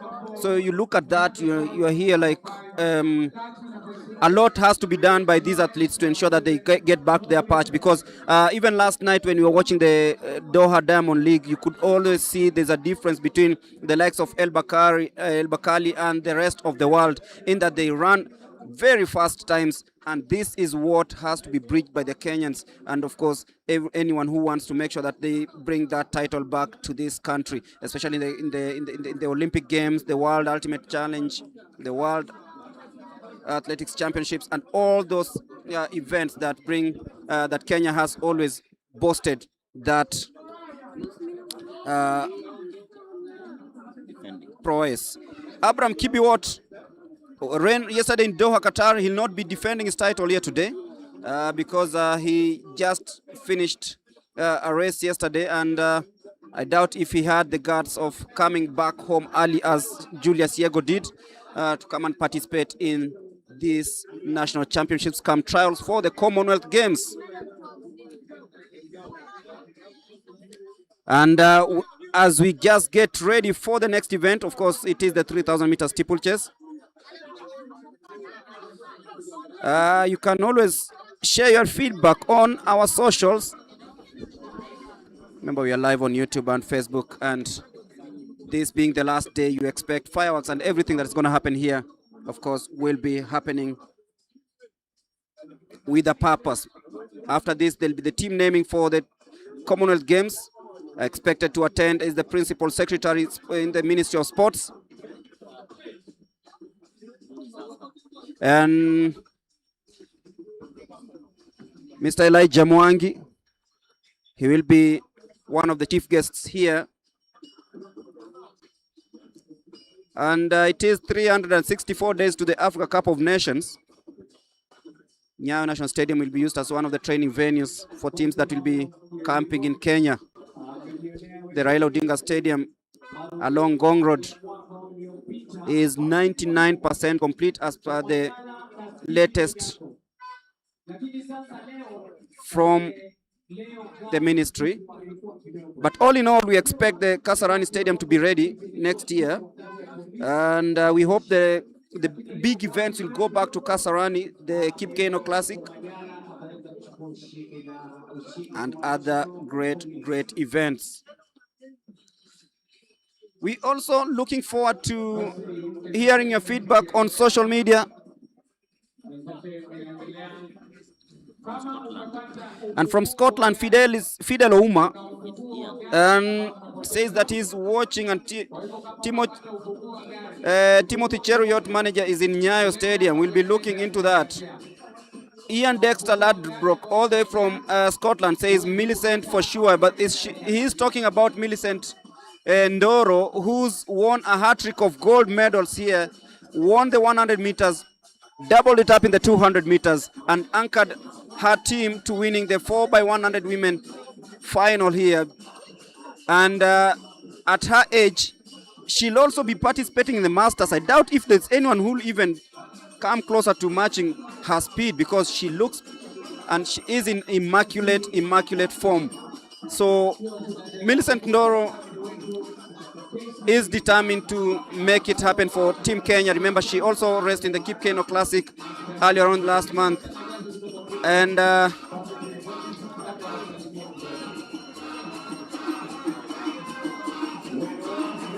entertainment also happening here.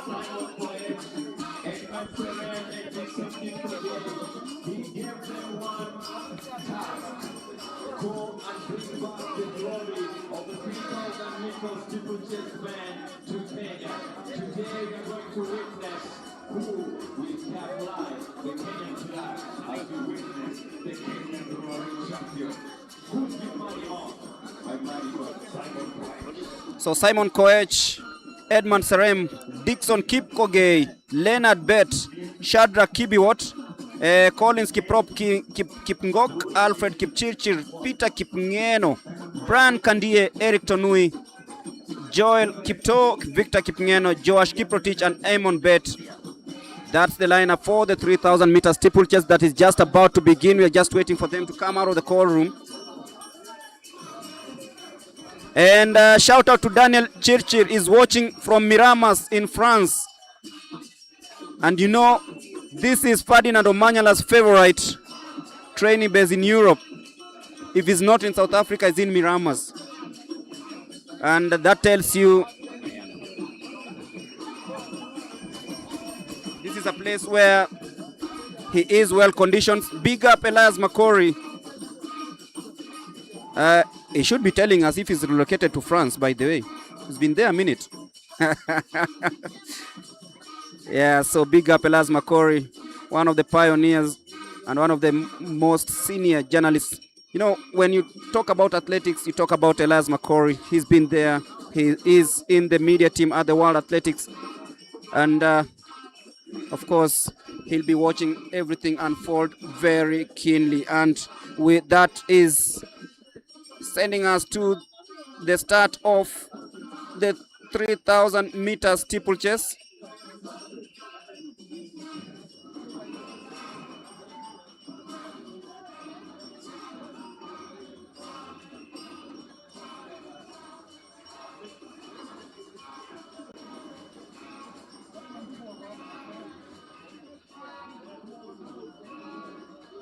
Watch out for the likes of Edmund Serem.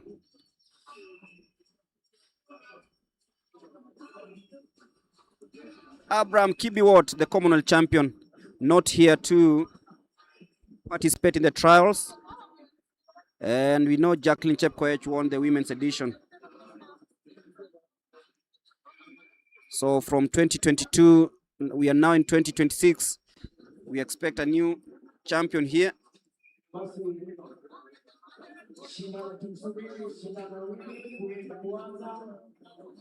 Tungependa kumtambua PS wetu wa michezo Bwana Elijah Mwangi. Karibu sana katibu wa kudumu wa michezo Bwana Elijah Mwangi. Basi asante sana nao. Back on the track now. 3,000 meters. So we are ready for the 3,000 meters steeplechase 7.5 laps on the track. Edmund Serem, the world junior champion, of course the world under 20 champion coming into this one. Simon Koech,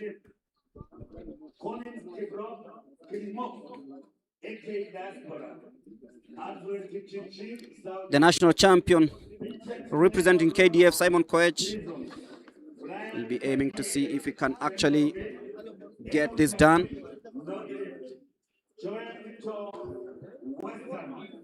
Emon Bet of KDF also in the mix.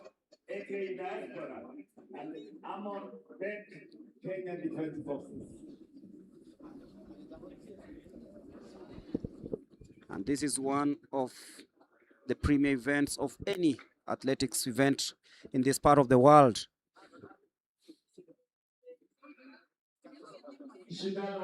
It is mark, set and go.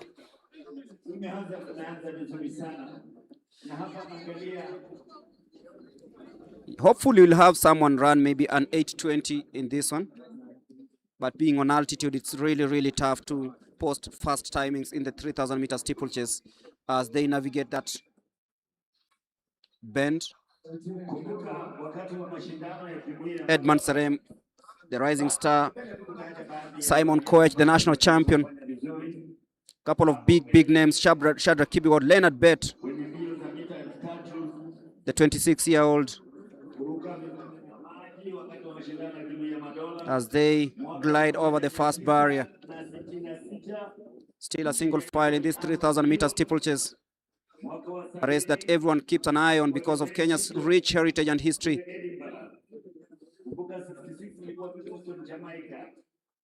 Waiting to see who actually has what it takes. But ultimately, Simon Koech will be aiming to defend the national title won last year at the Ulinzi Sports Complex. So what a way to take that water jump. That is Dixon Kipkosgei of South Rift, dictating the early pace.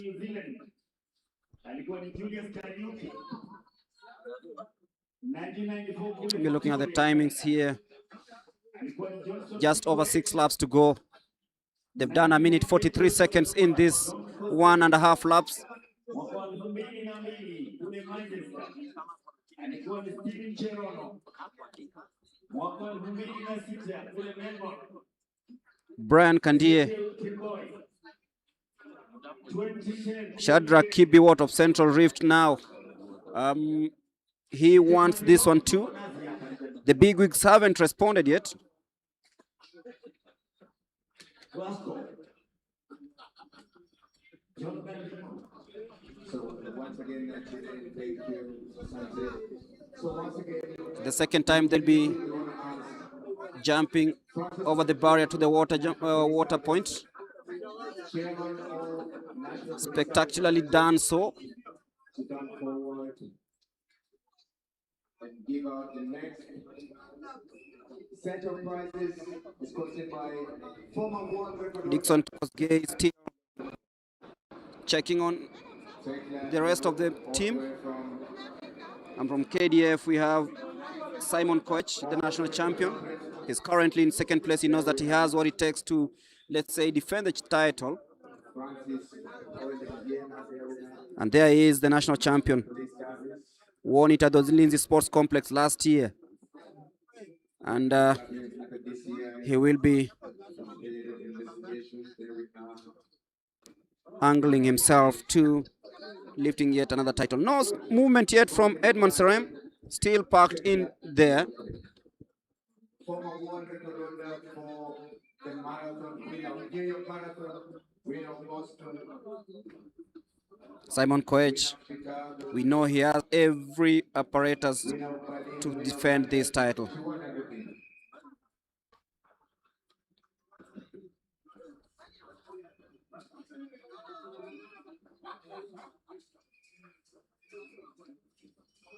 Edmund Serem of Police now gliding from the outside. Simon Koech checking over his shoulder on the right to see where his compatriot is. With just over 4 laps to go, they've done 4 minutes, so well within those timings we were projecting.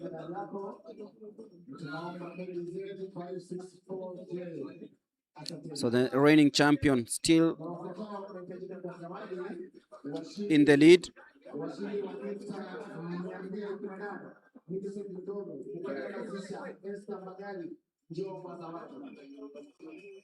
Thank you, Atika. So once again, here we are, the pole vaults. As we And we have 2 people who fight for third position. just about do half of the race, And Emmanuel Mbongo, Samuel Koech, position number 3. a man who's always been there when needed. The prizes being given out by National Police Service, Francis Olegiema, Chairman, Police Athletics. Simon Koech, of course, has participated in various events, including the Olympic Games. Born on the 10th of June 2003 in Buret District, Kericho County.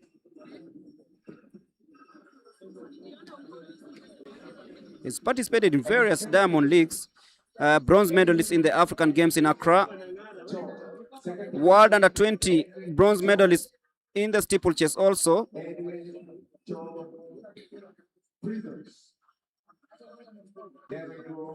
The personal best of 7 minutes 59.44 seconds. There he is, taking that barrier nicely.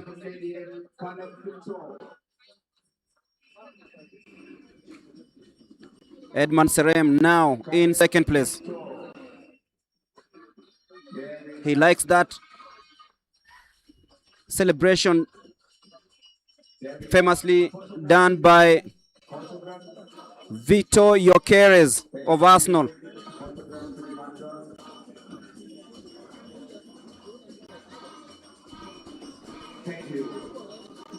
Simon Koech checks of where Edmund Serem is. Remember, we have a World Under-20 champion here and a national champion in 1 and 2.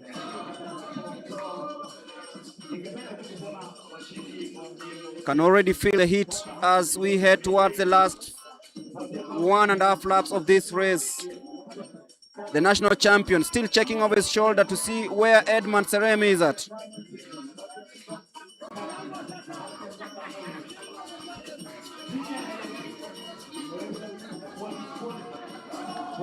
Leonard Bett in third place. Quite experienced here, but then it's Simon Koech and Edmund Serem navigating through that one. And they'll be hitting the bell in a 1, 2, and 3. It's Simon Koech, Edmund Serem, and Leonard Bett. Simon Koech very keen to retaining his national title. The world under-20 champion, Edmund Serem, is in second place. The Arsenal Football Club lover, they won the premiership just over a month ago. Leonard Bett, the Olympian, he is struggling to catch up with the two. And it is Simon Koech who will be determining who wins this one because he's currently in the lead. Edmund in second place. Will we see a late burst in pace? Let's wait and see. Leonard Bett seems to have resigned to finishing third. And it is the national champion, Simon Koech of KDF. And now he surges on. And the national champion comes in. Edmund Serem didn't have a reply to that. And he will be doing it back to back. Did it at the Olympic Sports Complex. Comes home to do this one. It is fast. It is very fast. 8 minutes, 16.60 seconds. Unofficial time. Edmund Serem will be settling in 8 minutes, 20 seconds. And Leonard Bett will be claiming third place. But this man from Kenya Defence Forces celebrates showing his bib number. But ultimately making it to Team Kenya for the Commonwealth Games. Edmund Serem, the world under-20 champion over the distance, settles for second. Leonard Bett comes in third. But the man who's retained the title, there are so many athletes who came back home. They knew what they wanted. They've retained the title. The crowd, of course, is very, very electric. But ultimately, we still have the champion from last year retaining his title in the steeplechase.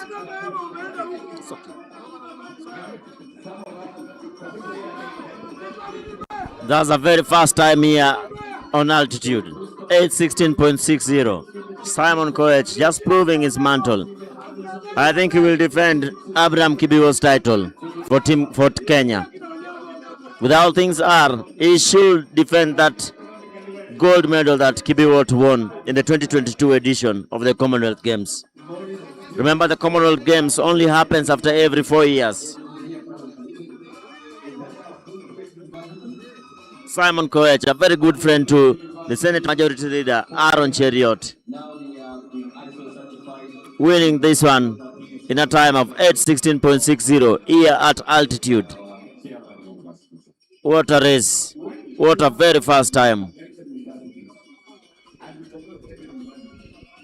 Edmund Serem, the younger brother to Serem, taking the silver medal as Leonard Bett takes the bronze medal.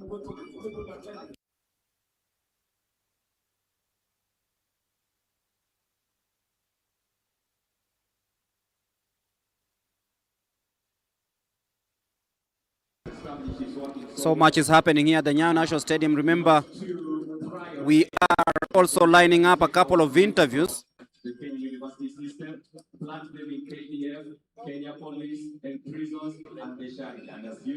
And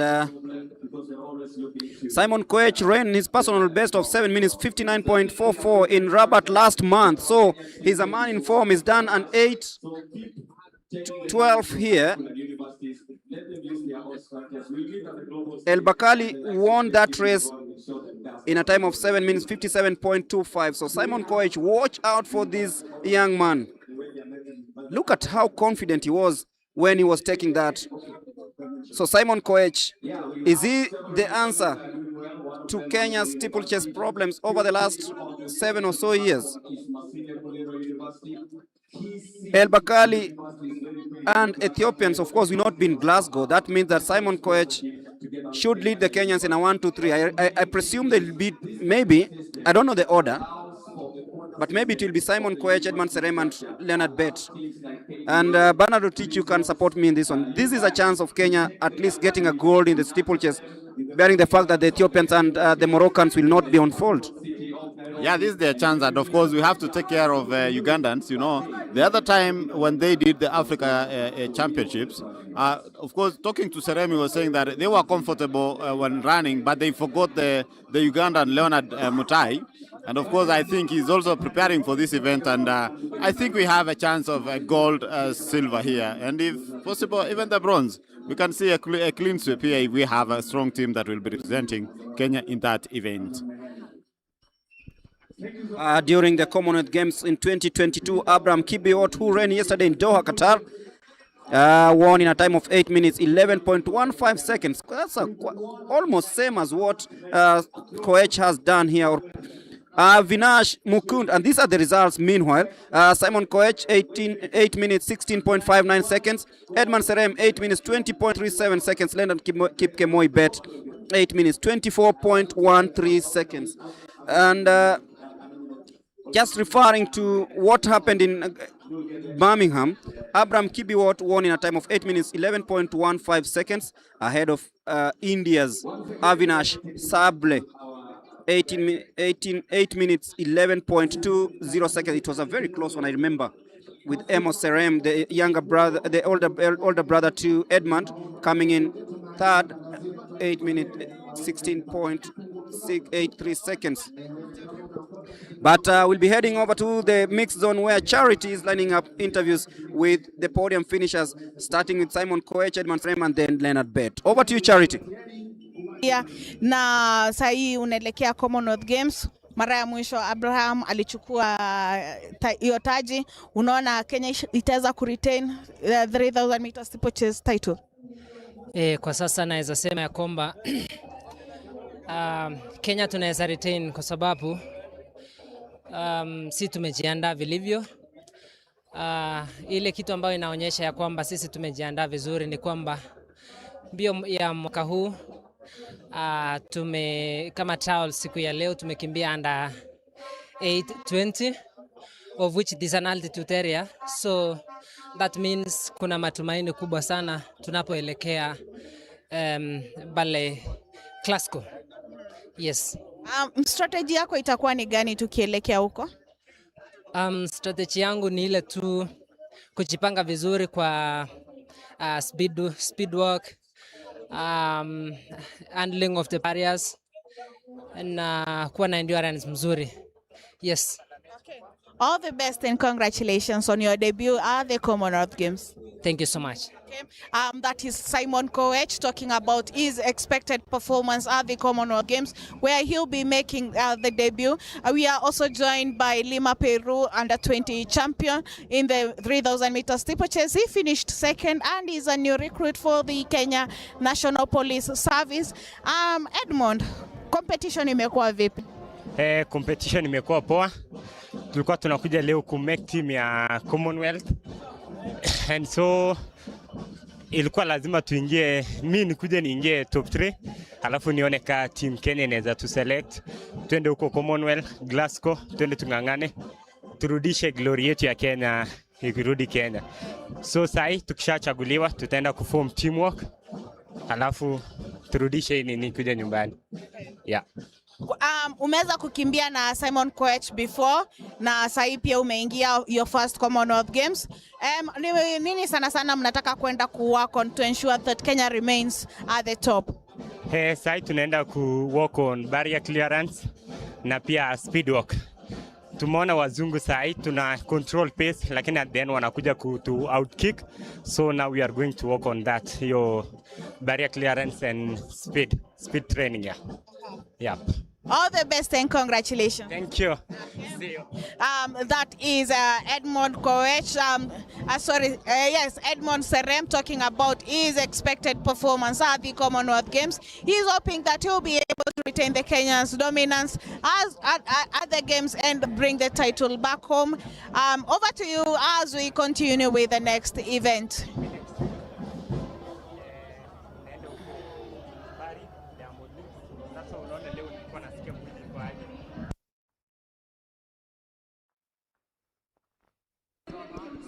And of course, those are the winners of the steeplechase talking there and giving their views on how the race was. And now we have the winners of the 5,000 meters race being rewarded there. Remember, the third position was Rebecca Mwangi from the Kenya Prisons, and in second, getting a reward from the Registrar of Sports, Rose Wasike, who is being escorted by Mr. Ngala, Athletics Kenya Coast Region. He's the secretary. Of course, Ngala is one of those athletes, of those officials who are making sure that the athletes are being well taken care of in the coast. The second position was won by Caroline Nyaga, who has been consistent in running the 5,000 meters. She has been doing Diamond Leagues and the Continental Meets. There she has won a silver medal there.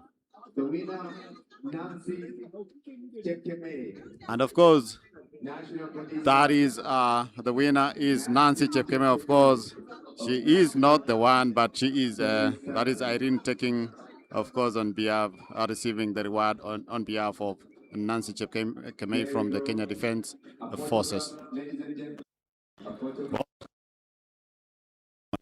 For the 5,000 women's race, 5,000 meters women's, has been 3 days of course, for the national championships and for the games. Remember, a national team is selected here to represent. Are expected to be named this afternoon and handed over to the Commonwealth Games team, which is already here, headed by the National Olympics Committee of Kenya.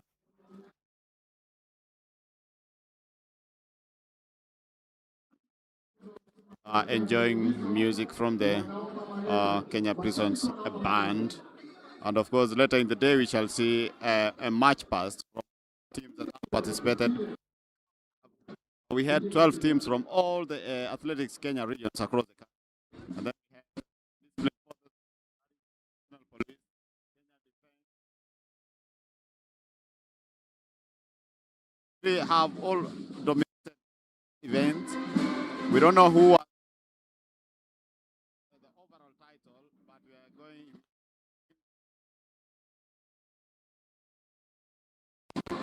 And of course, the band there are entertaining the fans who are around the stadium here. And of course, I can see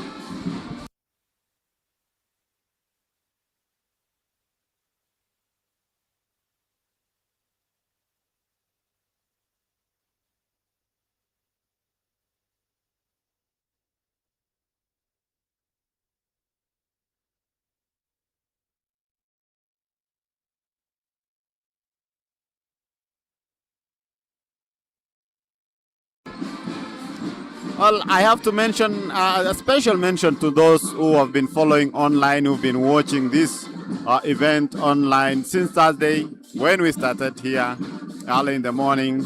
And this is the third day, and I really want to appreciate because of your support, of course, your corrections there.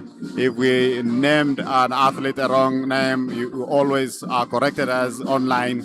And we are really happy because we are there because of you. And of course, there are those from the diaspora. We have a number of fans who are following this event, and they really want to know who will be making the national team. We have people like Daniel Chirchir, who is in France. We have Ian Kiprono, who is in Ireland. who has been following. He must be very happy because one of his boy has made the team. That is Cornelius Kemboy. We have a number of fans in the U.S. led by, of course, the Town Hall Athletics Club. That is William Ngetich and Silas Kiplagat, and of course a number of athletes who are students in the U.S., of course, pursuing or furthering their education in that sector. And they've been following us live here at the Nyayo National Stadium. And of course, we have also a number of them across the continent, that is in Africa. We have Aaron Cheriot, a former hurdler, of course, following the action from the US. Thank you so much for your support. It's been a 3-day of action packed, and you must agree with me that we have talent here in Kenya. And of course, the band there entertaining fans. They're still asking for more from the band. We are going to listen to more songs. Of course, the trials here, or the national championships, were powered by KCB. Remember, KCB is the main sponsor of these national championships and trials for the Commonwealth Games. Of course, we are going to know who are these athletes who are going to represent Kenya at the national, of course, at the Commonwealth Games in Scotland for the games which start in July and ends in August. And of course, I've seen a number of athletes there. I can see Rosemary there walking around, or Rebecca there, Rebecca Mwangi. She must be happy to have gotten a medal. And of course, I can see Belinda Oburu. Remember, Belinda Oburu is one of the shot put athletes. She is now the national record holder, of the shot put in Kenya. She broke the other day, that is in May, she broke the record, which had stayed for 39 years. She works with the Kenya Defense Forces. I can see Ishmael Kipkurui Rokito. So these are the people who have always, they have been consistent in these events, and they always participate to make sure that they always remain on top. Well, we are almost coming to the tail end of this event, but of course, the winners and those who performed well must be rewarded this afternoon. There are people who are going to win trophies here. There are people who are going to win medals. Of course, they've taken their medals. And of course, I can see Rokito there. And of course, he doesn't. I can see Rokito. He got a silver medal, and of course, his training mate managed to win 10,000 meters title. National champion is 18-year-old, and they've been training with Rokito. He doesn't want to talk to me, but Rokito, I wanted to talk to him to know maybe what to expect when he heads to the Commonwealth.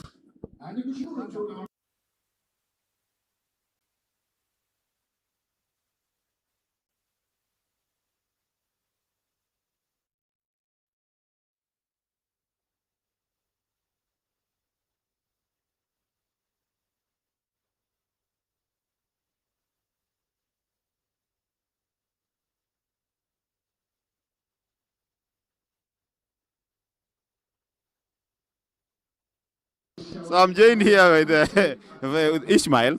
Ishmael has some title. He's a former World Under-20 cross-country champion. And last year, he narrowly missed a medal at the 10,000 meters in Tokyo, Japan. He went to World Cross Country Championships. He came in 5th place. And I think he's now heading to the Commonwealth Games, having became second yesterday here at in the 10,000 meters race. I don't know, Rokito, jambo. Jambo. Baada ya kuchukua labda nambari ya pili, what do you expect? Una expect nini kwenye mbio za Commonwealth? Sahi tutaenda, first of all, kwanza last year tulimiss medal kwa World Championship kwa 10K, juu nilikuwa position 4. I think this time round tutaenda kuona kwa Commonwealth. I think tutakuwa na competitors wale wote tunakuanga na hawa like Ethiopia na other countries, na tutaenda ku try our best tuone if kama hiyo team title irudi Kenya, juu last time niliona Uganda Kiplimo ndio alikuwa ameenda nayo. Yeah. labda Kiplima akisema anakimbia tena, anataka kutetea hiyo taji, labda itakuwaje kwenu? Hakuna shida, akikuja we will go and try our best there, tuone if kama tutamshinda ama atatushinda. Yeah. Mwaka jana ulikimbia vizuri sana, ukakimbia 26 na hiyo 26 ndio qualification ya next year ya World Championships. Labda onana, hii ni jambo ambalo linawezekana ama ni lazima mufanye mazoezi kabisa? Kwa sasa this time round mazoezi yenye tunafaa kufanya mazoezi ya hali ya juu. Ukiona qualification ya World Championship imewekwa time yenye iko juu sana, juu last time ilikuwa 5000 ilikuwa 1302 na leo imewekwa 13 not 1250 na kuingia 1250 sasa ni ngumu sana, juu juzi tukiwa Oslo tumekimbia na Cornelius 1256 na hiyo kupata hiyo 1250 itakuwa ngumu sana, but kwa 10k we'll go and try our best. Juu for now tunajaribu kufanya mazoezi ile tuone kama tuta qualify mapema, ndio tujitayarishe kungoja hiyo nini, juu saa hii 10k ni 26:47 na last time nilikuwa nimekimbia kwa Eugene 26:47 na sijui kama juu I have to to run my PP so that I qualify. Juu last time I ran like 26:47 na hiyo ndio ni my PP, so I think mpaka nikimbie 26:46 ndio nipate hiyo kuqualify. Yeah. Labda watu hawajui unafanya mazoezi wapi, labda waelezee unatoka wapi, unafanya mazoezi wapi, kocha wako ni nani? Tueleze labda unafanya mazoezi wapi. Kwa saa hii nafanya mazoezi Kaptagat. Yeah. Haya, asante sana Rokito, tunakutakia kila laheri. Asante. That was Ishmael Rokito Kipkurui, who trains in Kaptagat. He has been doing his training. He has been training in, of course, in Kaptagat. He has been training previously in Baringo, that is in Eldama Ravine. That is where some of the athletes hail from. And of course, you saw the winner of the 10,000 meters race. He comes, that is Kiboino. He trains in Eldama Ravine. Well, we are waiting for the, of course, the march past and the naming of the team. Remember, we had 12 regions, Athletics Kenya regions, and then we had the Discipline Forces Kenya Police, Kenya Prisons, and the Kenya Defense Forces. We had the guest affiliates, that is the NYS, KWS, and Kenya Forest Service. And of course, the universities were also here in this event.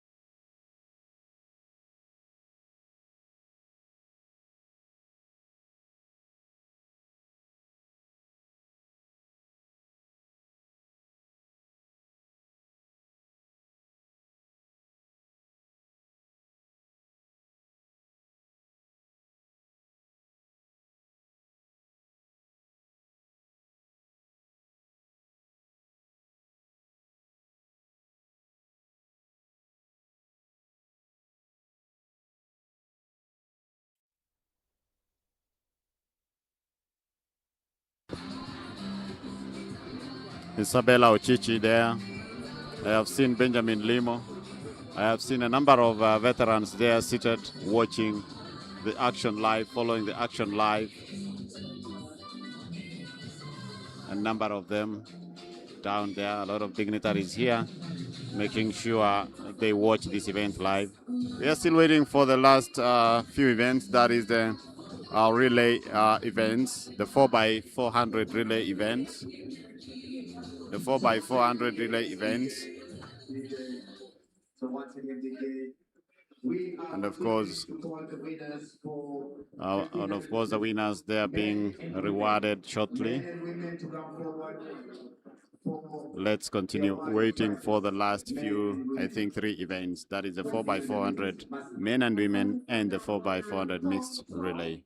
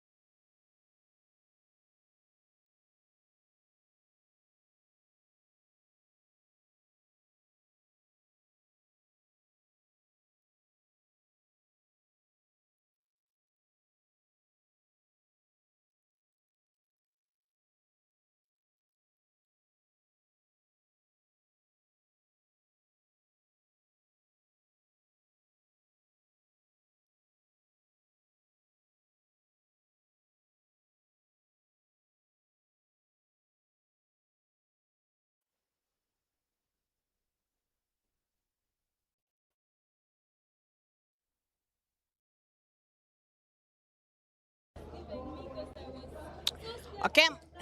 Welcome back. That was an exciting race. I'm joined by the winner for the race, Kennedy Kentonui, who has qualified with the bank for the Commonwealth Games. Unafeel aje kuhusu performance yako leo? Kwanza nashukuru Mungu ameniwezesha tusukumane hivyo. Nimekuwa nikiomba na nashukuru Mungu. Yeah. Hatua ya kwanza umefikisha. Kutoka hapa sasa naenda kubush time yangu ni qualify world champion Beijing. Yeah. All the best and congratulations. Thank you. Okay. I'm also joined by Mweresa. Mweresa also has qualified for the Commonwealth Games, making it his 4th games that he'll be attending. Unafeel aje? I feel poor. At least nimekimbia second fastest time of the season, being the second season opener. So yeah, I'm happy I opened it at 44.5 and now here I have 44.8. I think I'm progressing on well. Yeah. Now, yesterday you were a bit worried about the weather. Today, has it favored you? It wasn't that bad. The humidity is so much high a bit. But I thank God at least we have done a 44. Yeah. No, a 44 with this weather. It's just a good time. Yeah. Now, moving forward, what is going to be your main focus as you prepare for all the games? We're just waiting for them to name the team. The Navy will be in the team. I think we'll just focus on. The last part of the race, the speed, the strength, and I think now with my teammate Kevin, I think he'll help me so much. I think we'll get better time. Yeah. Okay, all the best and congratulations. Thank That was Boniface Muereza coming in for second place for the 400 meters. Remember, earlier on we had Kevin Tonu, who is happy about his performance and is hoping that he will be able to qualify for Beijing during the Commonwealth Games, and which he will be also making a debut. Over to you as we continue with the 3,000 meter steeplechase.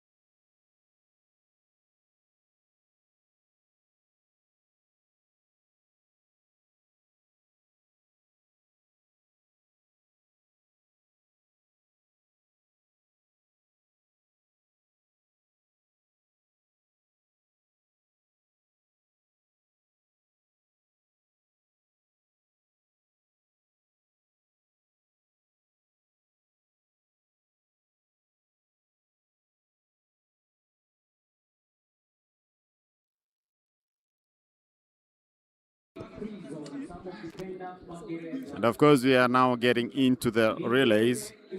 Kenya Prisons in third, the line 3, and in lane 4 is National Police. Lane 5 is Kenya Defense Forces, and lane 6, that is KATTI, and in the 8th lane is the NYS team.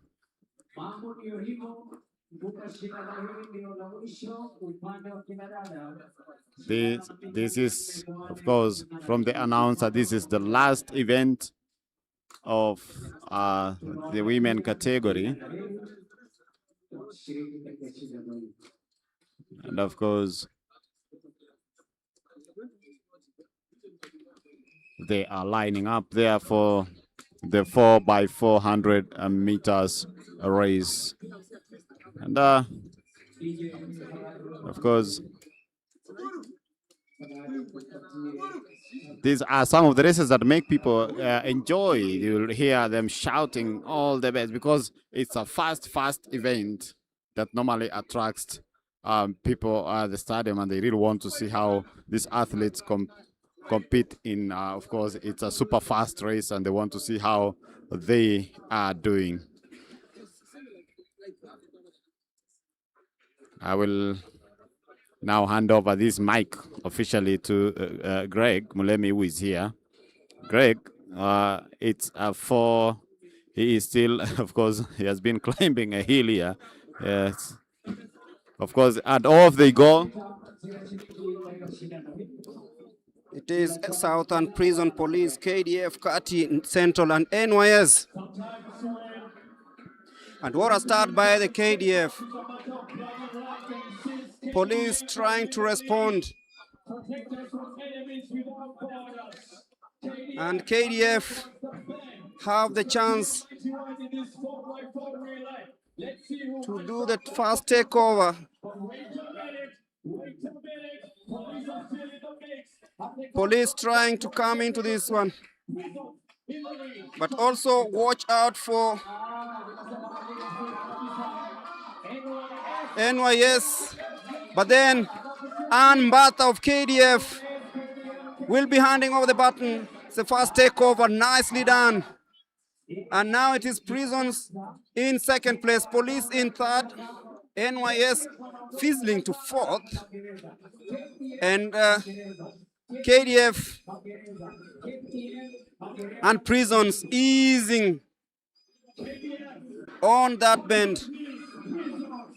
Prisons trying to really work hard to stay in touch. NYS coming to fourth, closing the gap between them and National Police Service. And it is KDF, Prisons, National Police Service, NYS in fourth place. As they bring it home, it is KDF, Prisons, and National Police Service. And KDF will be extending this one now. It is Aoko bringing it home. KDF extending that lead nicely. National Police Service will try to bridge the gap between them and Prisons. It is Aoko, Prisons, and Police getting better as they take that curve. It's KDF's Aoko in the lead. And what a burst in pace by Prisons, bridging that gap nicely. Oh, this is turning out to be a spectacle. It's not yet done. It is Prisons bridging that gap, when Kenya Police grasping for that one. And off they go. It is Lilian Odira of Prisons now in second place. Let's see what unfolds here. Sombu of Police in third place. This will be very, very interesting. Lilian Odira of Prisons, is she able to see this out? Is she able to see this off? She just won the 800 meters. She knows exactly where to strike, and rightfully so, as they take that bend. She is anchoring well for the prison side. They will win this one if she maintains that. Lilian Odira, the world champion over the 800 meters. She is the one leading prison's charge to winning this 4x400 meters women's final. She's being cheered on by the crowd, and she will take the crowd.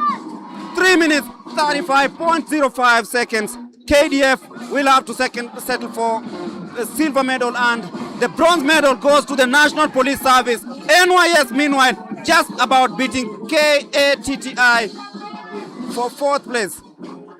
What a race by Lilian Odira, but look at how well she timed her run on the home straight. Shoulder to shoulder. And the zeal was there. And of course, she knew that she had all it takes to bring this home.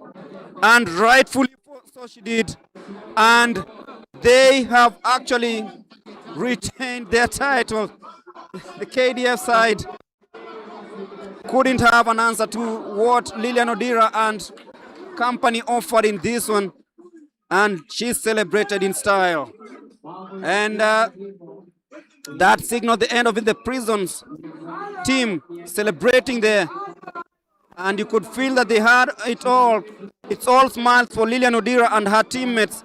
And for police, they settled for bronze and KDF silver. And they'll be ushering in the men. And look at the celebrations there. Brilliant, brilliant, brilliant stuff there by the prisons team, led by Lilian Odira, the world champion over the 800 meters. And of course, she has actually won a hat-trick of 800 meters title, becoming a 3-time national champion in the 800 meters.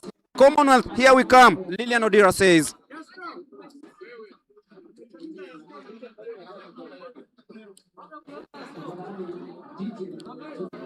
And interesting, so the men will be taking center stage right now.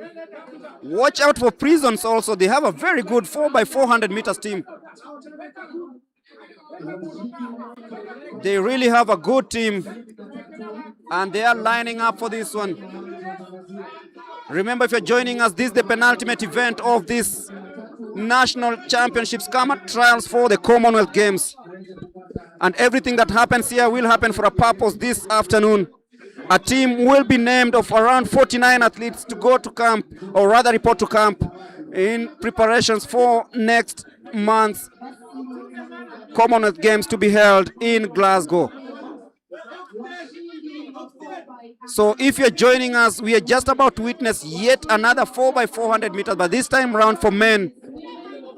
And it's gonna happen in a bit as we witness yet again how Lilian Odira cruised control of that last takeover onto the 150, and you could feel her stride was just getting better. And she maneuvered on the bend to the home straight, and she knew she got this. The lady from KDF tried really hard to close the gap, but it wasn't possible because Lilian Odira knew exactly what to do and when to do. And when she crossed the finishing line, she pointed to the skies. She knew she had done a double and, of course, winning this title.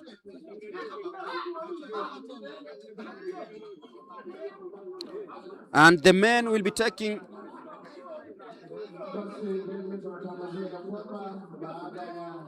the track in a bit. In lane number 1, we'll have Southern. The universities in all yellow will be in lane number 2 as they get the final instructions before the storm. NYS will be in lane number 3. Prisons in lane number 4. Wiseman Were will lead KDF's charge from lane number 5. He says he's been battling an injury, and hopefully he has just shrugged it off or even managed to pay a visit to the physio. Mr. Kimutai is around here. And then we'll have Nairobi in lane number 6. Lane number 7 we'll have Police.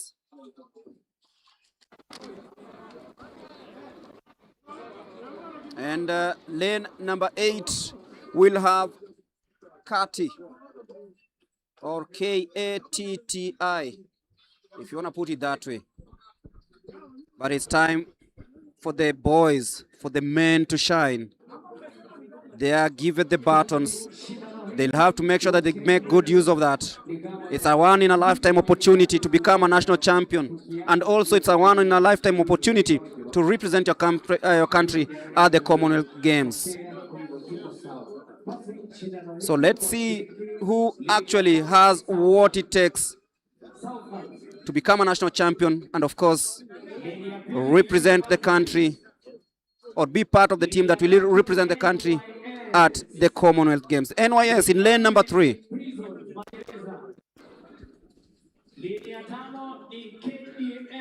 The usual suspects, Kenya Police, KDF, and prisons.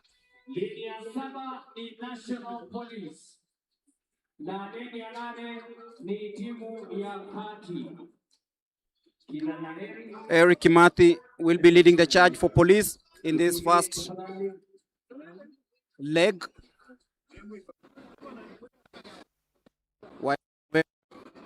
Number 5, Kenya Defence Forces. Are they able to match what the likes of Tonui will be offering from the prison side in lane number 4?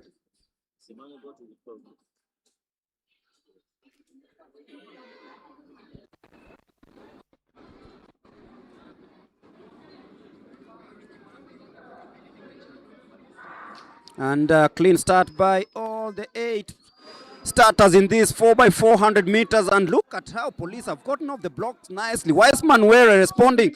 And Kenya Prisons are actually trying to bring this home. Eric Kimathi in number 7.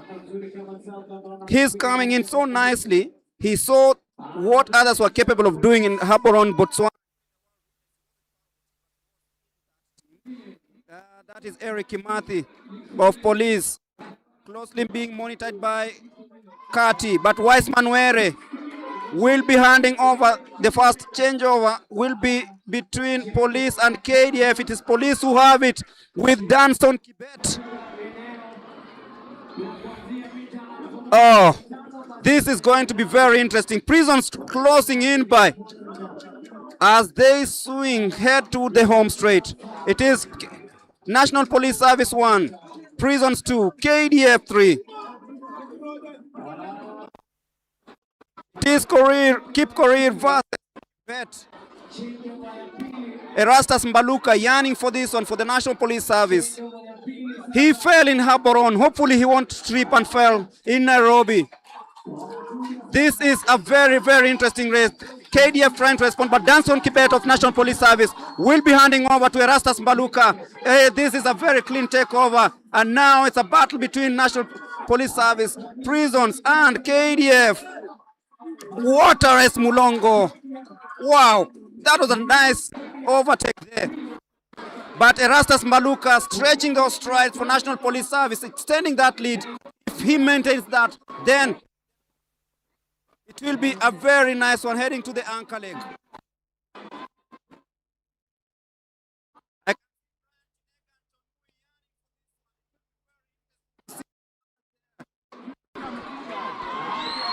And it is time for Samuel Chege to try redeem himself, but Erastus Mbaluka will be bringing that home.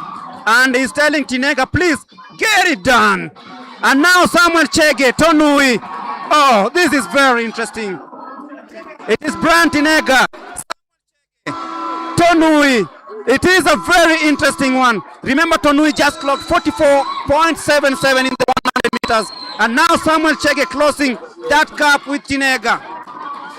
Tonui is responding. Is it Prisons? Is it KDF? Is it National Police Service?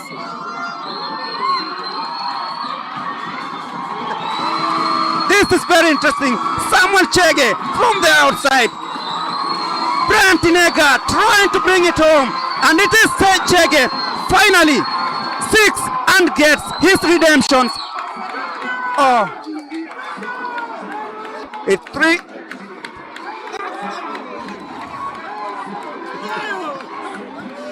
Wow. 3 minutes, 3.46 seconds. What a time. What a time.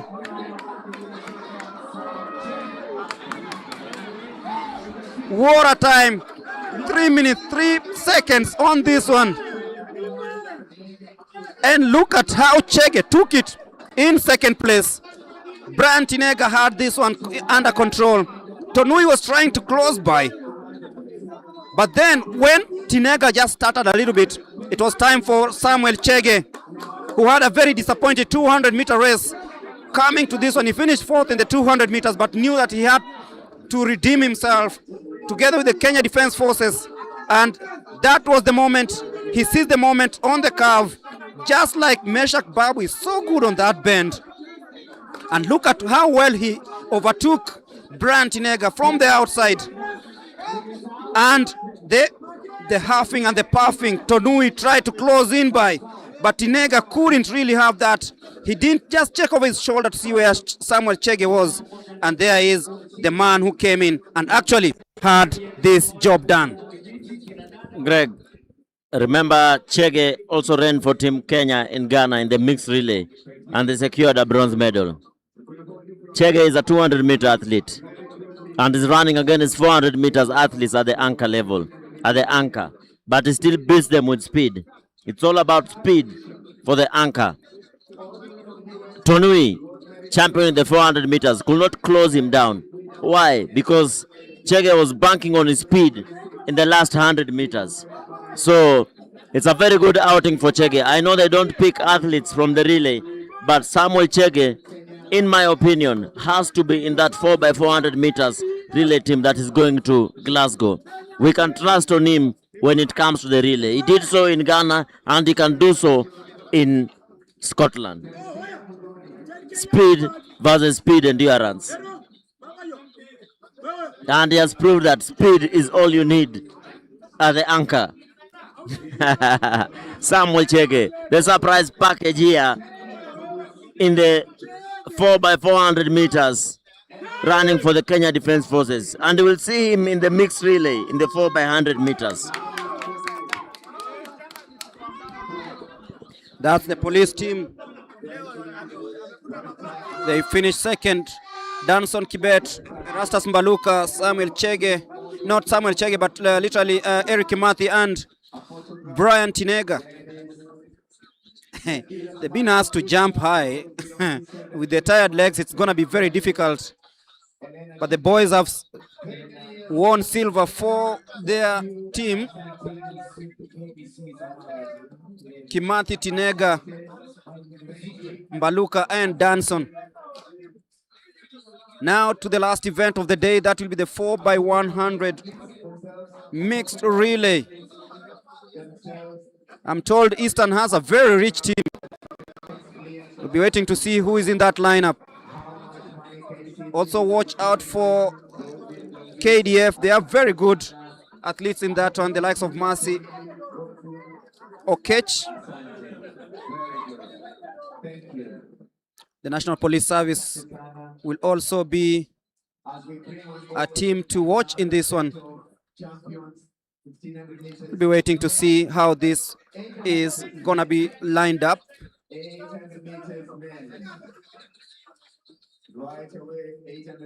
As we await for the teams to come out of the call room.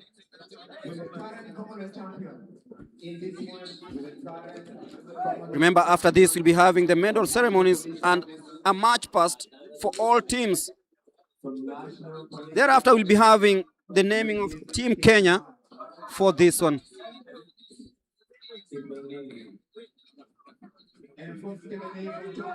Almost a half filled Nyayo National Stadium, witnessing creme de la creme in athletics on this third day of the National Championships come trials for the Commonwealth Games.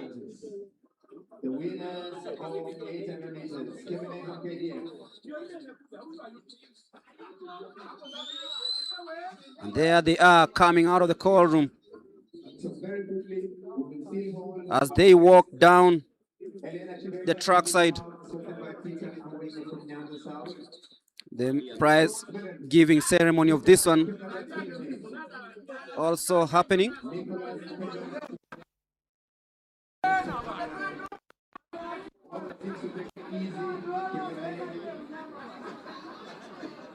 Second position. Second position was picked up right at the line. Candy Lotto Prisons was picked up at the 4x100 mixed relay, the last event of the day, and everybody warming up for this one, and they'll be taking their positions. The winner, Commonwealth champion, That is the 800 meters medal ceremony happening right now with Wycliffe Kinyamal, the double Commonwealth champion, winning the trials here today and of course becoming the new national champion. And he will be heading to Glasgow.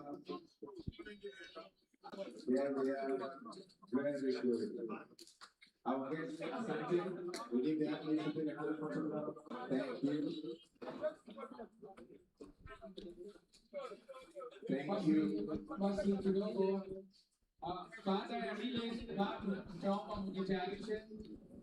So the team's preparing for the 4x100 meters that will be happening. Ferdinand Omanyala is still around, must have rescheduled his flight.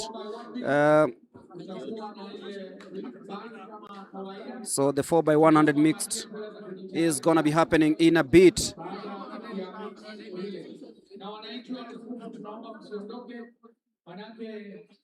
Waziri wetu wa michezo pamoja na rais wa chama cha riadha nchini, leo basi timu ya Kenya itatajwa ambayo itaelekea kule Scotland kwa mashindano ya And everyone picking their positions.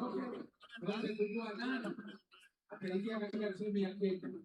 Lakini kwanza ni mixed relay, alafu tuweze kuwa na ile match pass kama kawaida, alafu tuweze kuendelea na sherehe ya kutaja timu ya Kenya ambayo itawakilisha And we'll be hoping for a very good start to this one. Ferdinand Omanyala on your screens will be leading the police charge in the relay.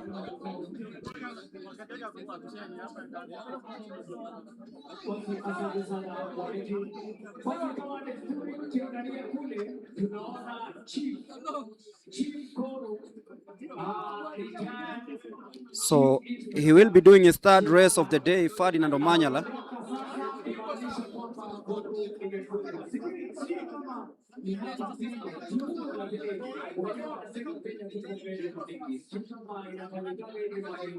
Very interesting. Let's see what unfolds in this one. Police will be running in lane number 3.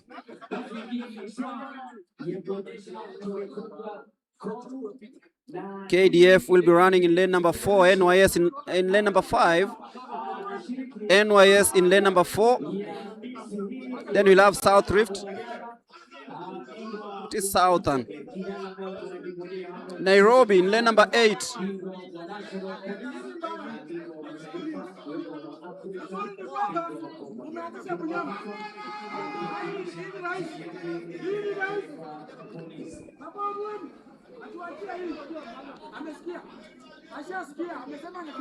That is Ferdinand Omanyala.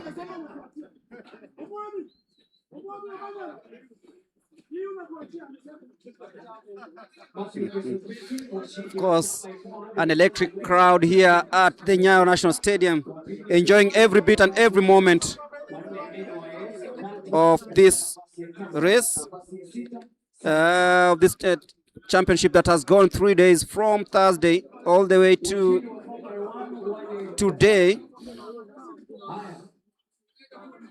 Yes.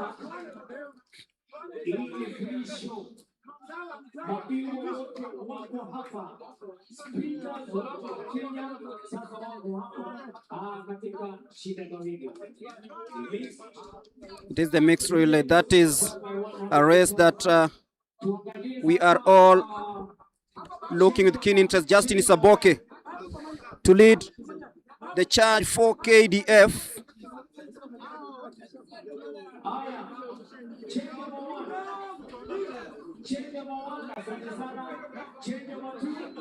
And everything seems set.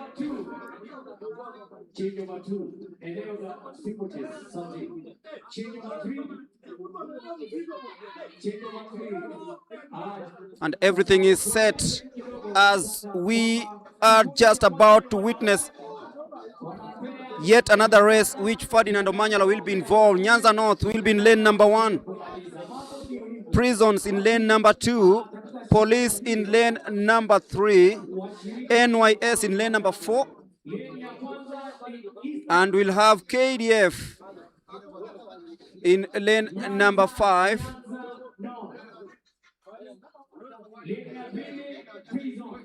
As Prisons.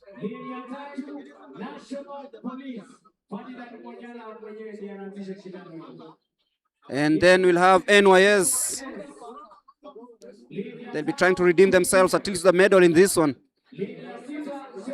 Central in lane number 6. Nyanza South. And Nairobi. So very interesting. And we are ready for action. Nyanza North, Prisons, Police, NYS, KDFs, Central, Nyanza South, and Nairobi.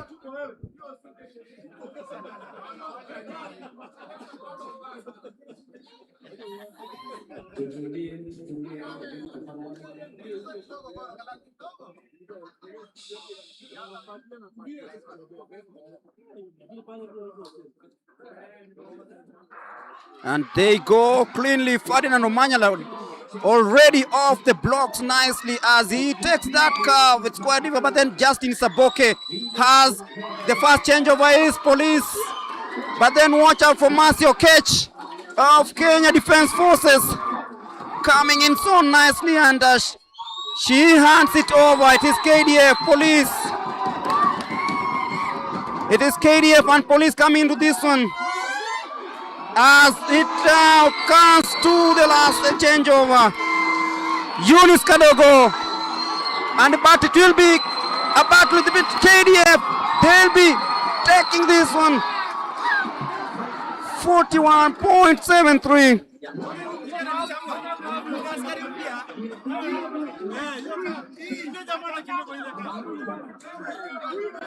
KDF winning this one. Faith Chepngetich, a traditional long jumper, winning this one. That was unexpected, but the Kenya Defense Forces get their crown. And what a crowning moment here. They've actually done it. They've seen it through. Masio Ketch had the tricks. You can feel the elation, you can feel the jubilation, and you can feel how happy everyone was in this one. But that curve there was a very pivotal moment. But then Faith decided, this is my yard.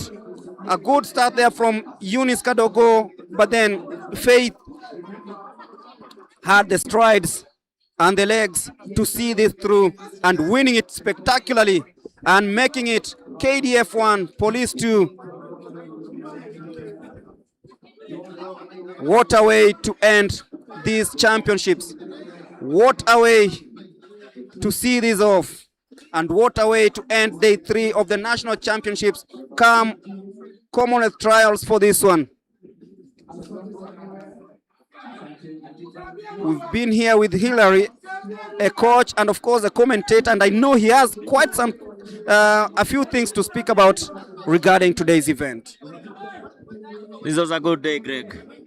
We saw very fast times in the middle distance. 1500 meters, 332 on altitude. 800 meters, 144 on altitude. 100 meters, Omanyala running 10.00. Very fast time on altitude. 200 meters, Millicent Doro 22.91 during the championship. Very fast times from here. And of course on your replay you can see Faith, a seasoned long jumper, anchoring KDF to the gold medal in the 4x100 meters. mixed. Remember, Faith won the KDF championship over the 100 meters. So KDF knew they have something in store for her. 2 gold medals for her, a long jump and now mixed. But all the same, this was a very good championship. Thanks to Kenya Commercial Bank, KCB, for the 10 million sponsorship for this national event.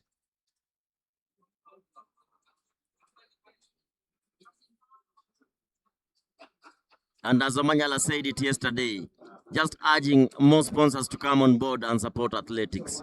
You can support the athletes on their own as themselves or through the federation. 2 ways to sponsor them. Either by monetary or easing their training. They really need their sponsorship.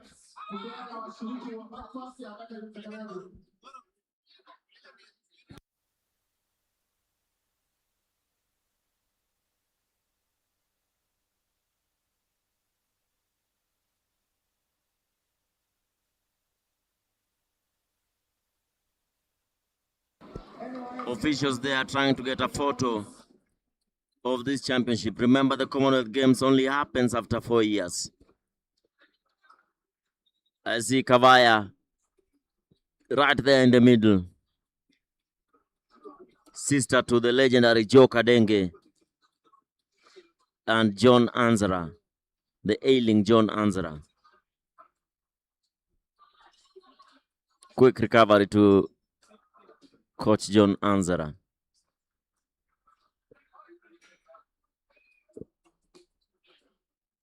That 4x100 meters relay mixed brings us to the end of this championship. What we're waiting for is just the naming of the team.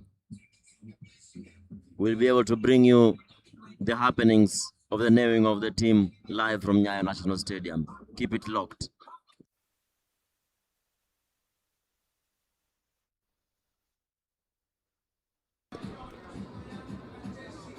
And just as this continues, remember, dignitaries are around and the march past is just about to begin. And from us, we will be handing over to the rest of the team to take us through everything that is happening here at the Nyayo National Stadium. It's been a 3 days of athletics action on behalf of everyone. Charity, Victor, Stanley, of course, Kibet, and everyone, the camera crew and everyone else involved in this production. This has been a great day of athletics, and of course we await for the march past, including the naming of Team Kenya to the Commonwealth Games. From us, it is bye-bye us. We head to the trackside for the march past.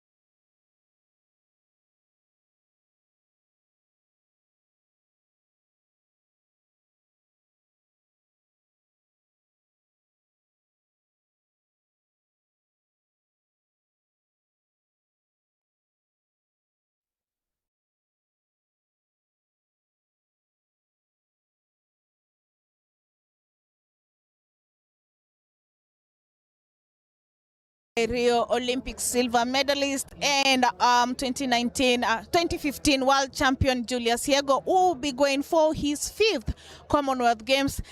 Julius, umejiandaa vipi? Vizuri, ingawa nimechoka, sijalala, sijapumzika, lakini nimeweza kufika hapa na kuwakilisha kikosi changu. Yeah. Na umefeel aje kuhusu performance ya leo hata kama umetoka Doha, fatigue kidogo? Wajua, hii ilikuwa tu ni kushindania ubingwa na nilikuwa tu ni make sure nimejishindia kikosi cha polisi medali ya dhahabu. Kwa sababu hiyo pia ndio alikuwa anataka, na nafurahi kwa sababu nafikiria hiyo ni ushindi wangu wa kumi na kitu tangu niajiriwe kazi katika idara ya polisi. Yeah. Nice, congratulations. Sasa moving forward to Commonwealth Games, plan yako ya execution to ensure that you medal? I think from after this now is we have a break of now going back to training. I've been pushing to qualify for the Ultimate Championship. The new championship that the World Athletics came up with. So the best 8 in the men's javelin are invited to go and compete. So and I'm the 8th one. So I don't want to lose the third position, because if I lose it, then I will not be able to compete at the World Ultimate Championship. So it was for me to chase those points, and I think I'm good. I was excited yesterday in Doha, season best 82. I felt that I had much, but it didn't come. But hopefully it will come as we continue, because now it's back to training to see, work on like for now I'm just working on the advantages, and then of course to correct the mistake that I made as we focus on the Commonwealth Games. Yeah. Has your body rhythm synchronized? Yes, in Doha I felt that yes, I think the rhythm is coming back, because javelin is a very technical event, and when you lose the rhythm, and then you hardly will have a good throw. So like for us in javelin, it's like we only, you need to feel the legs, you need to feel the arm.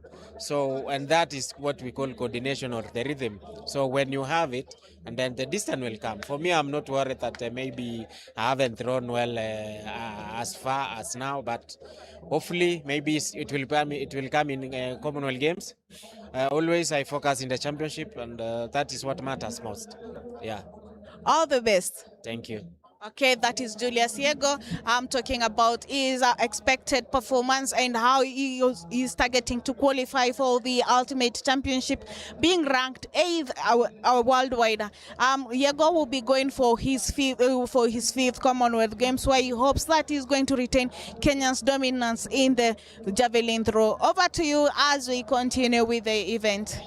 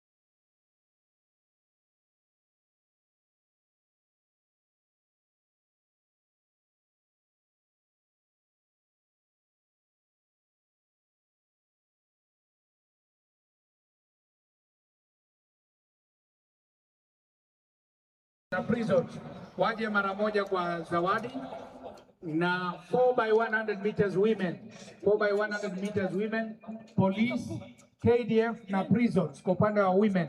Upande wa wanaume 4 by 100 meters tunahitaji timu ya police, KDF na Eastern waje mara moja. Police, KDF na Eastern waje mara moja kwa zawadi ya 4 by 1 both men and women na zawadi ya 4 by 4 mix. Waje mara moja, waje mara moja tafadhali.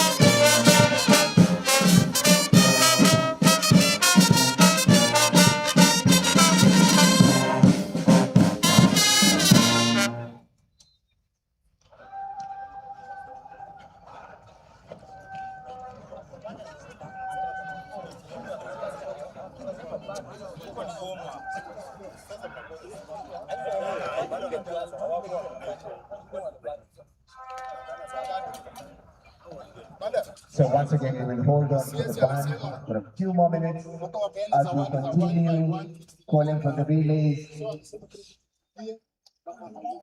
4 by 400 meters.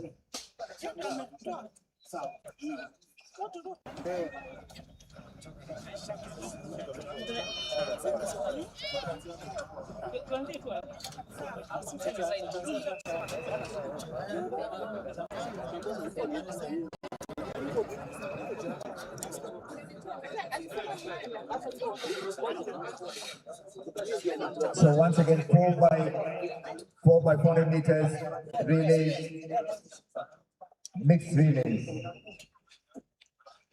4 by 400 meters mixed relays. KDF, police, prison.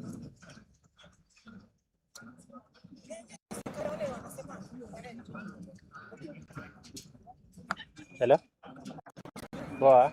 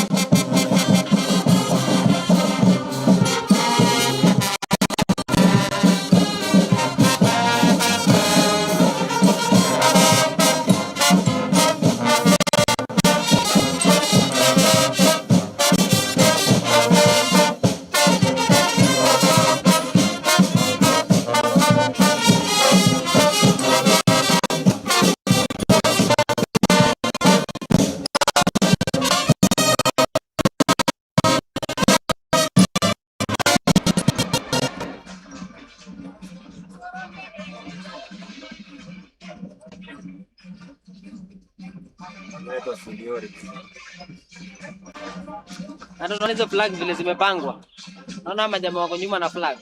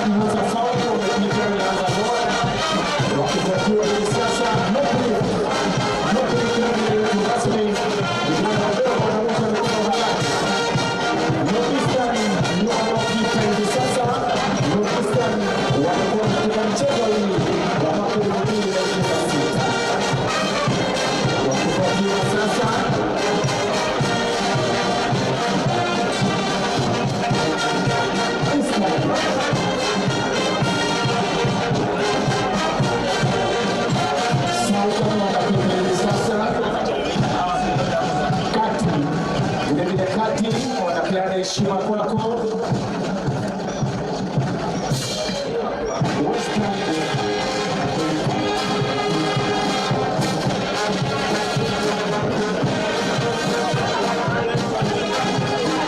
Basi awakulele wale mashabiki wetu rasmi, tukapiga makofi kwa neema ya Mungu. Asante mashabiki wetu kwa kazi nzuri wakifanya neema na Bishop mwenyewe mzee wa kazi ambaye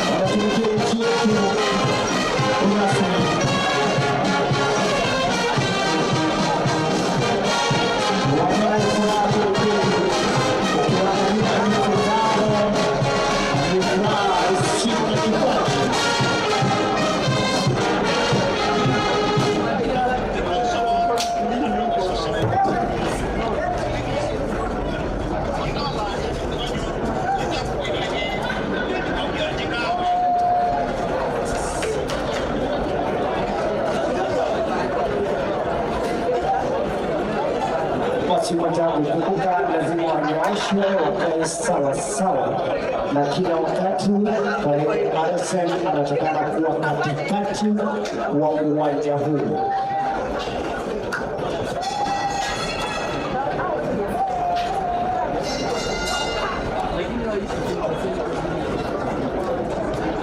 Basi sasa anasubiri kuweza kupeana gwaride.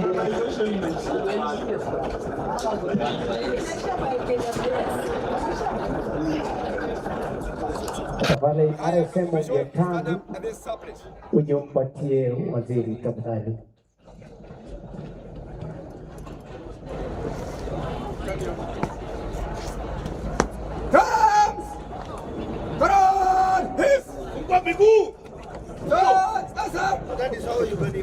Basi kwa heshima na taadhima, mgeni wetu rasmi, waziri wetu wa michezo, tunataka sasa kuingia kipindi cha kuwapa zawadi mabingwa wa taifa wa mashindano mwaka 2026. Nitamkaribisha competition director wetu Bwana Tanui ili aweze kutuongoza katika sherehe ya kuwakabidhi washindi zawadi. Thank you sir. Basi nitaomba wote turudi tukae chini except waziri wetu PS General na Barnabas Korir peke yao. Sisi wote tutarudi mahali pa kukaa chini hapa, ibaki clear.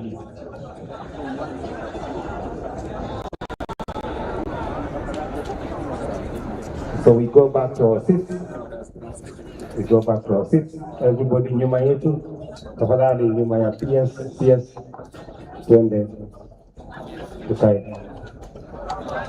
Mheshimiwa wetu, waziri wetu wa michezo Salim Kuria, kwa sasa hivi tunatamatisha michezo yetu ya Kenya mzima ya kuchagua timu itakayotuwakilisha katika michezo ya Jumuiya ya Madola. Katika hiyo michezo kulikuwa na mapambano ya ile tunaita national honors. Sasa hivi ni kukabidhi washindi overall winners wa national championships yetu. Women, those who did not score, we are going by the latest score of gold, silver and bronze. Those who have 18 medals, National Police Service.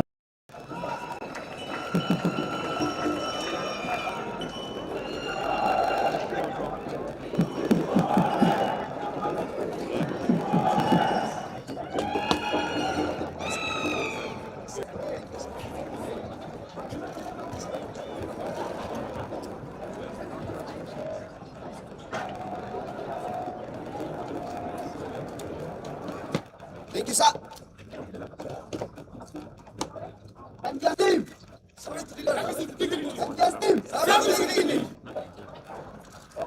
Makofi for National Police Service.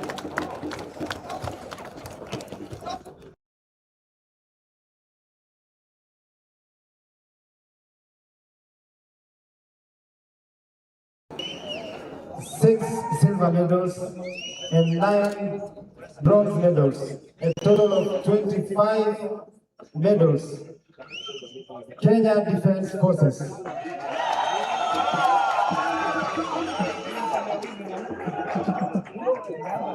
Bingwa wa walk, lakini sasa yeye ni coach.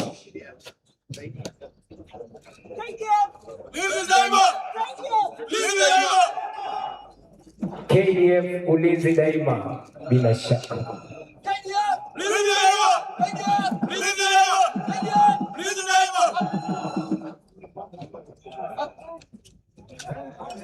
Asante sana KDF, pigeni makofi. Hao ndio washindi katika kitendo cha kina dada wetu women. We now go to men.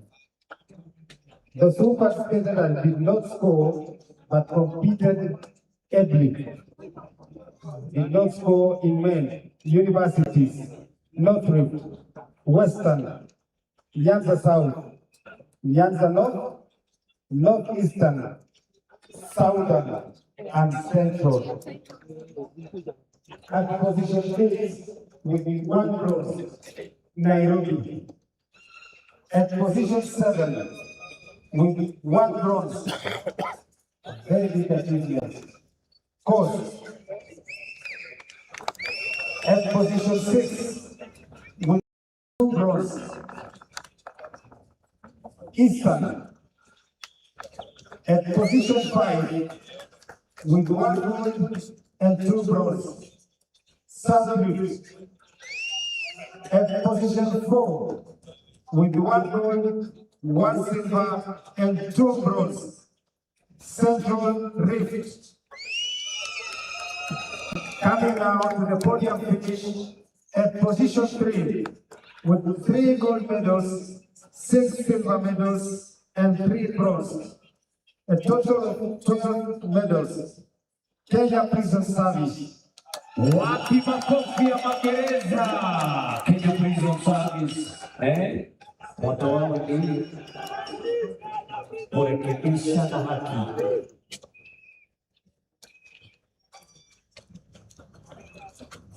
Kila mtu na kauli mbiu yake. Kurekebisha na haki.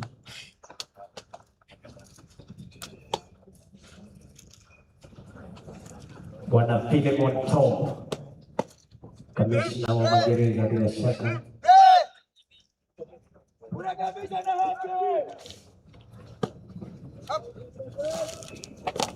kurekebisha na haki.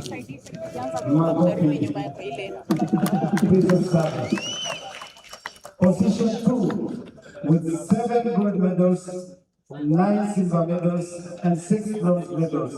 A total of 22 medals.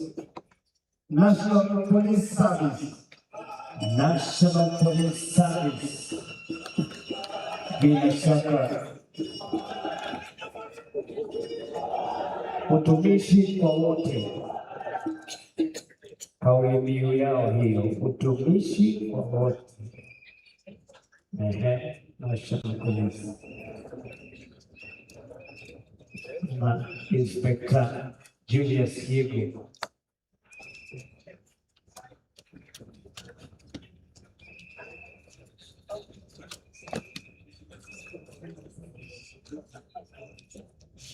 Ya bingwa ulimwengu bila shaka katika shindano la Champions. Huyu amefanya mambo kule Diamond League bila shaka. Asante sana Inspector Julius Yego. Makofi National Police Service. Bila shaka washindi wetu kitengo cha wanaume mwaka huu wakiwa na dhahabu 11, silva 7 na shaba 6, idadi ya medali 24. Kenya Defence Forces. Kenya Defence Forces. Bila shaka ulinzi daima. Kauli mbiu yao, ukitaka kauli mbiu ya jeshi la nchi kavu ni ngao ya taifa. Jeshi la wanahewa ni imara zaidi. Anga la skuli basi kuke baharini, unasema ujasiri baharini.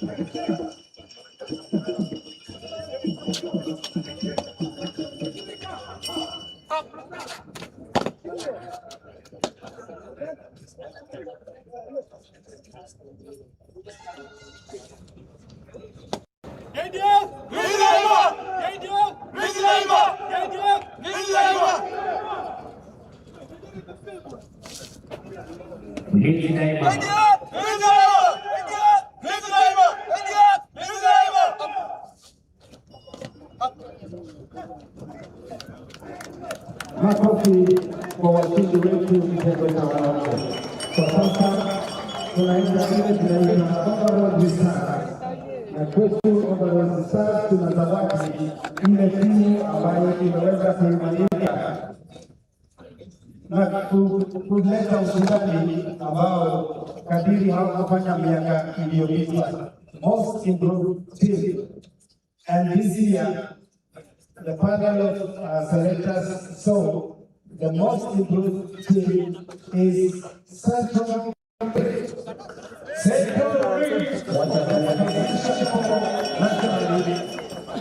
With 1 gold, 2 silver, and 2 bronze, a total of 5 medals. Beating Nairobi narrowly, I am sure, narrowly by only 1 gold. 29 times Nairobi. Thank you very much, Senator.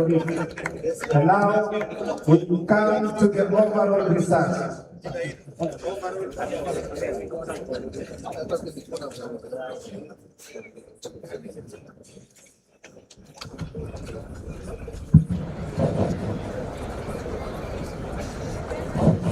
Basi, overall results.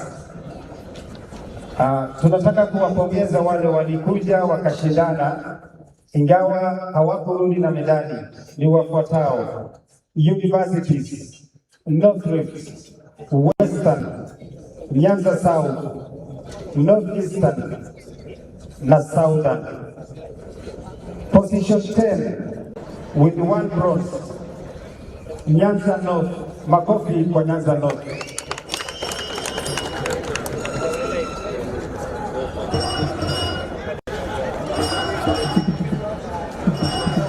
At position 9 with 2 bronze, a total of 2 medals, Eastern. Makofi kwa Eastern. At position 8 with 1 silver, total of 1 medal, Central. Central at position 8. At position 7, I think they deserve a clap. For the first time since the earth was made, Coast walipata a silver and a bronze. Total of 2 medals. Coming at position 7. At position 6, with 1 gold, 2 bronze, a total of 3 medals. South Rift, Makofi kwa South Rift. At position 5, with a total of 1 gold, 1 silver, and 2 bronze, a total of 4 medals. Nairobi, the host. At position 4, with a total of 1 gold, 2 silver, and 2 bronze, total of 5 medals, Central Rift. And now at the podium finish, at position 3, with 7 gold medals, 11 silver, and 10 bronze, a total of 28 medals, Kenya Prison Service. Kenya Prison Service. Kurekebisha na haki.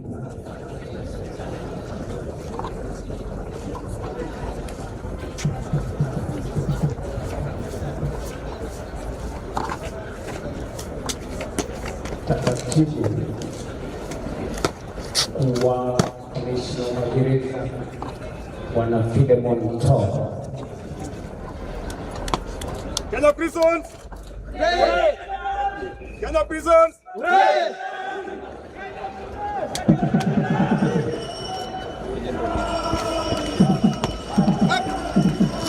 Wapi makofi ya magereza, tuwapigie makofi mazito.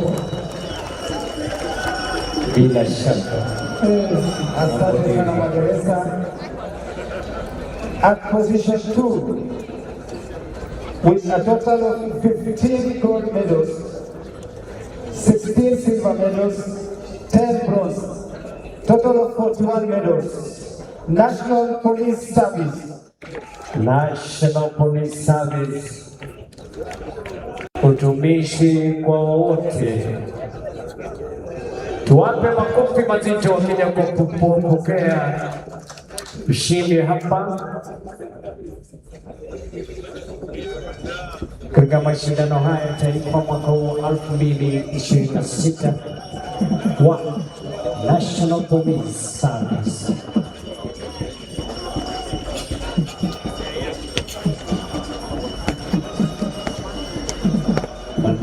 bila shaka napokea bonge la kofi. NPS! Service with dignity! NPS! Service with dignity! Hey, service with dignity. Up! Up!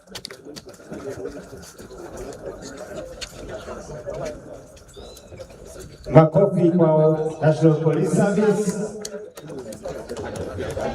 And the winners of the 2026 National Championships Come Trials for Commonwealth Games with 21 gold medals, 13 silver medals, 15 bronze medals, a total of 49 medals. Kenya Defense Forces. Wapi makofi wa majeshi yetu ya Kenya. Ulinzi daima ndani yake imara angani, ngao ya taifa. Lakini kwanza ngao ya taifa, jeshi la nchi kavu, imara angani, jeshi la wanahewa, na ujasiri baharini, jeshi la wanamaji.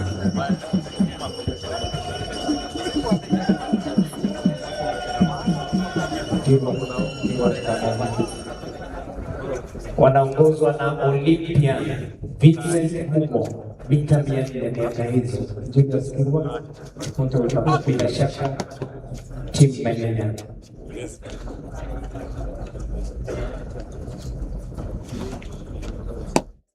KDF! Ulinzi! KDF! Ulinzi! KDF! Ulinzi!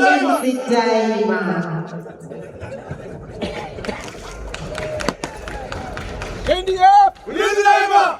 KDF! Ulinzi daima! KDF! Ulinzi daima! Julius Kirwa tafadhali. Julius Kirwa, popote ulipo kuja hapa tutakutangazia. Tuwape makofi mazito KDF, Kenya Defense Forces.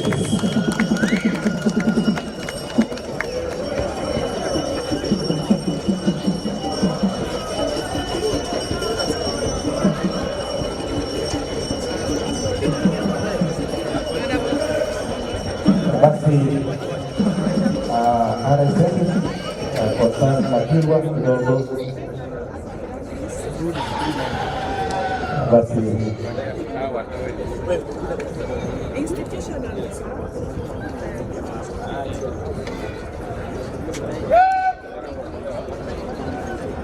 Parade RSM University tusikize hiyo. Mifunga kidogo. Funga miguu!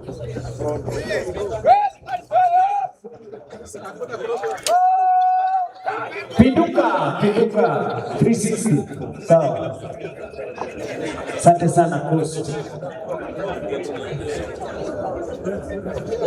Ya 180 degrees na tuelekee kule nyuma.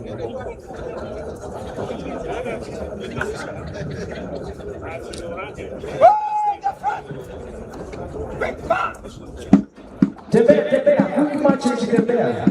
Twende, left, right. Yes. Asante sana Kati.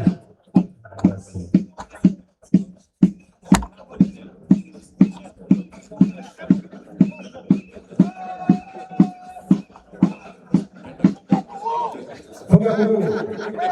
Wote mngoje kupinduka. Anasema sasa mimi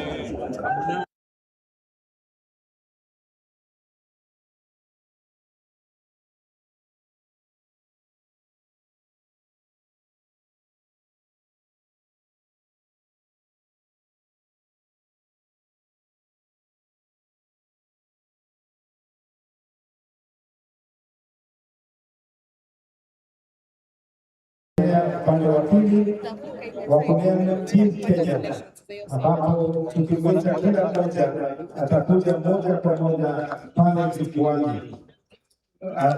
As of now, I want to invite John Kimeto, a member of the National Executive Council, Athletics Kenya, to proceed from there, naming the team. Thank you very much. Asante sana Kennedy Kanui. Na sasa mgeni wa heshima nitataja timu ya Kenya ambayo itatuwakilisha katika mbio za jumuiya ya madola kule Glasgow, Scotland 2026. Mita 100 women. Millicent Ndolo. Atuwapigie makofi wanapokuja. Mita 100 Millicent Ndolo. Mita 100 wanaume Ferdinand Omanya, Mesha Babu na Mark Otieno. Washangilie, tupige makofi kwa hawa. 100 meters women. Rukia Nusra Omolesita. Mita 200 wanaume. Zabon Ekwama. Elkana Kikutizi Safira. Mita 400 women 400 meters women.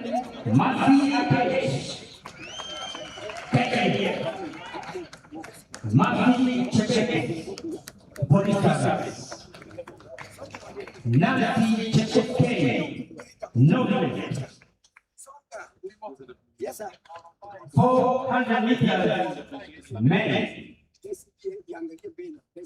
Kevin Tanui. Boniface Mweleka. Kenya. Na George Mukinda kutoka Police Service. 400 meters hurdles women. Vani Terugo Nyakisera, Police Service. 400 meters hurdles men. Kipotich, Kipomiri, Rotich, Kenya Police Service. 800 meters women. Lydia Yonira, Janet Chechimoi Amimo, aka Kura. Na Vivian Chibet, KDF. Mika Fianane, Mary. Wa kwanza ni Wycliffe Kinyamala, Kenya Police Service. La pili ni Captain Kimtai Loti from Kenya Prison. Watatu ni Nicholas Kiklanda, KKF. Maili moja ama 1 mile ukipenda kwa Kirombo. Naomi Korere. Washangilia mabingwa hawa. Teresia Mudoli Kadeni kutoka Central. Nambari ya 3 ni Rosemary Ongisa, Kenya Police Service. Maili moja wanaume, 1 mile men, Timothy Cheruiyot, Kenya Police. Raymond Cheruiyot, Police Service. Na baada Komeni, Kenya Police Service. Mita 300 kwa viunzi na maji wanawake. Celestine Iwot, KKF. Na Faith Cherubich, South Africa. 3,000 meters steeplechase men. Simon Craig, KKF. Edwin Serere, Kenya Police Service. Na Lena Kikemwebe, South Africa. 5,000 meters women. Caroline Nyamyaulie, Police. Na Rebecca Mwangi, Kenya. 5,000 meters men.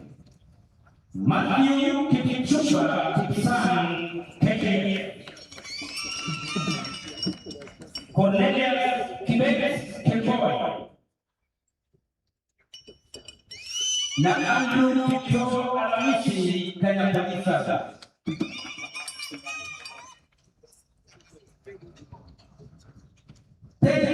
Meters women. Diana Wanza kutoka Kenya Police Service. Miriam Chebet, North Eastern. Wapigie makofi. 10,000 meters men. Ya kwanza ni Ishmael Robuto Kipkurui kutoka Central. Pili Edwin Kipkoskei Kudla kutoka Nairobi. Watatu ni Daniel Ebenyo kutoka Kenya Police Service. 10,000 meters race walk men. Steven Dambiri Gido kutoka KPL.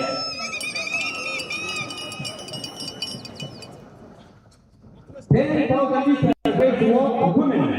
Sylvia Cheroro Teboy kutoka Kenya Police Service. High jump men. Aspen Kipro Teboy KPL. Long jump women. Faith Ipsan Checheboy, KPL. Triple jump men. Kevin Kipro Teboy, Kenya Police Service. Hammer men. Dominic Ongidi Abunda, KPL. Shot put women. Belinda Adiambo Oburu, KPL. Javelin, women. Irene Checheboy, Kenya Police Service. Javelin, men. Julian Diego, Kenya Police Service. Decathlon, Edwin Thor, Kenya Prison Service. Na sasa mgeni wa heshima atachukua fursa hii kualika naibu wa rais wa chama cha riadha cha Kenya Paul Mutui aweze kutaja the officials ambaye wataandamana na hii timu. Karibu sana Mheshimiwa Rais. Asante sana wanakiwepo. Our chief guest, the president and right here, I would like to name the officials who will accompany the team.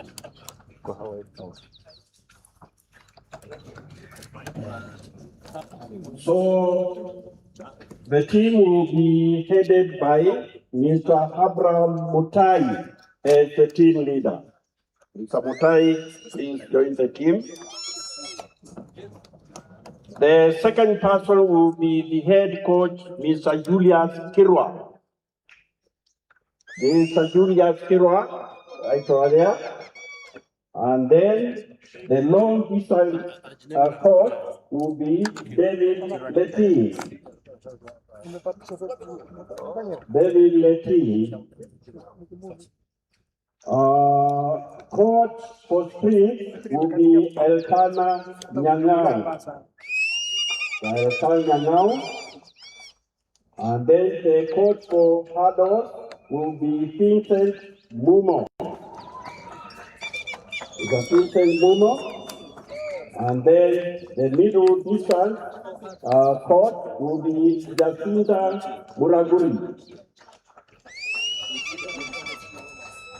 Now, there is a coordination within the whole of the group with documentation handling, and this one will be done by Susan Kamau, the AKEAO, documentation officer. So that is the number of the officials that we're going to have, and I'll be coordinating them.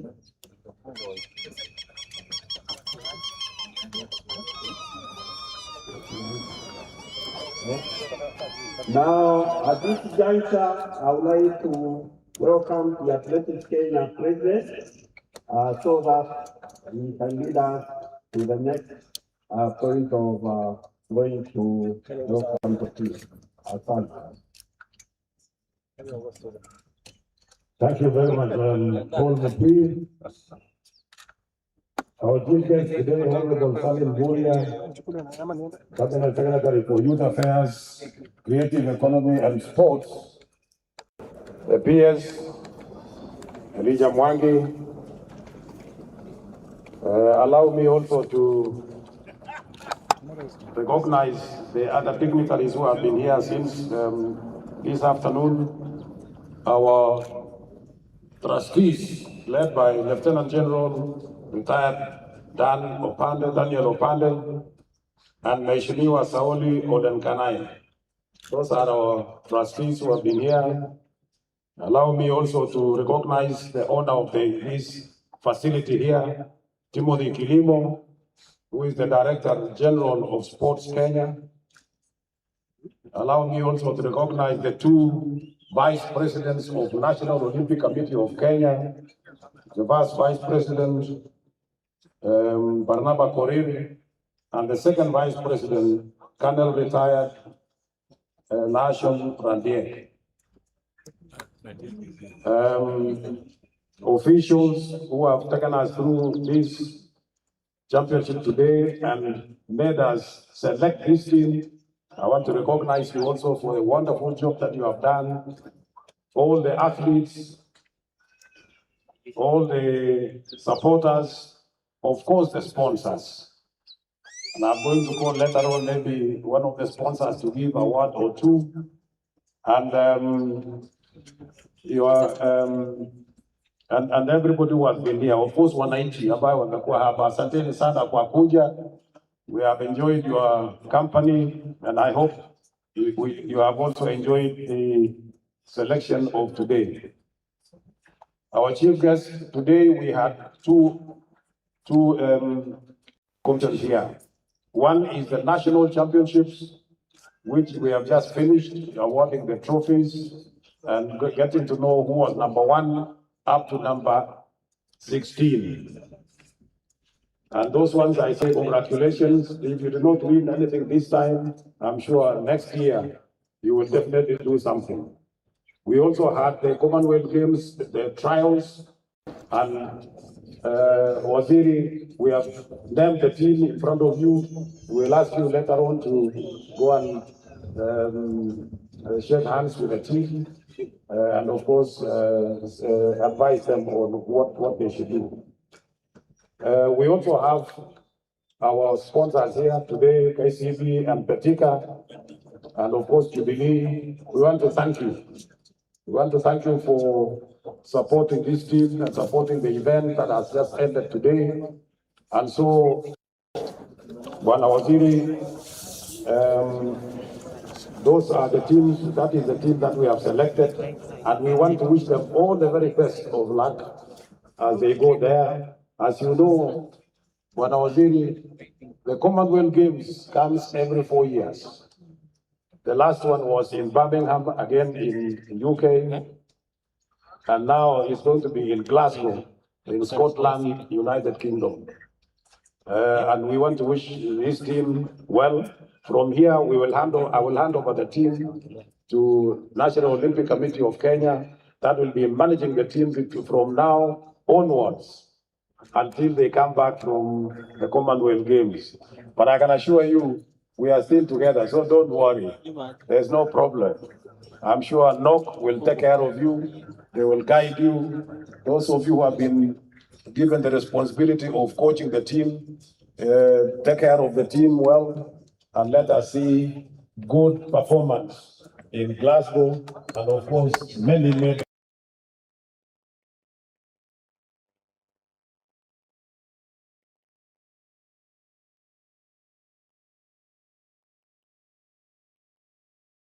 I know our chairman from all the regions who have made this championship succeed like this because of preparing the team.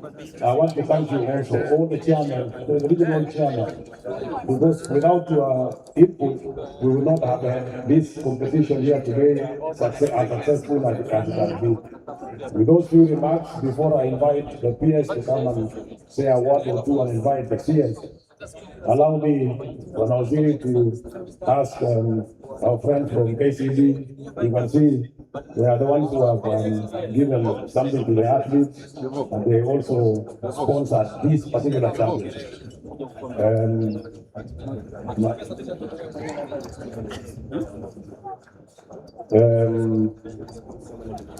Yeah, okay.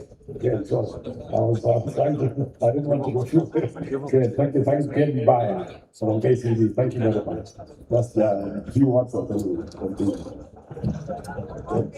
Good evening, everyone, and thank you, yes, and yes, the teachers of AK and even North, all the guests who are here.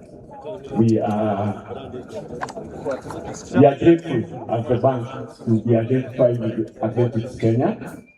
We as a bank, we have invested more in the athletics because we know that by supporting the athletes, we are improving the life around them and even the ecosystem.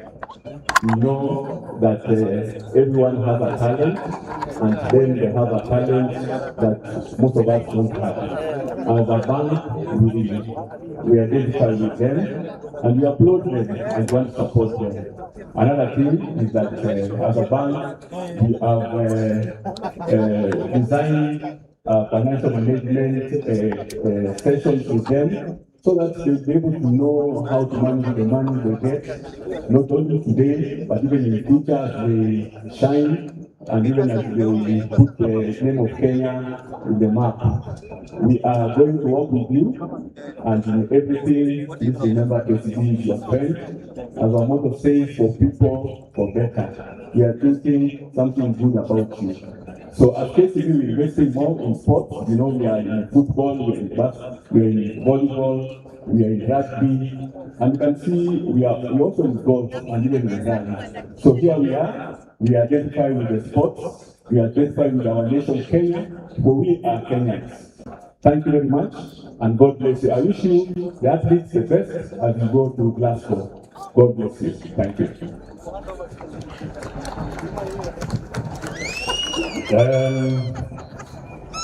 When I was using this, because I will not come back here, allow me now to hand over this seat to National Olympic Committee before I go to the PS, so that the following speakers will then include all that. Now that the team has been selected, I will hand over to National Colonel Messiah National Gate, who is the second Vice President of National Olympic Committee of Kenya.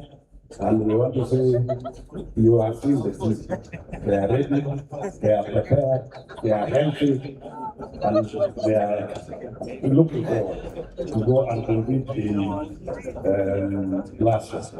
So I want to hand you this team. We will work together. It will not just be you alone. We will work together and make sure that everything is properly done until you come back with the team here. As that consultation is going on, remember the athletes who are going to Glasgow, that it is also a qualification competition for the ultimate event, which is the first one that has been produced by World Athletics and is going to be held in Budapest in September. And therefore, while we go there, first of all, bring the medals and also qualify for the art. Because it is an invitational event. And when I was here, we also have, are you ready now? We also have other events coming up, and I'm sure they are going to give us good results. So for now, let me hand over the team to you on behalf of Athletics Kenya. You have witnessed the selection, you have witnessed what has happened here, and we are now giving you this team here.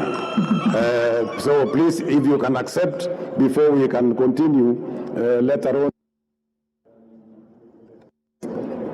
Nation. Thank you very much, sir. On behalf of my president, Shadrach Maluki, who I'm actually representing this evening, I do accept the team. But before we proceed, we would like to change the face of the team immediately. We would like to change the face of the team. Can you walk off the platform through and then we'll go back again.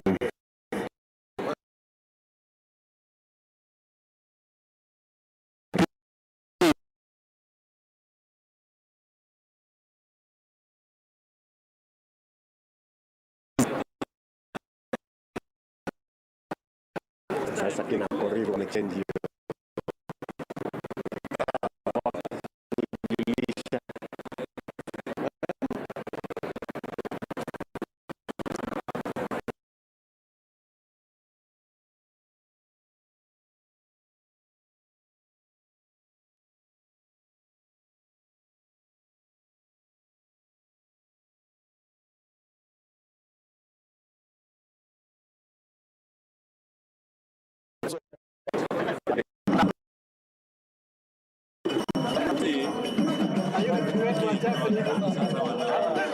By the time tunaongea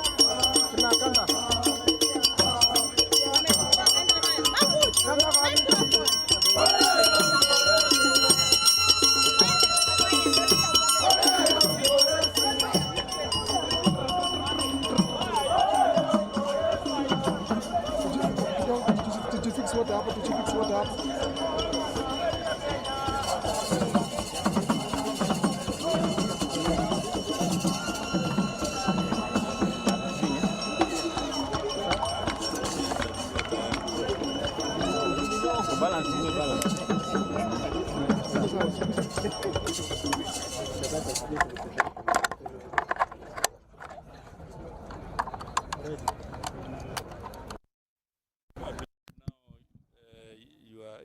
very much ready. So first of all, I want to thank you, the media, who have made the time to be here, and also to say that we have just concluded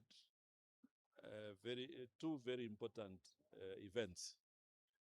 We have concluded the national championships, and we have also concluded the trials for our Commonwealth Games team that will be traveling to Scotland to do the competitions from the 23rd of July to 2nd of August. So I want to take this opportunity to thank the President of Athletics Kenya, the PS, and also Kenya Commercial Bank. You know, for Kenya Commercial Bank have sponsored this event in partnership also with the AK and the ministry. And this has been a very good event, very transparent, and it has given, you know, all the regions an opportunity to compete.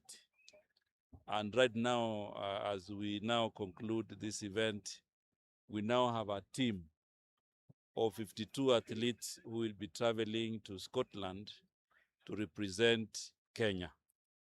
So on behalf of the government of Kenya, I want to congratulate the winners.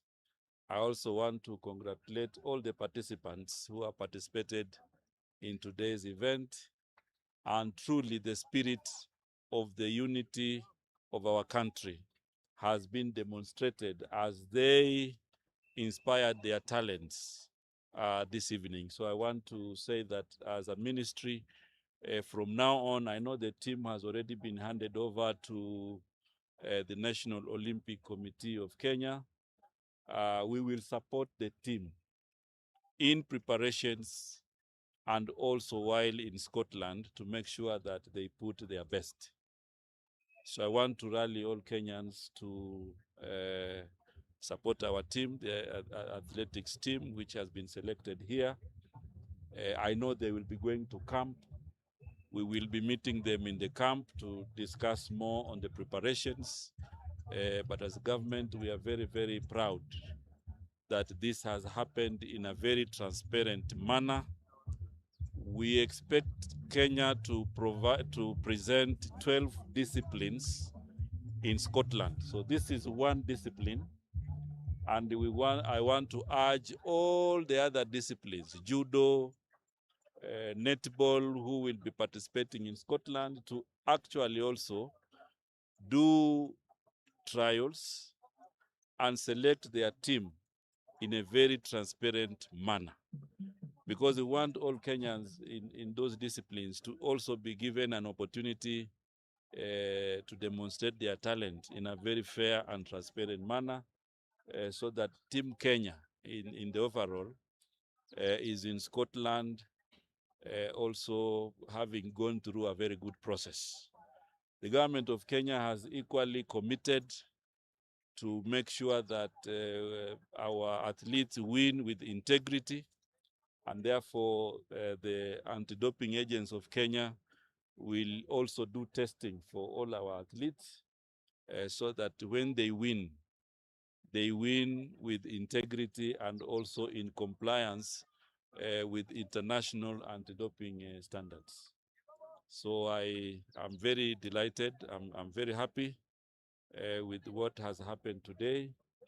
And this is the spirit, you know, of inspiring talents. And that is why His Excellency the President has been very deliberate in investing in infrastructure across the country, so that next time we don't have to congregate in Nyayo, we can congregate elsewhere. And we give opportunities. I know there are teams that also participated from North Rift, from Eastern, from Central, so that we are also able to harness, the talent development across Kenya, the investment in infrastructure away from Nairobi in all the 47 counties is very useful so that we can get these talents having an opportunity for training and an opportunity to build and nurture their talents at the grassroots. So as government, we will continue in that trajectory of investing in infrastructure so that we can give opportunities, for all the youth and all our athletes in Kenya to find infrastructure that can help them to develop their sports discipline. So I am really happy that we've been here, na nimefurahi kwa sababu tumeweza leo kongamana hapa, na nataka kuwashukuru sana Generali mstaafu Jackson Tuwei ambaye ndio kiongozi wa Athletics Kenya, pia na katibu ambaye yuko hapa Elijah Mwangi, na pia wale ambao wameweza kuwa wahisani wakubwa Kenya Commercial Bank ambao wamefadhili zoezi hili la leo, ambao tumefanya hapa shughuli mbili muhimu kwa pamoja. Tumefanya shughuli mbili muhimu kwa mpigo. Tumekuwa na mashindano ya kitaifa, lakini pia tumekuwa na mchujo wa wale ambao watatuwakilisha kule Scotland, na tumepata hapa wa Kenya ambao wataenda kushindana athletes 52, na pia kumetajwa wale viongozi ambao wataenda na wao. Kwa hivyo kutoka leo wale sio watu binafsi, wanawakilisha nchi ya Kenya kule Scotland. Kwa hivyo kama serikali tutawapatia support ya kutosha, tutawaunga mkono. Tunajua wakitoka hapa wanaenda kambi, na tutahakikisha kwamba tumewapatia msukumo mzuri, tumewapatia support ambayo itawezesha Kenya iendelee kupeperusha bendera katika mambo ya michezo duniani. Na hawa tu ni wanariadha, lakini Kenya inawakilishwa vile vile na vitengo vingine ya michezo ambayo pia tunatarajia watateua wale watawakilisha katika njia ya uwazi, njia ambayo hatutapata watu wengine kuniandikia ujumbe kusema mimi niliachwa, mbona fulani alichukuliwa. Nafikiri leo hapa ilikuwa ni mchuano mzuri, hakuna mtu anasema waziri ama nani aliingilia. Hapa ilikuwa ni bidii, na tumeona vile wamefanya. Kwa hivyo tunatarajia zile federation zingine zote, mbali na kwamba mara nyingi wanatuomba pesa, tunataka zoezi hii ifanywe kwa uwazi, ndio tukipata timu ambayo inaenda kuwakilisha wa Kenya, iwe ni timu ambayo imekuwa na process ama mfumo mzuri wa kuwachagua wale ambao watakuwa bora. Kwa hivyo mimi leo nimefurahi, na wengi pia nimeona hata nyinyi mmefurahi wanahabari, na tumefurahi zaidi kwa sababu nyinyi mmeshirikiana na sisi.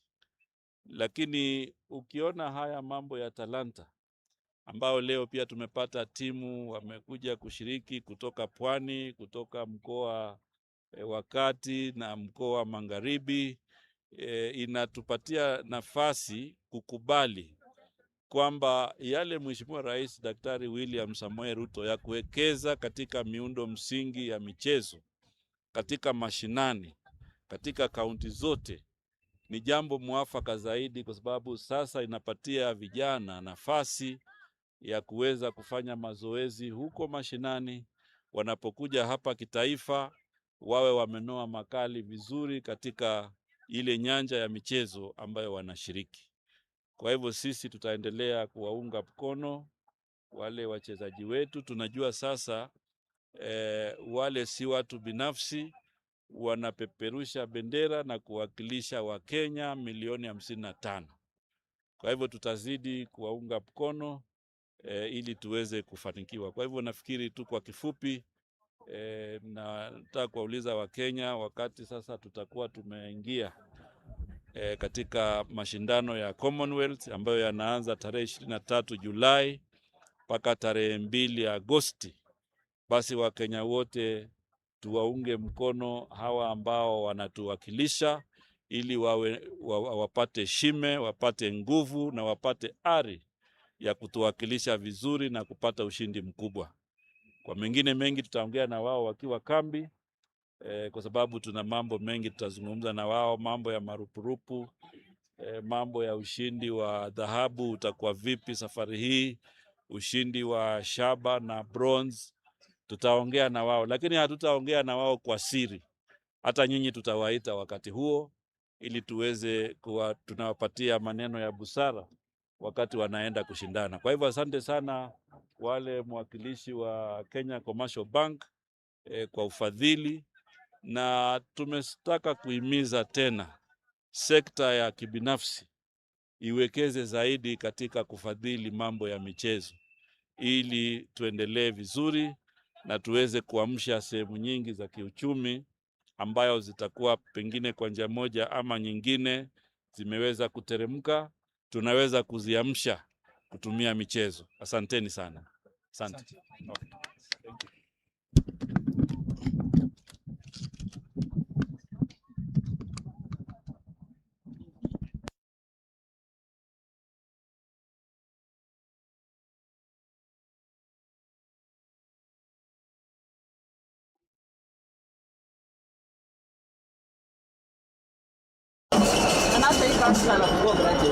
Bwana CS tunatoa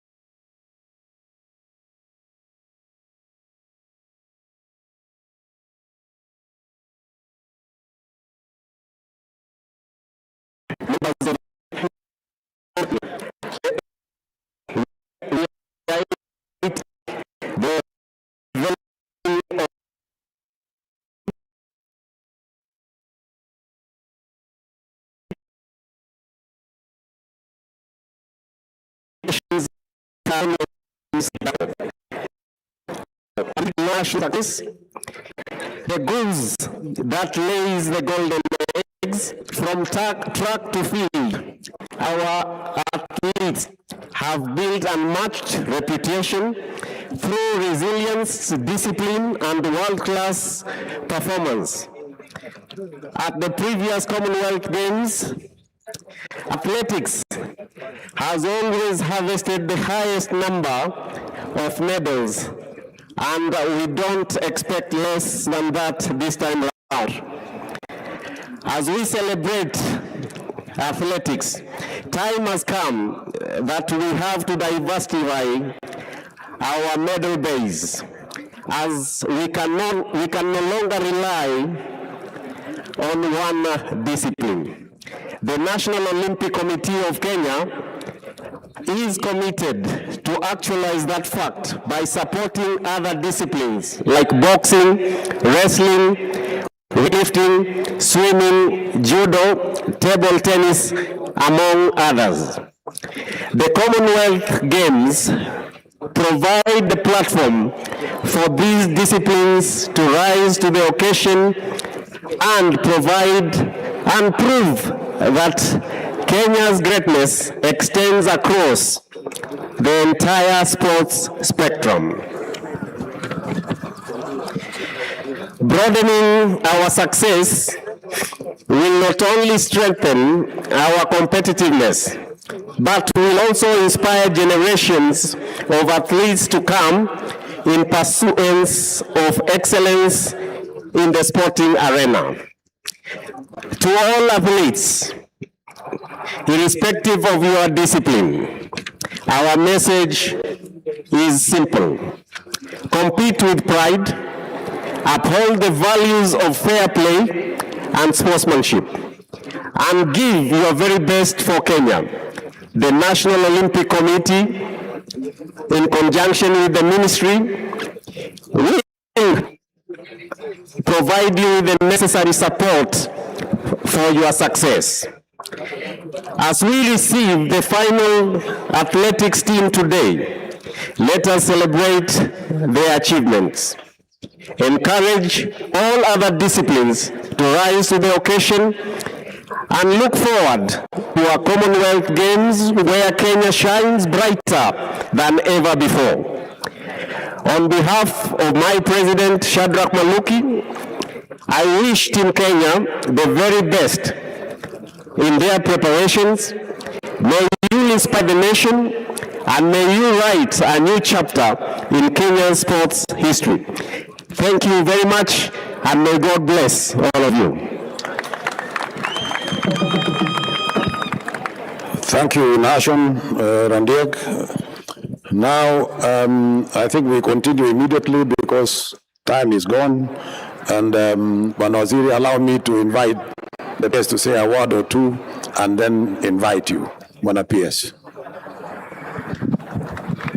Thank you, the President of Athletics Kenya, for this opportunity. Our Cabinet Secretary for Sports, or the Youth Affairs, Creative Economy and Sports, but now we're on sports. The sports fraternity, led by the AK, NOC. I know you had your other federations who had come to witness this selection. Our athletes, our Kenyans who have come to join us, including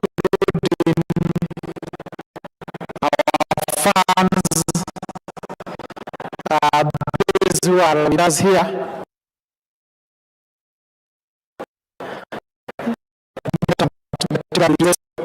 As well.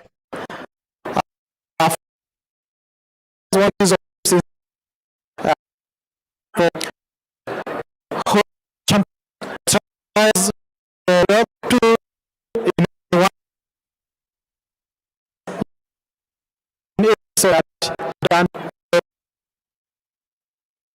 that has won in the national championships. Those who participated, next time there is an opportunity for them also to win, but also the team that shall represent Kenya at the Commonwealth Games 2026. And the officials, congratulations, and we wish you the best as you go to represent us. Don't want to take time. I want to invite my CEOs to come and continue. Thank you.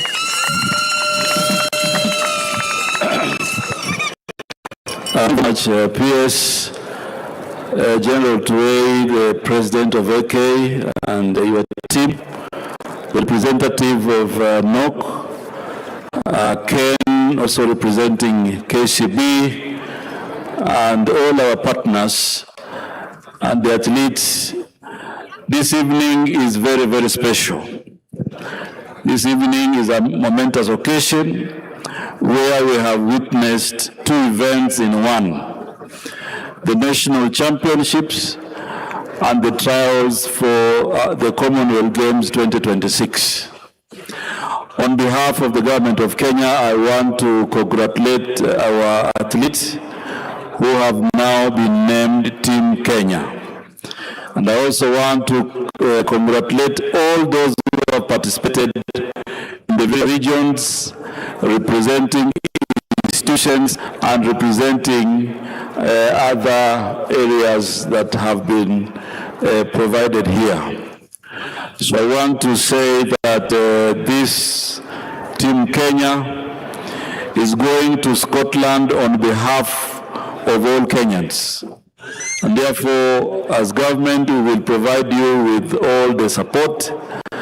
And from here, you will go to the camp, we will come to the camp, so that we can also discuss how we are going to inspire you, because Kenya is a big global sporting country, and therefore we want to be very impactful in Scotland. I also want to emphasize that the government of Kenya has committed to clean sports, and therefore we want to assure everybody that we will continue to strengthen mechanisms for anti-doping so that Kenya can continue to flag the flag can fly very high, and we can continue to win and also be respected across the globe. I know as we go to Scotland, this is just one discipline, but we are presenting 12. So in mathematical terms, this is 1 out of 12. So I want to urge all the other federations that are going to promote and select teams to represent Kenya in Scotland to do the selection in a very transparent and open manner.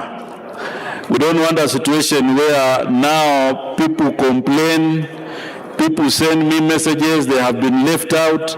The process of selection must be above board, because we want the best for our country.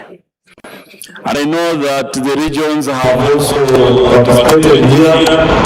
They may not have won. Some of them were number 10, number 8. I think the spirit of Kenya has been very, very clear here today, the unity in diversity. And as we go forward, that is why His Excellency the President has been deliberate on the investment in infrastructure. So that next time you come from Western and you want to compete, you have a training ground in Bukungu, you have a training ground in Masinde Muliro, and all the areas of our country, including Northeastern, where now we are putting the pattern in Wajir, so that we can provide an opportunity for every Kenyan, for every talent to be inspired, because talent is livelihood, and we want as government to continue that trajectory so that we can bring our best for our athletes. So I want to rally on Kenyans to support our team, because this team is representing all of us, and therefore we need to rally behind this team to succeed. So we'll support you. You are not alone. The officials that accompany the team, we will support everybody.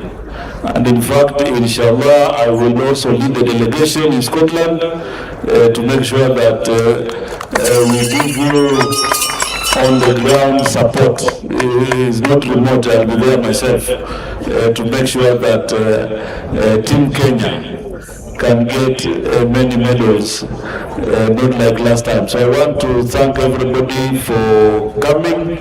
I also want to send my appreciation to our officers in KDF, in the National Police Service, the prison officers, and also National Youth Service, and all officers who also participated in this event here today. You have also proved that discipline is key to make a team win. And finally, I have my team here of the fans here and the media. I also want to say thank you very much. Without your support, it was not going. So I think I want to end there, but President, thank you much with your team and also the media for making sure that we have coverage. So on behalf of the government, we have now declared the team for athletics, and therefore we are waiting for the other 11. And I hope they will also bring their teams in good time. so that we don't have last minute, enrollment. So kwa hayo machache mimi nawashukuru sana na Mwenyezi Mungu awabariki. Asanteni sana. Asante. Asante sana. Asante sana Bwana CS. Now it's a photo session, very brief photo session. So all athletes, if you can do the second one. All athletes to the second one of the team. To the second one. To the second one. To the second stair. To the second stair.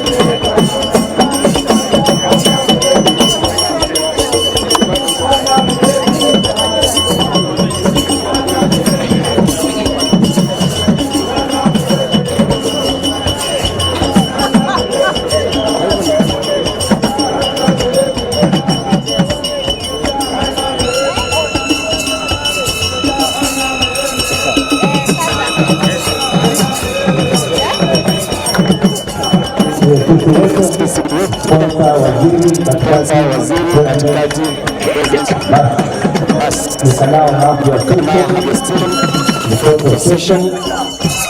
Kila mtu angalie cameras pale juu. Cameras, wherever you are, the cameras are watching you. Basi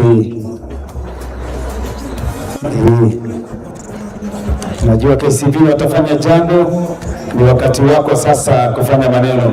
Team Kenya, simama hapo. Mwangi, uko wapi? Tunahitaji hiyo.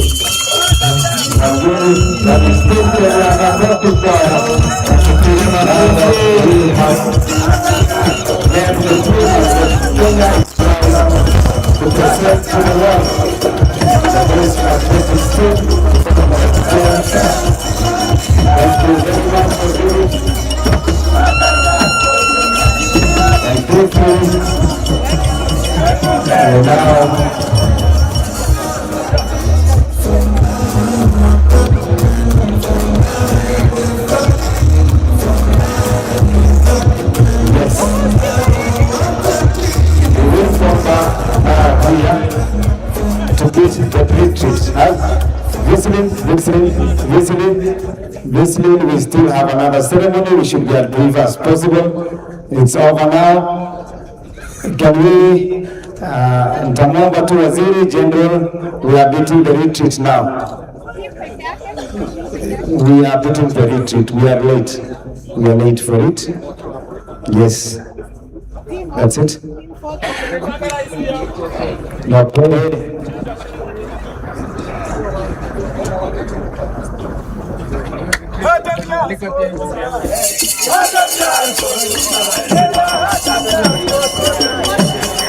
Basi waziri tutasimama tu kwa heshima ya bendi yetu itolewe nje.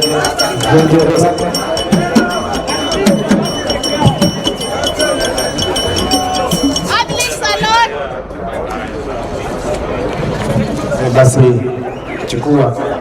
Asante sana, asante sana.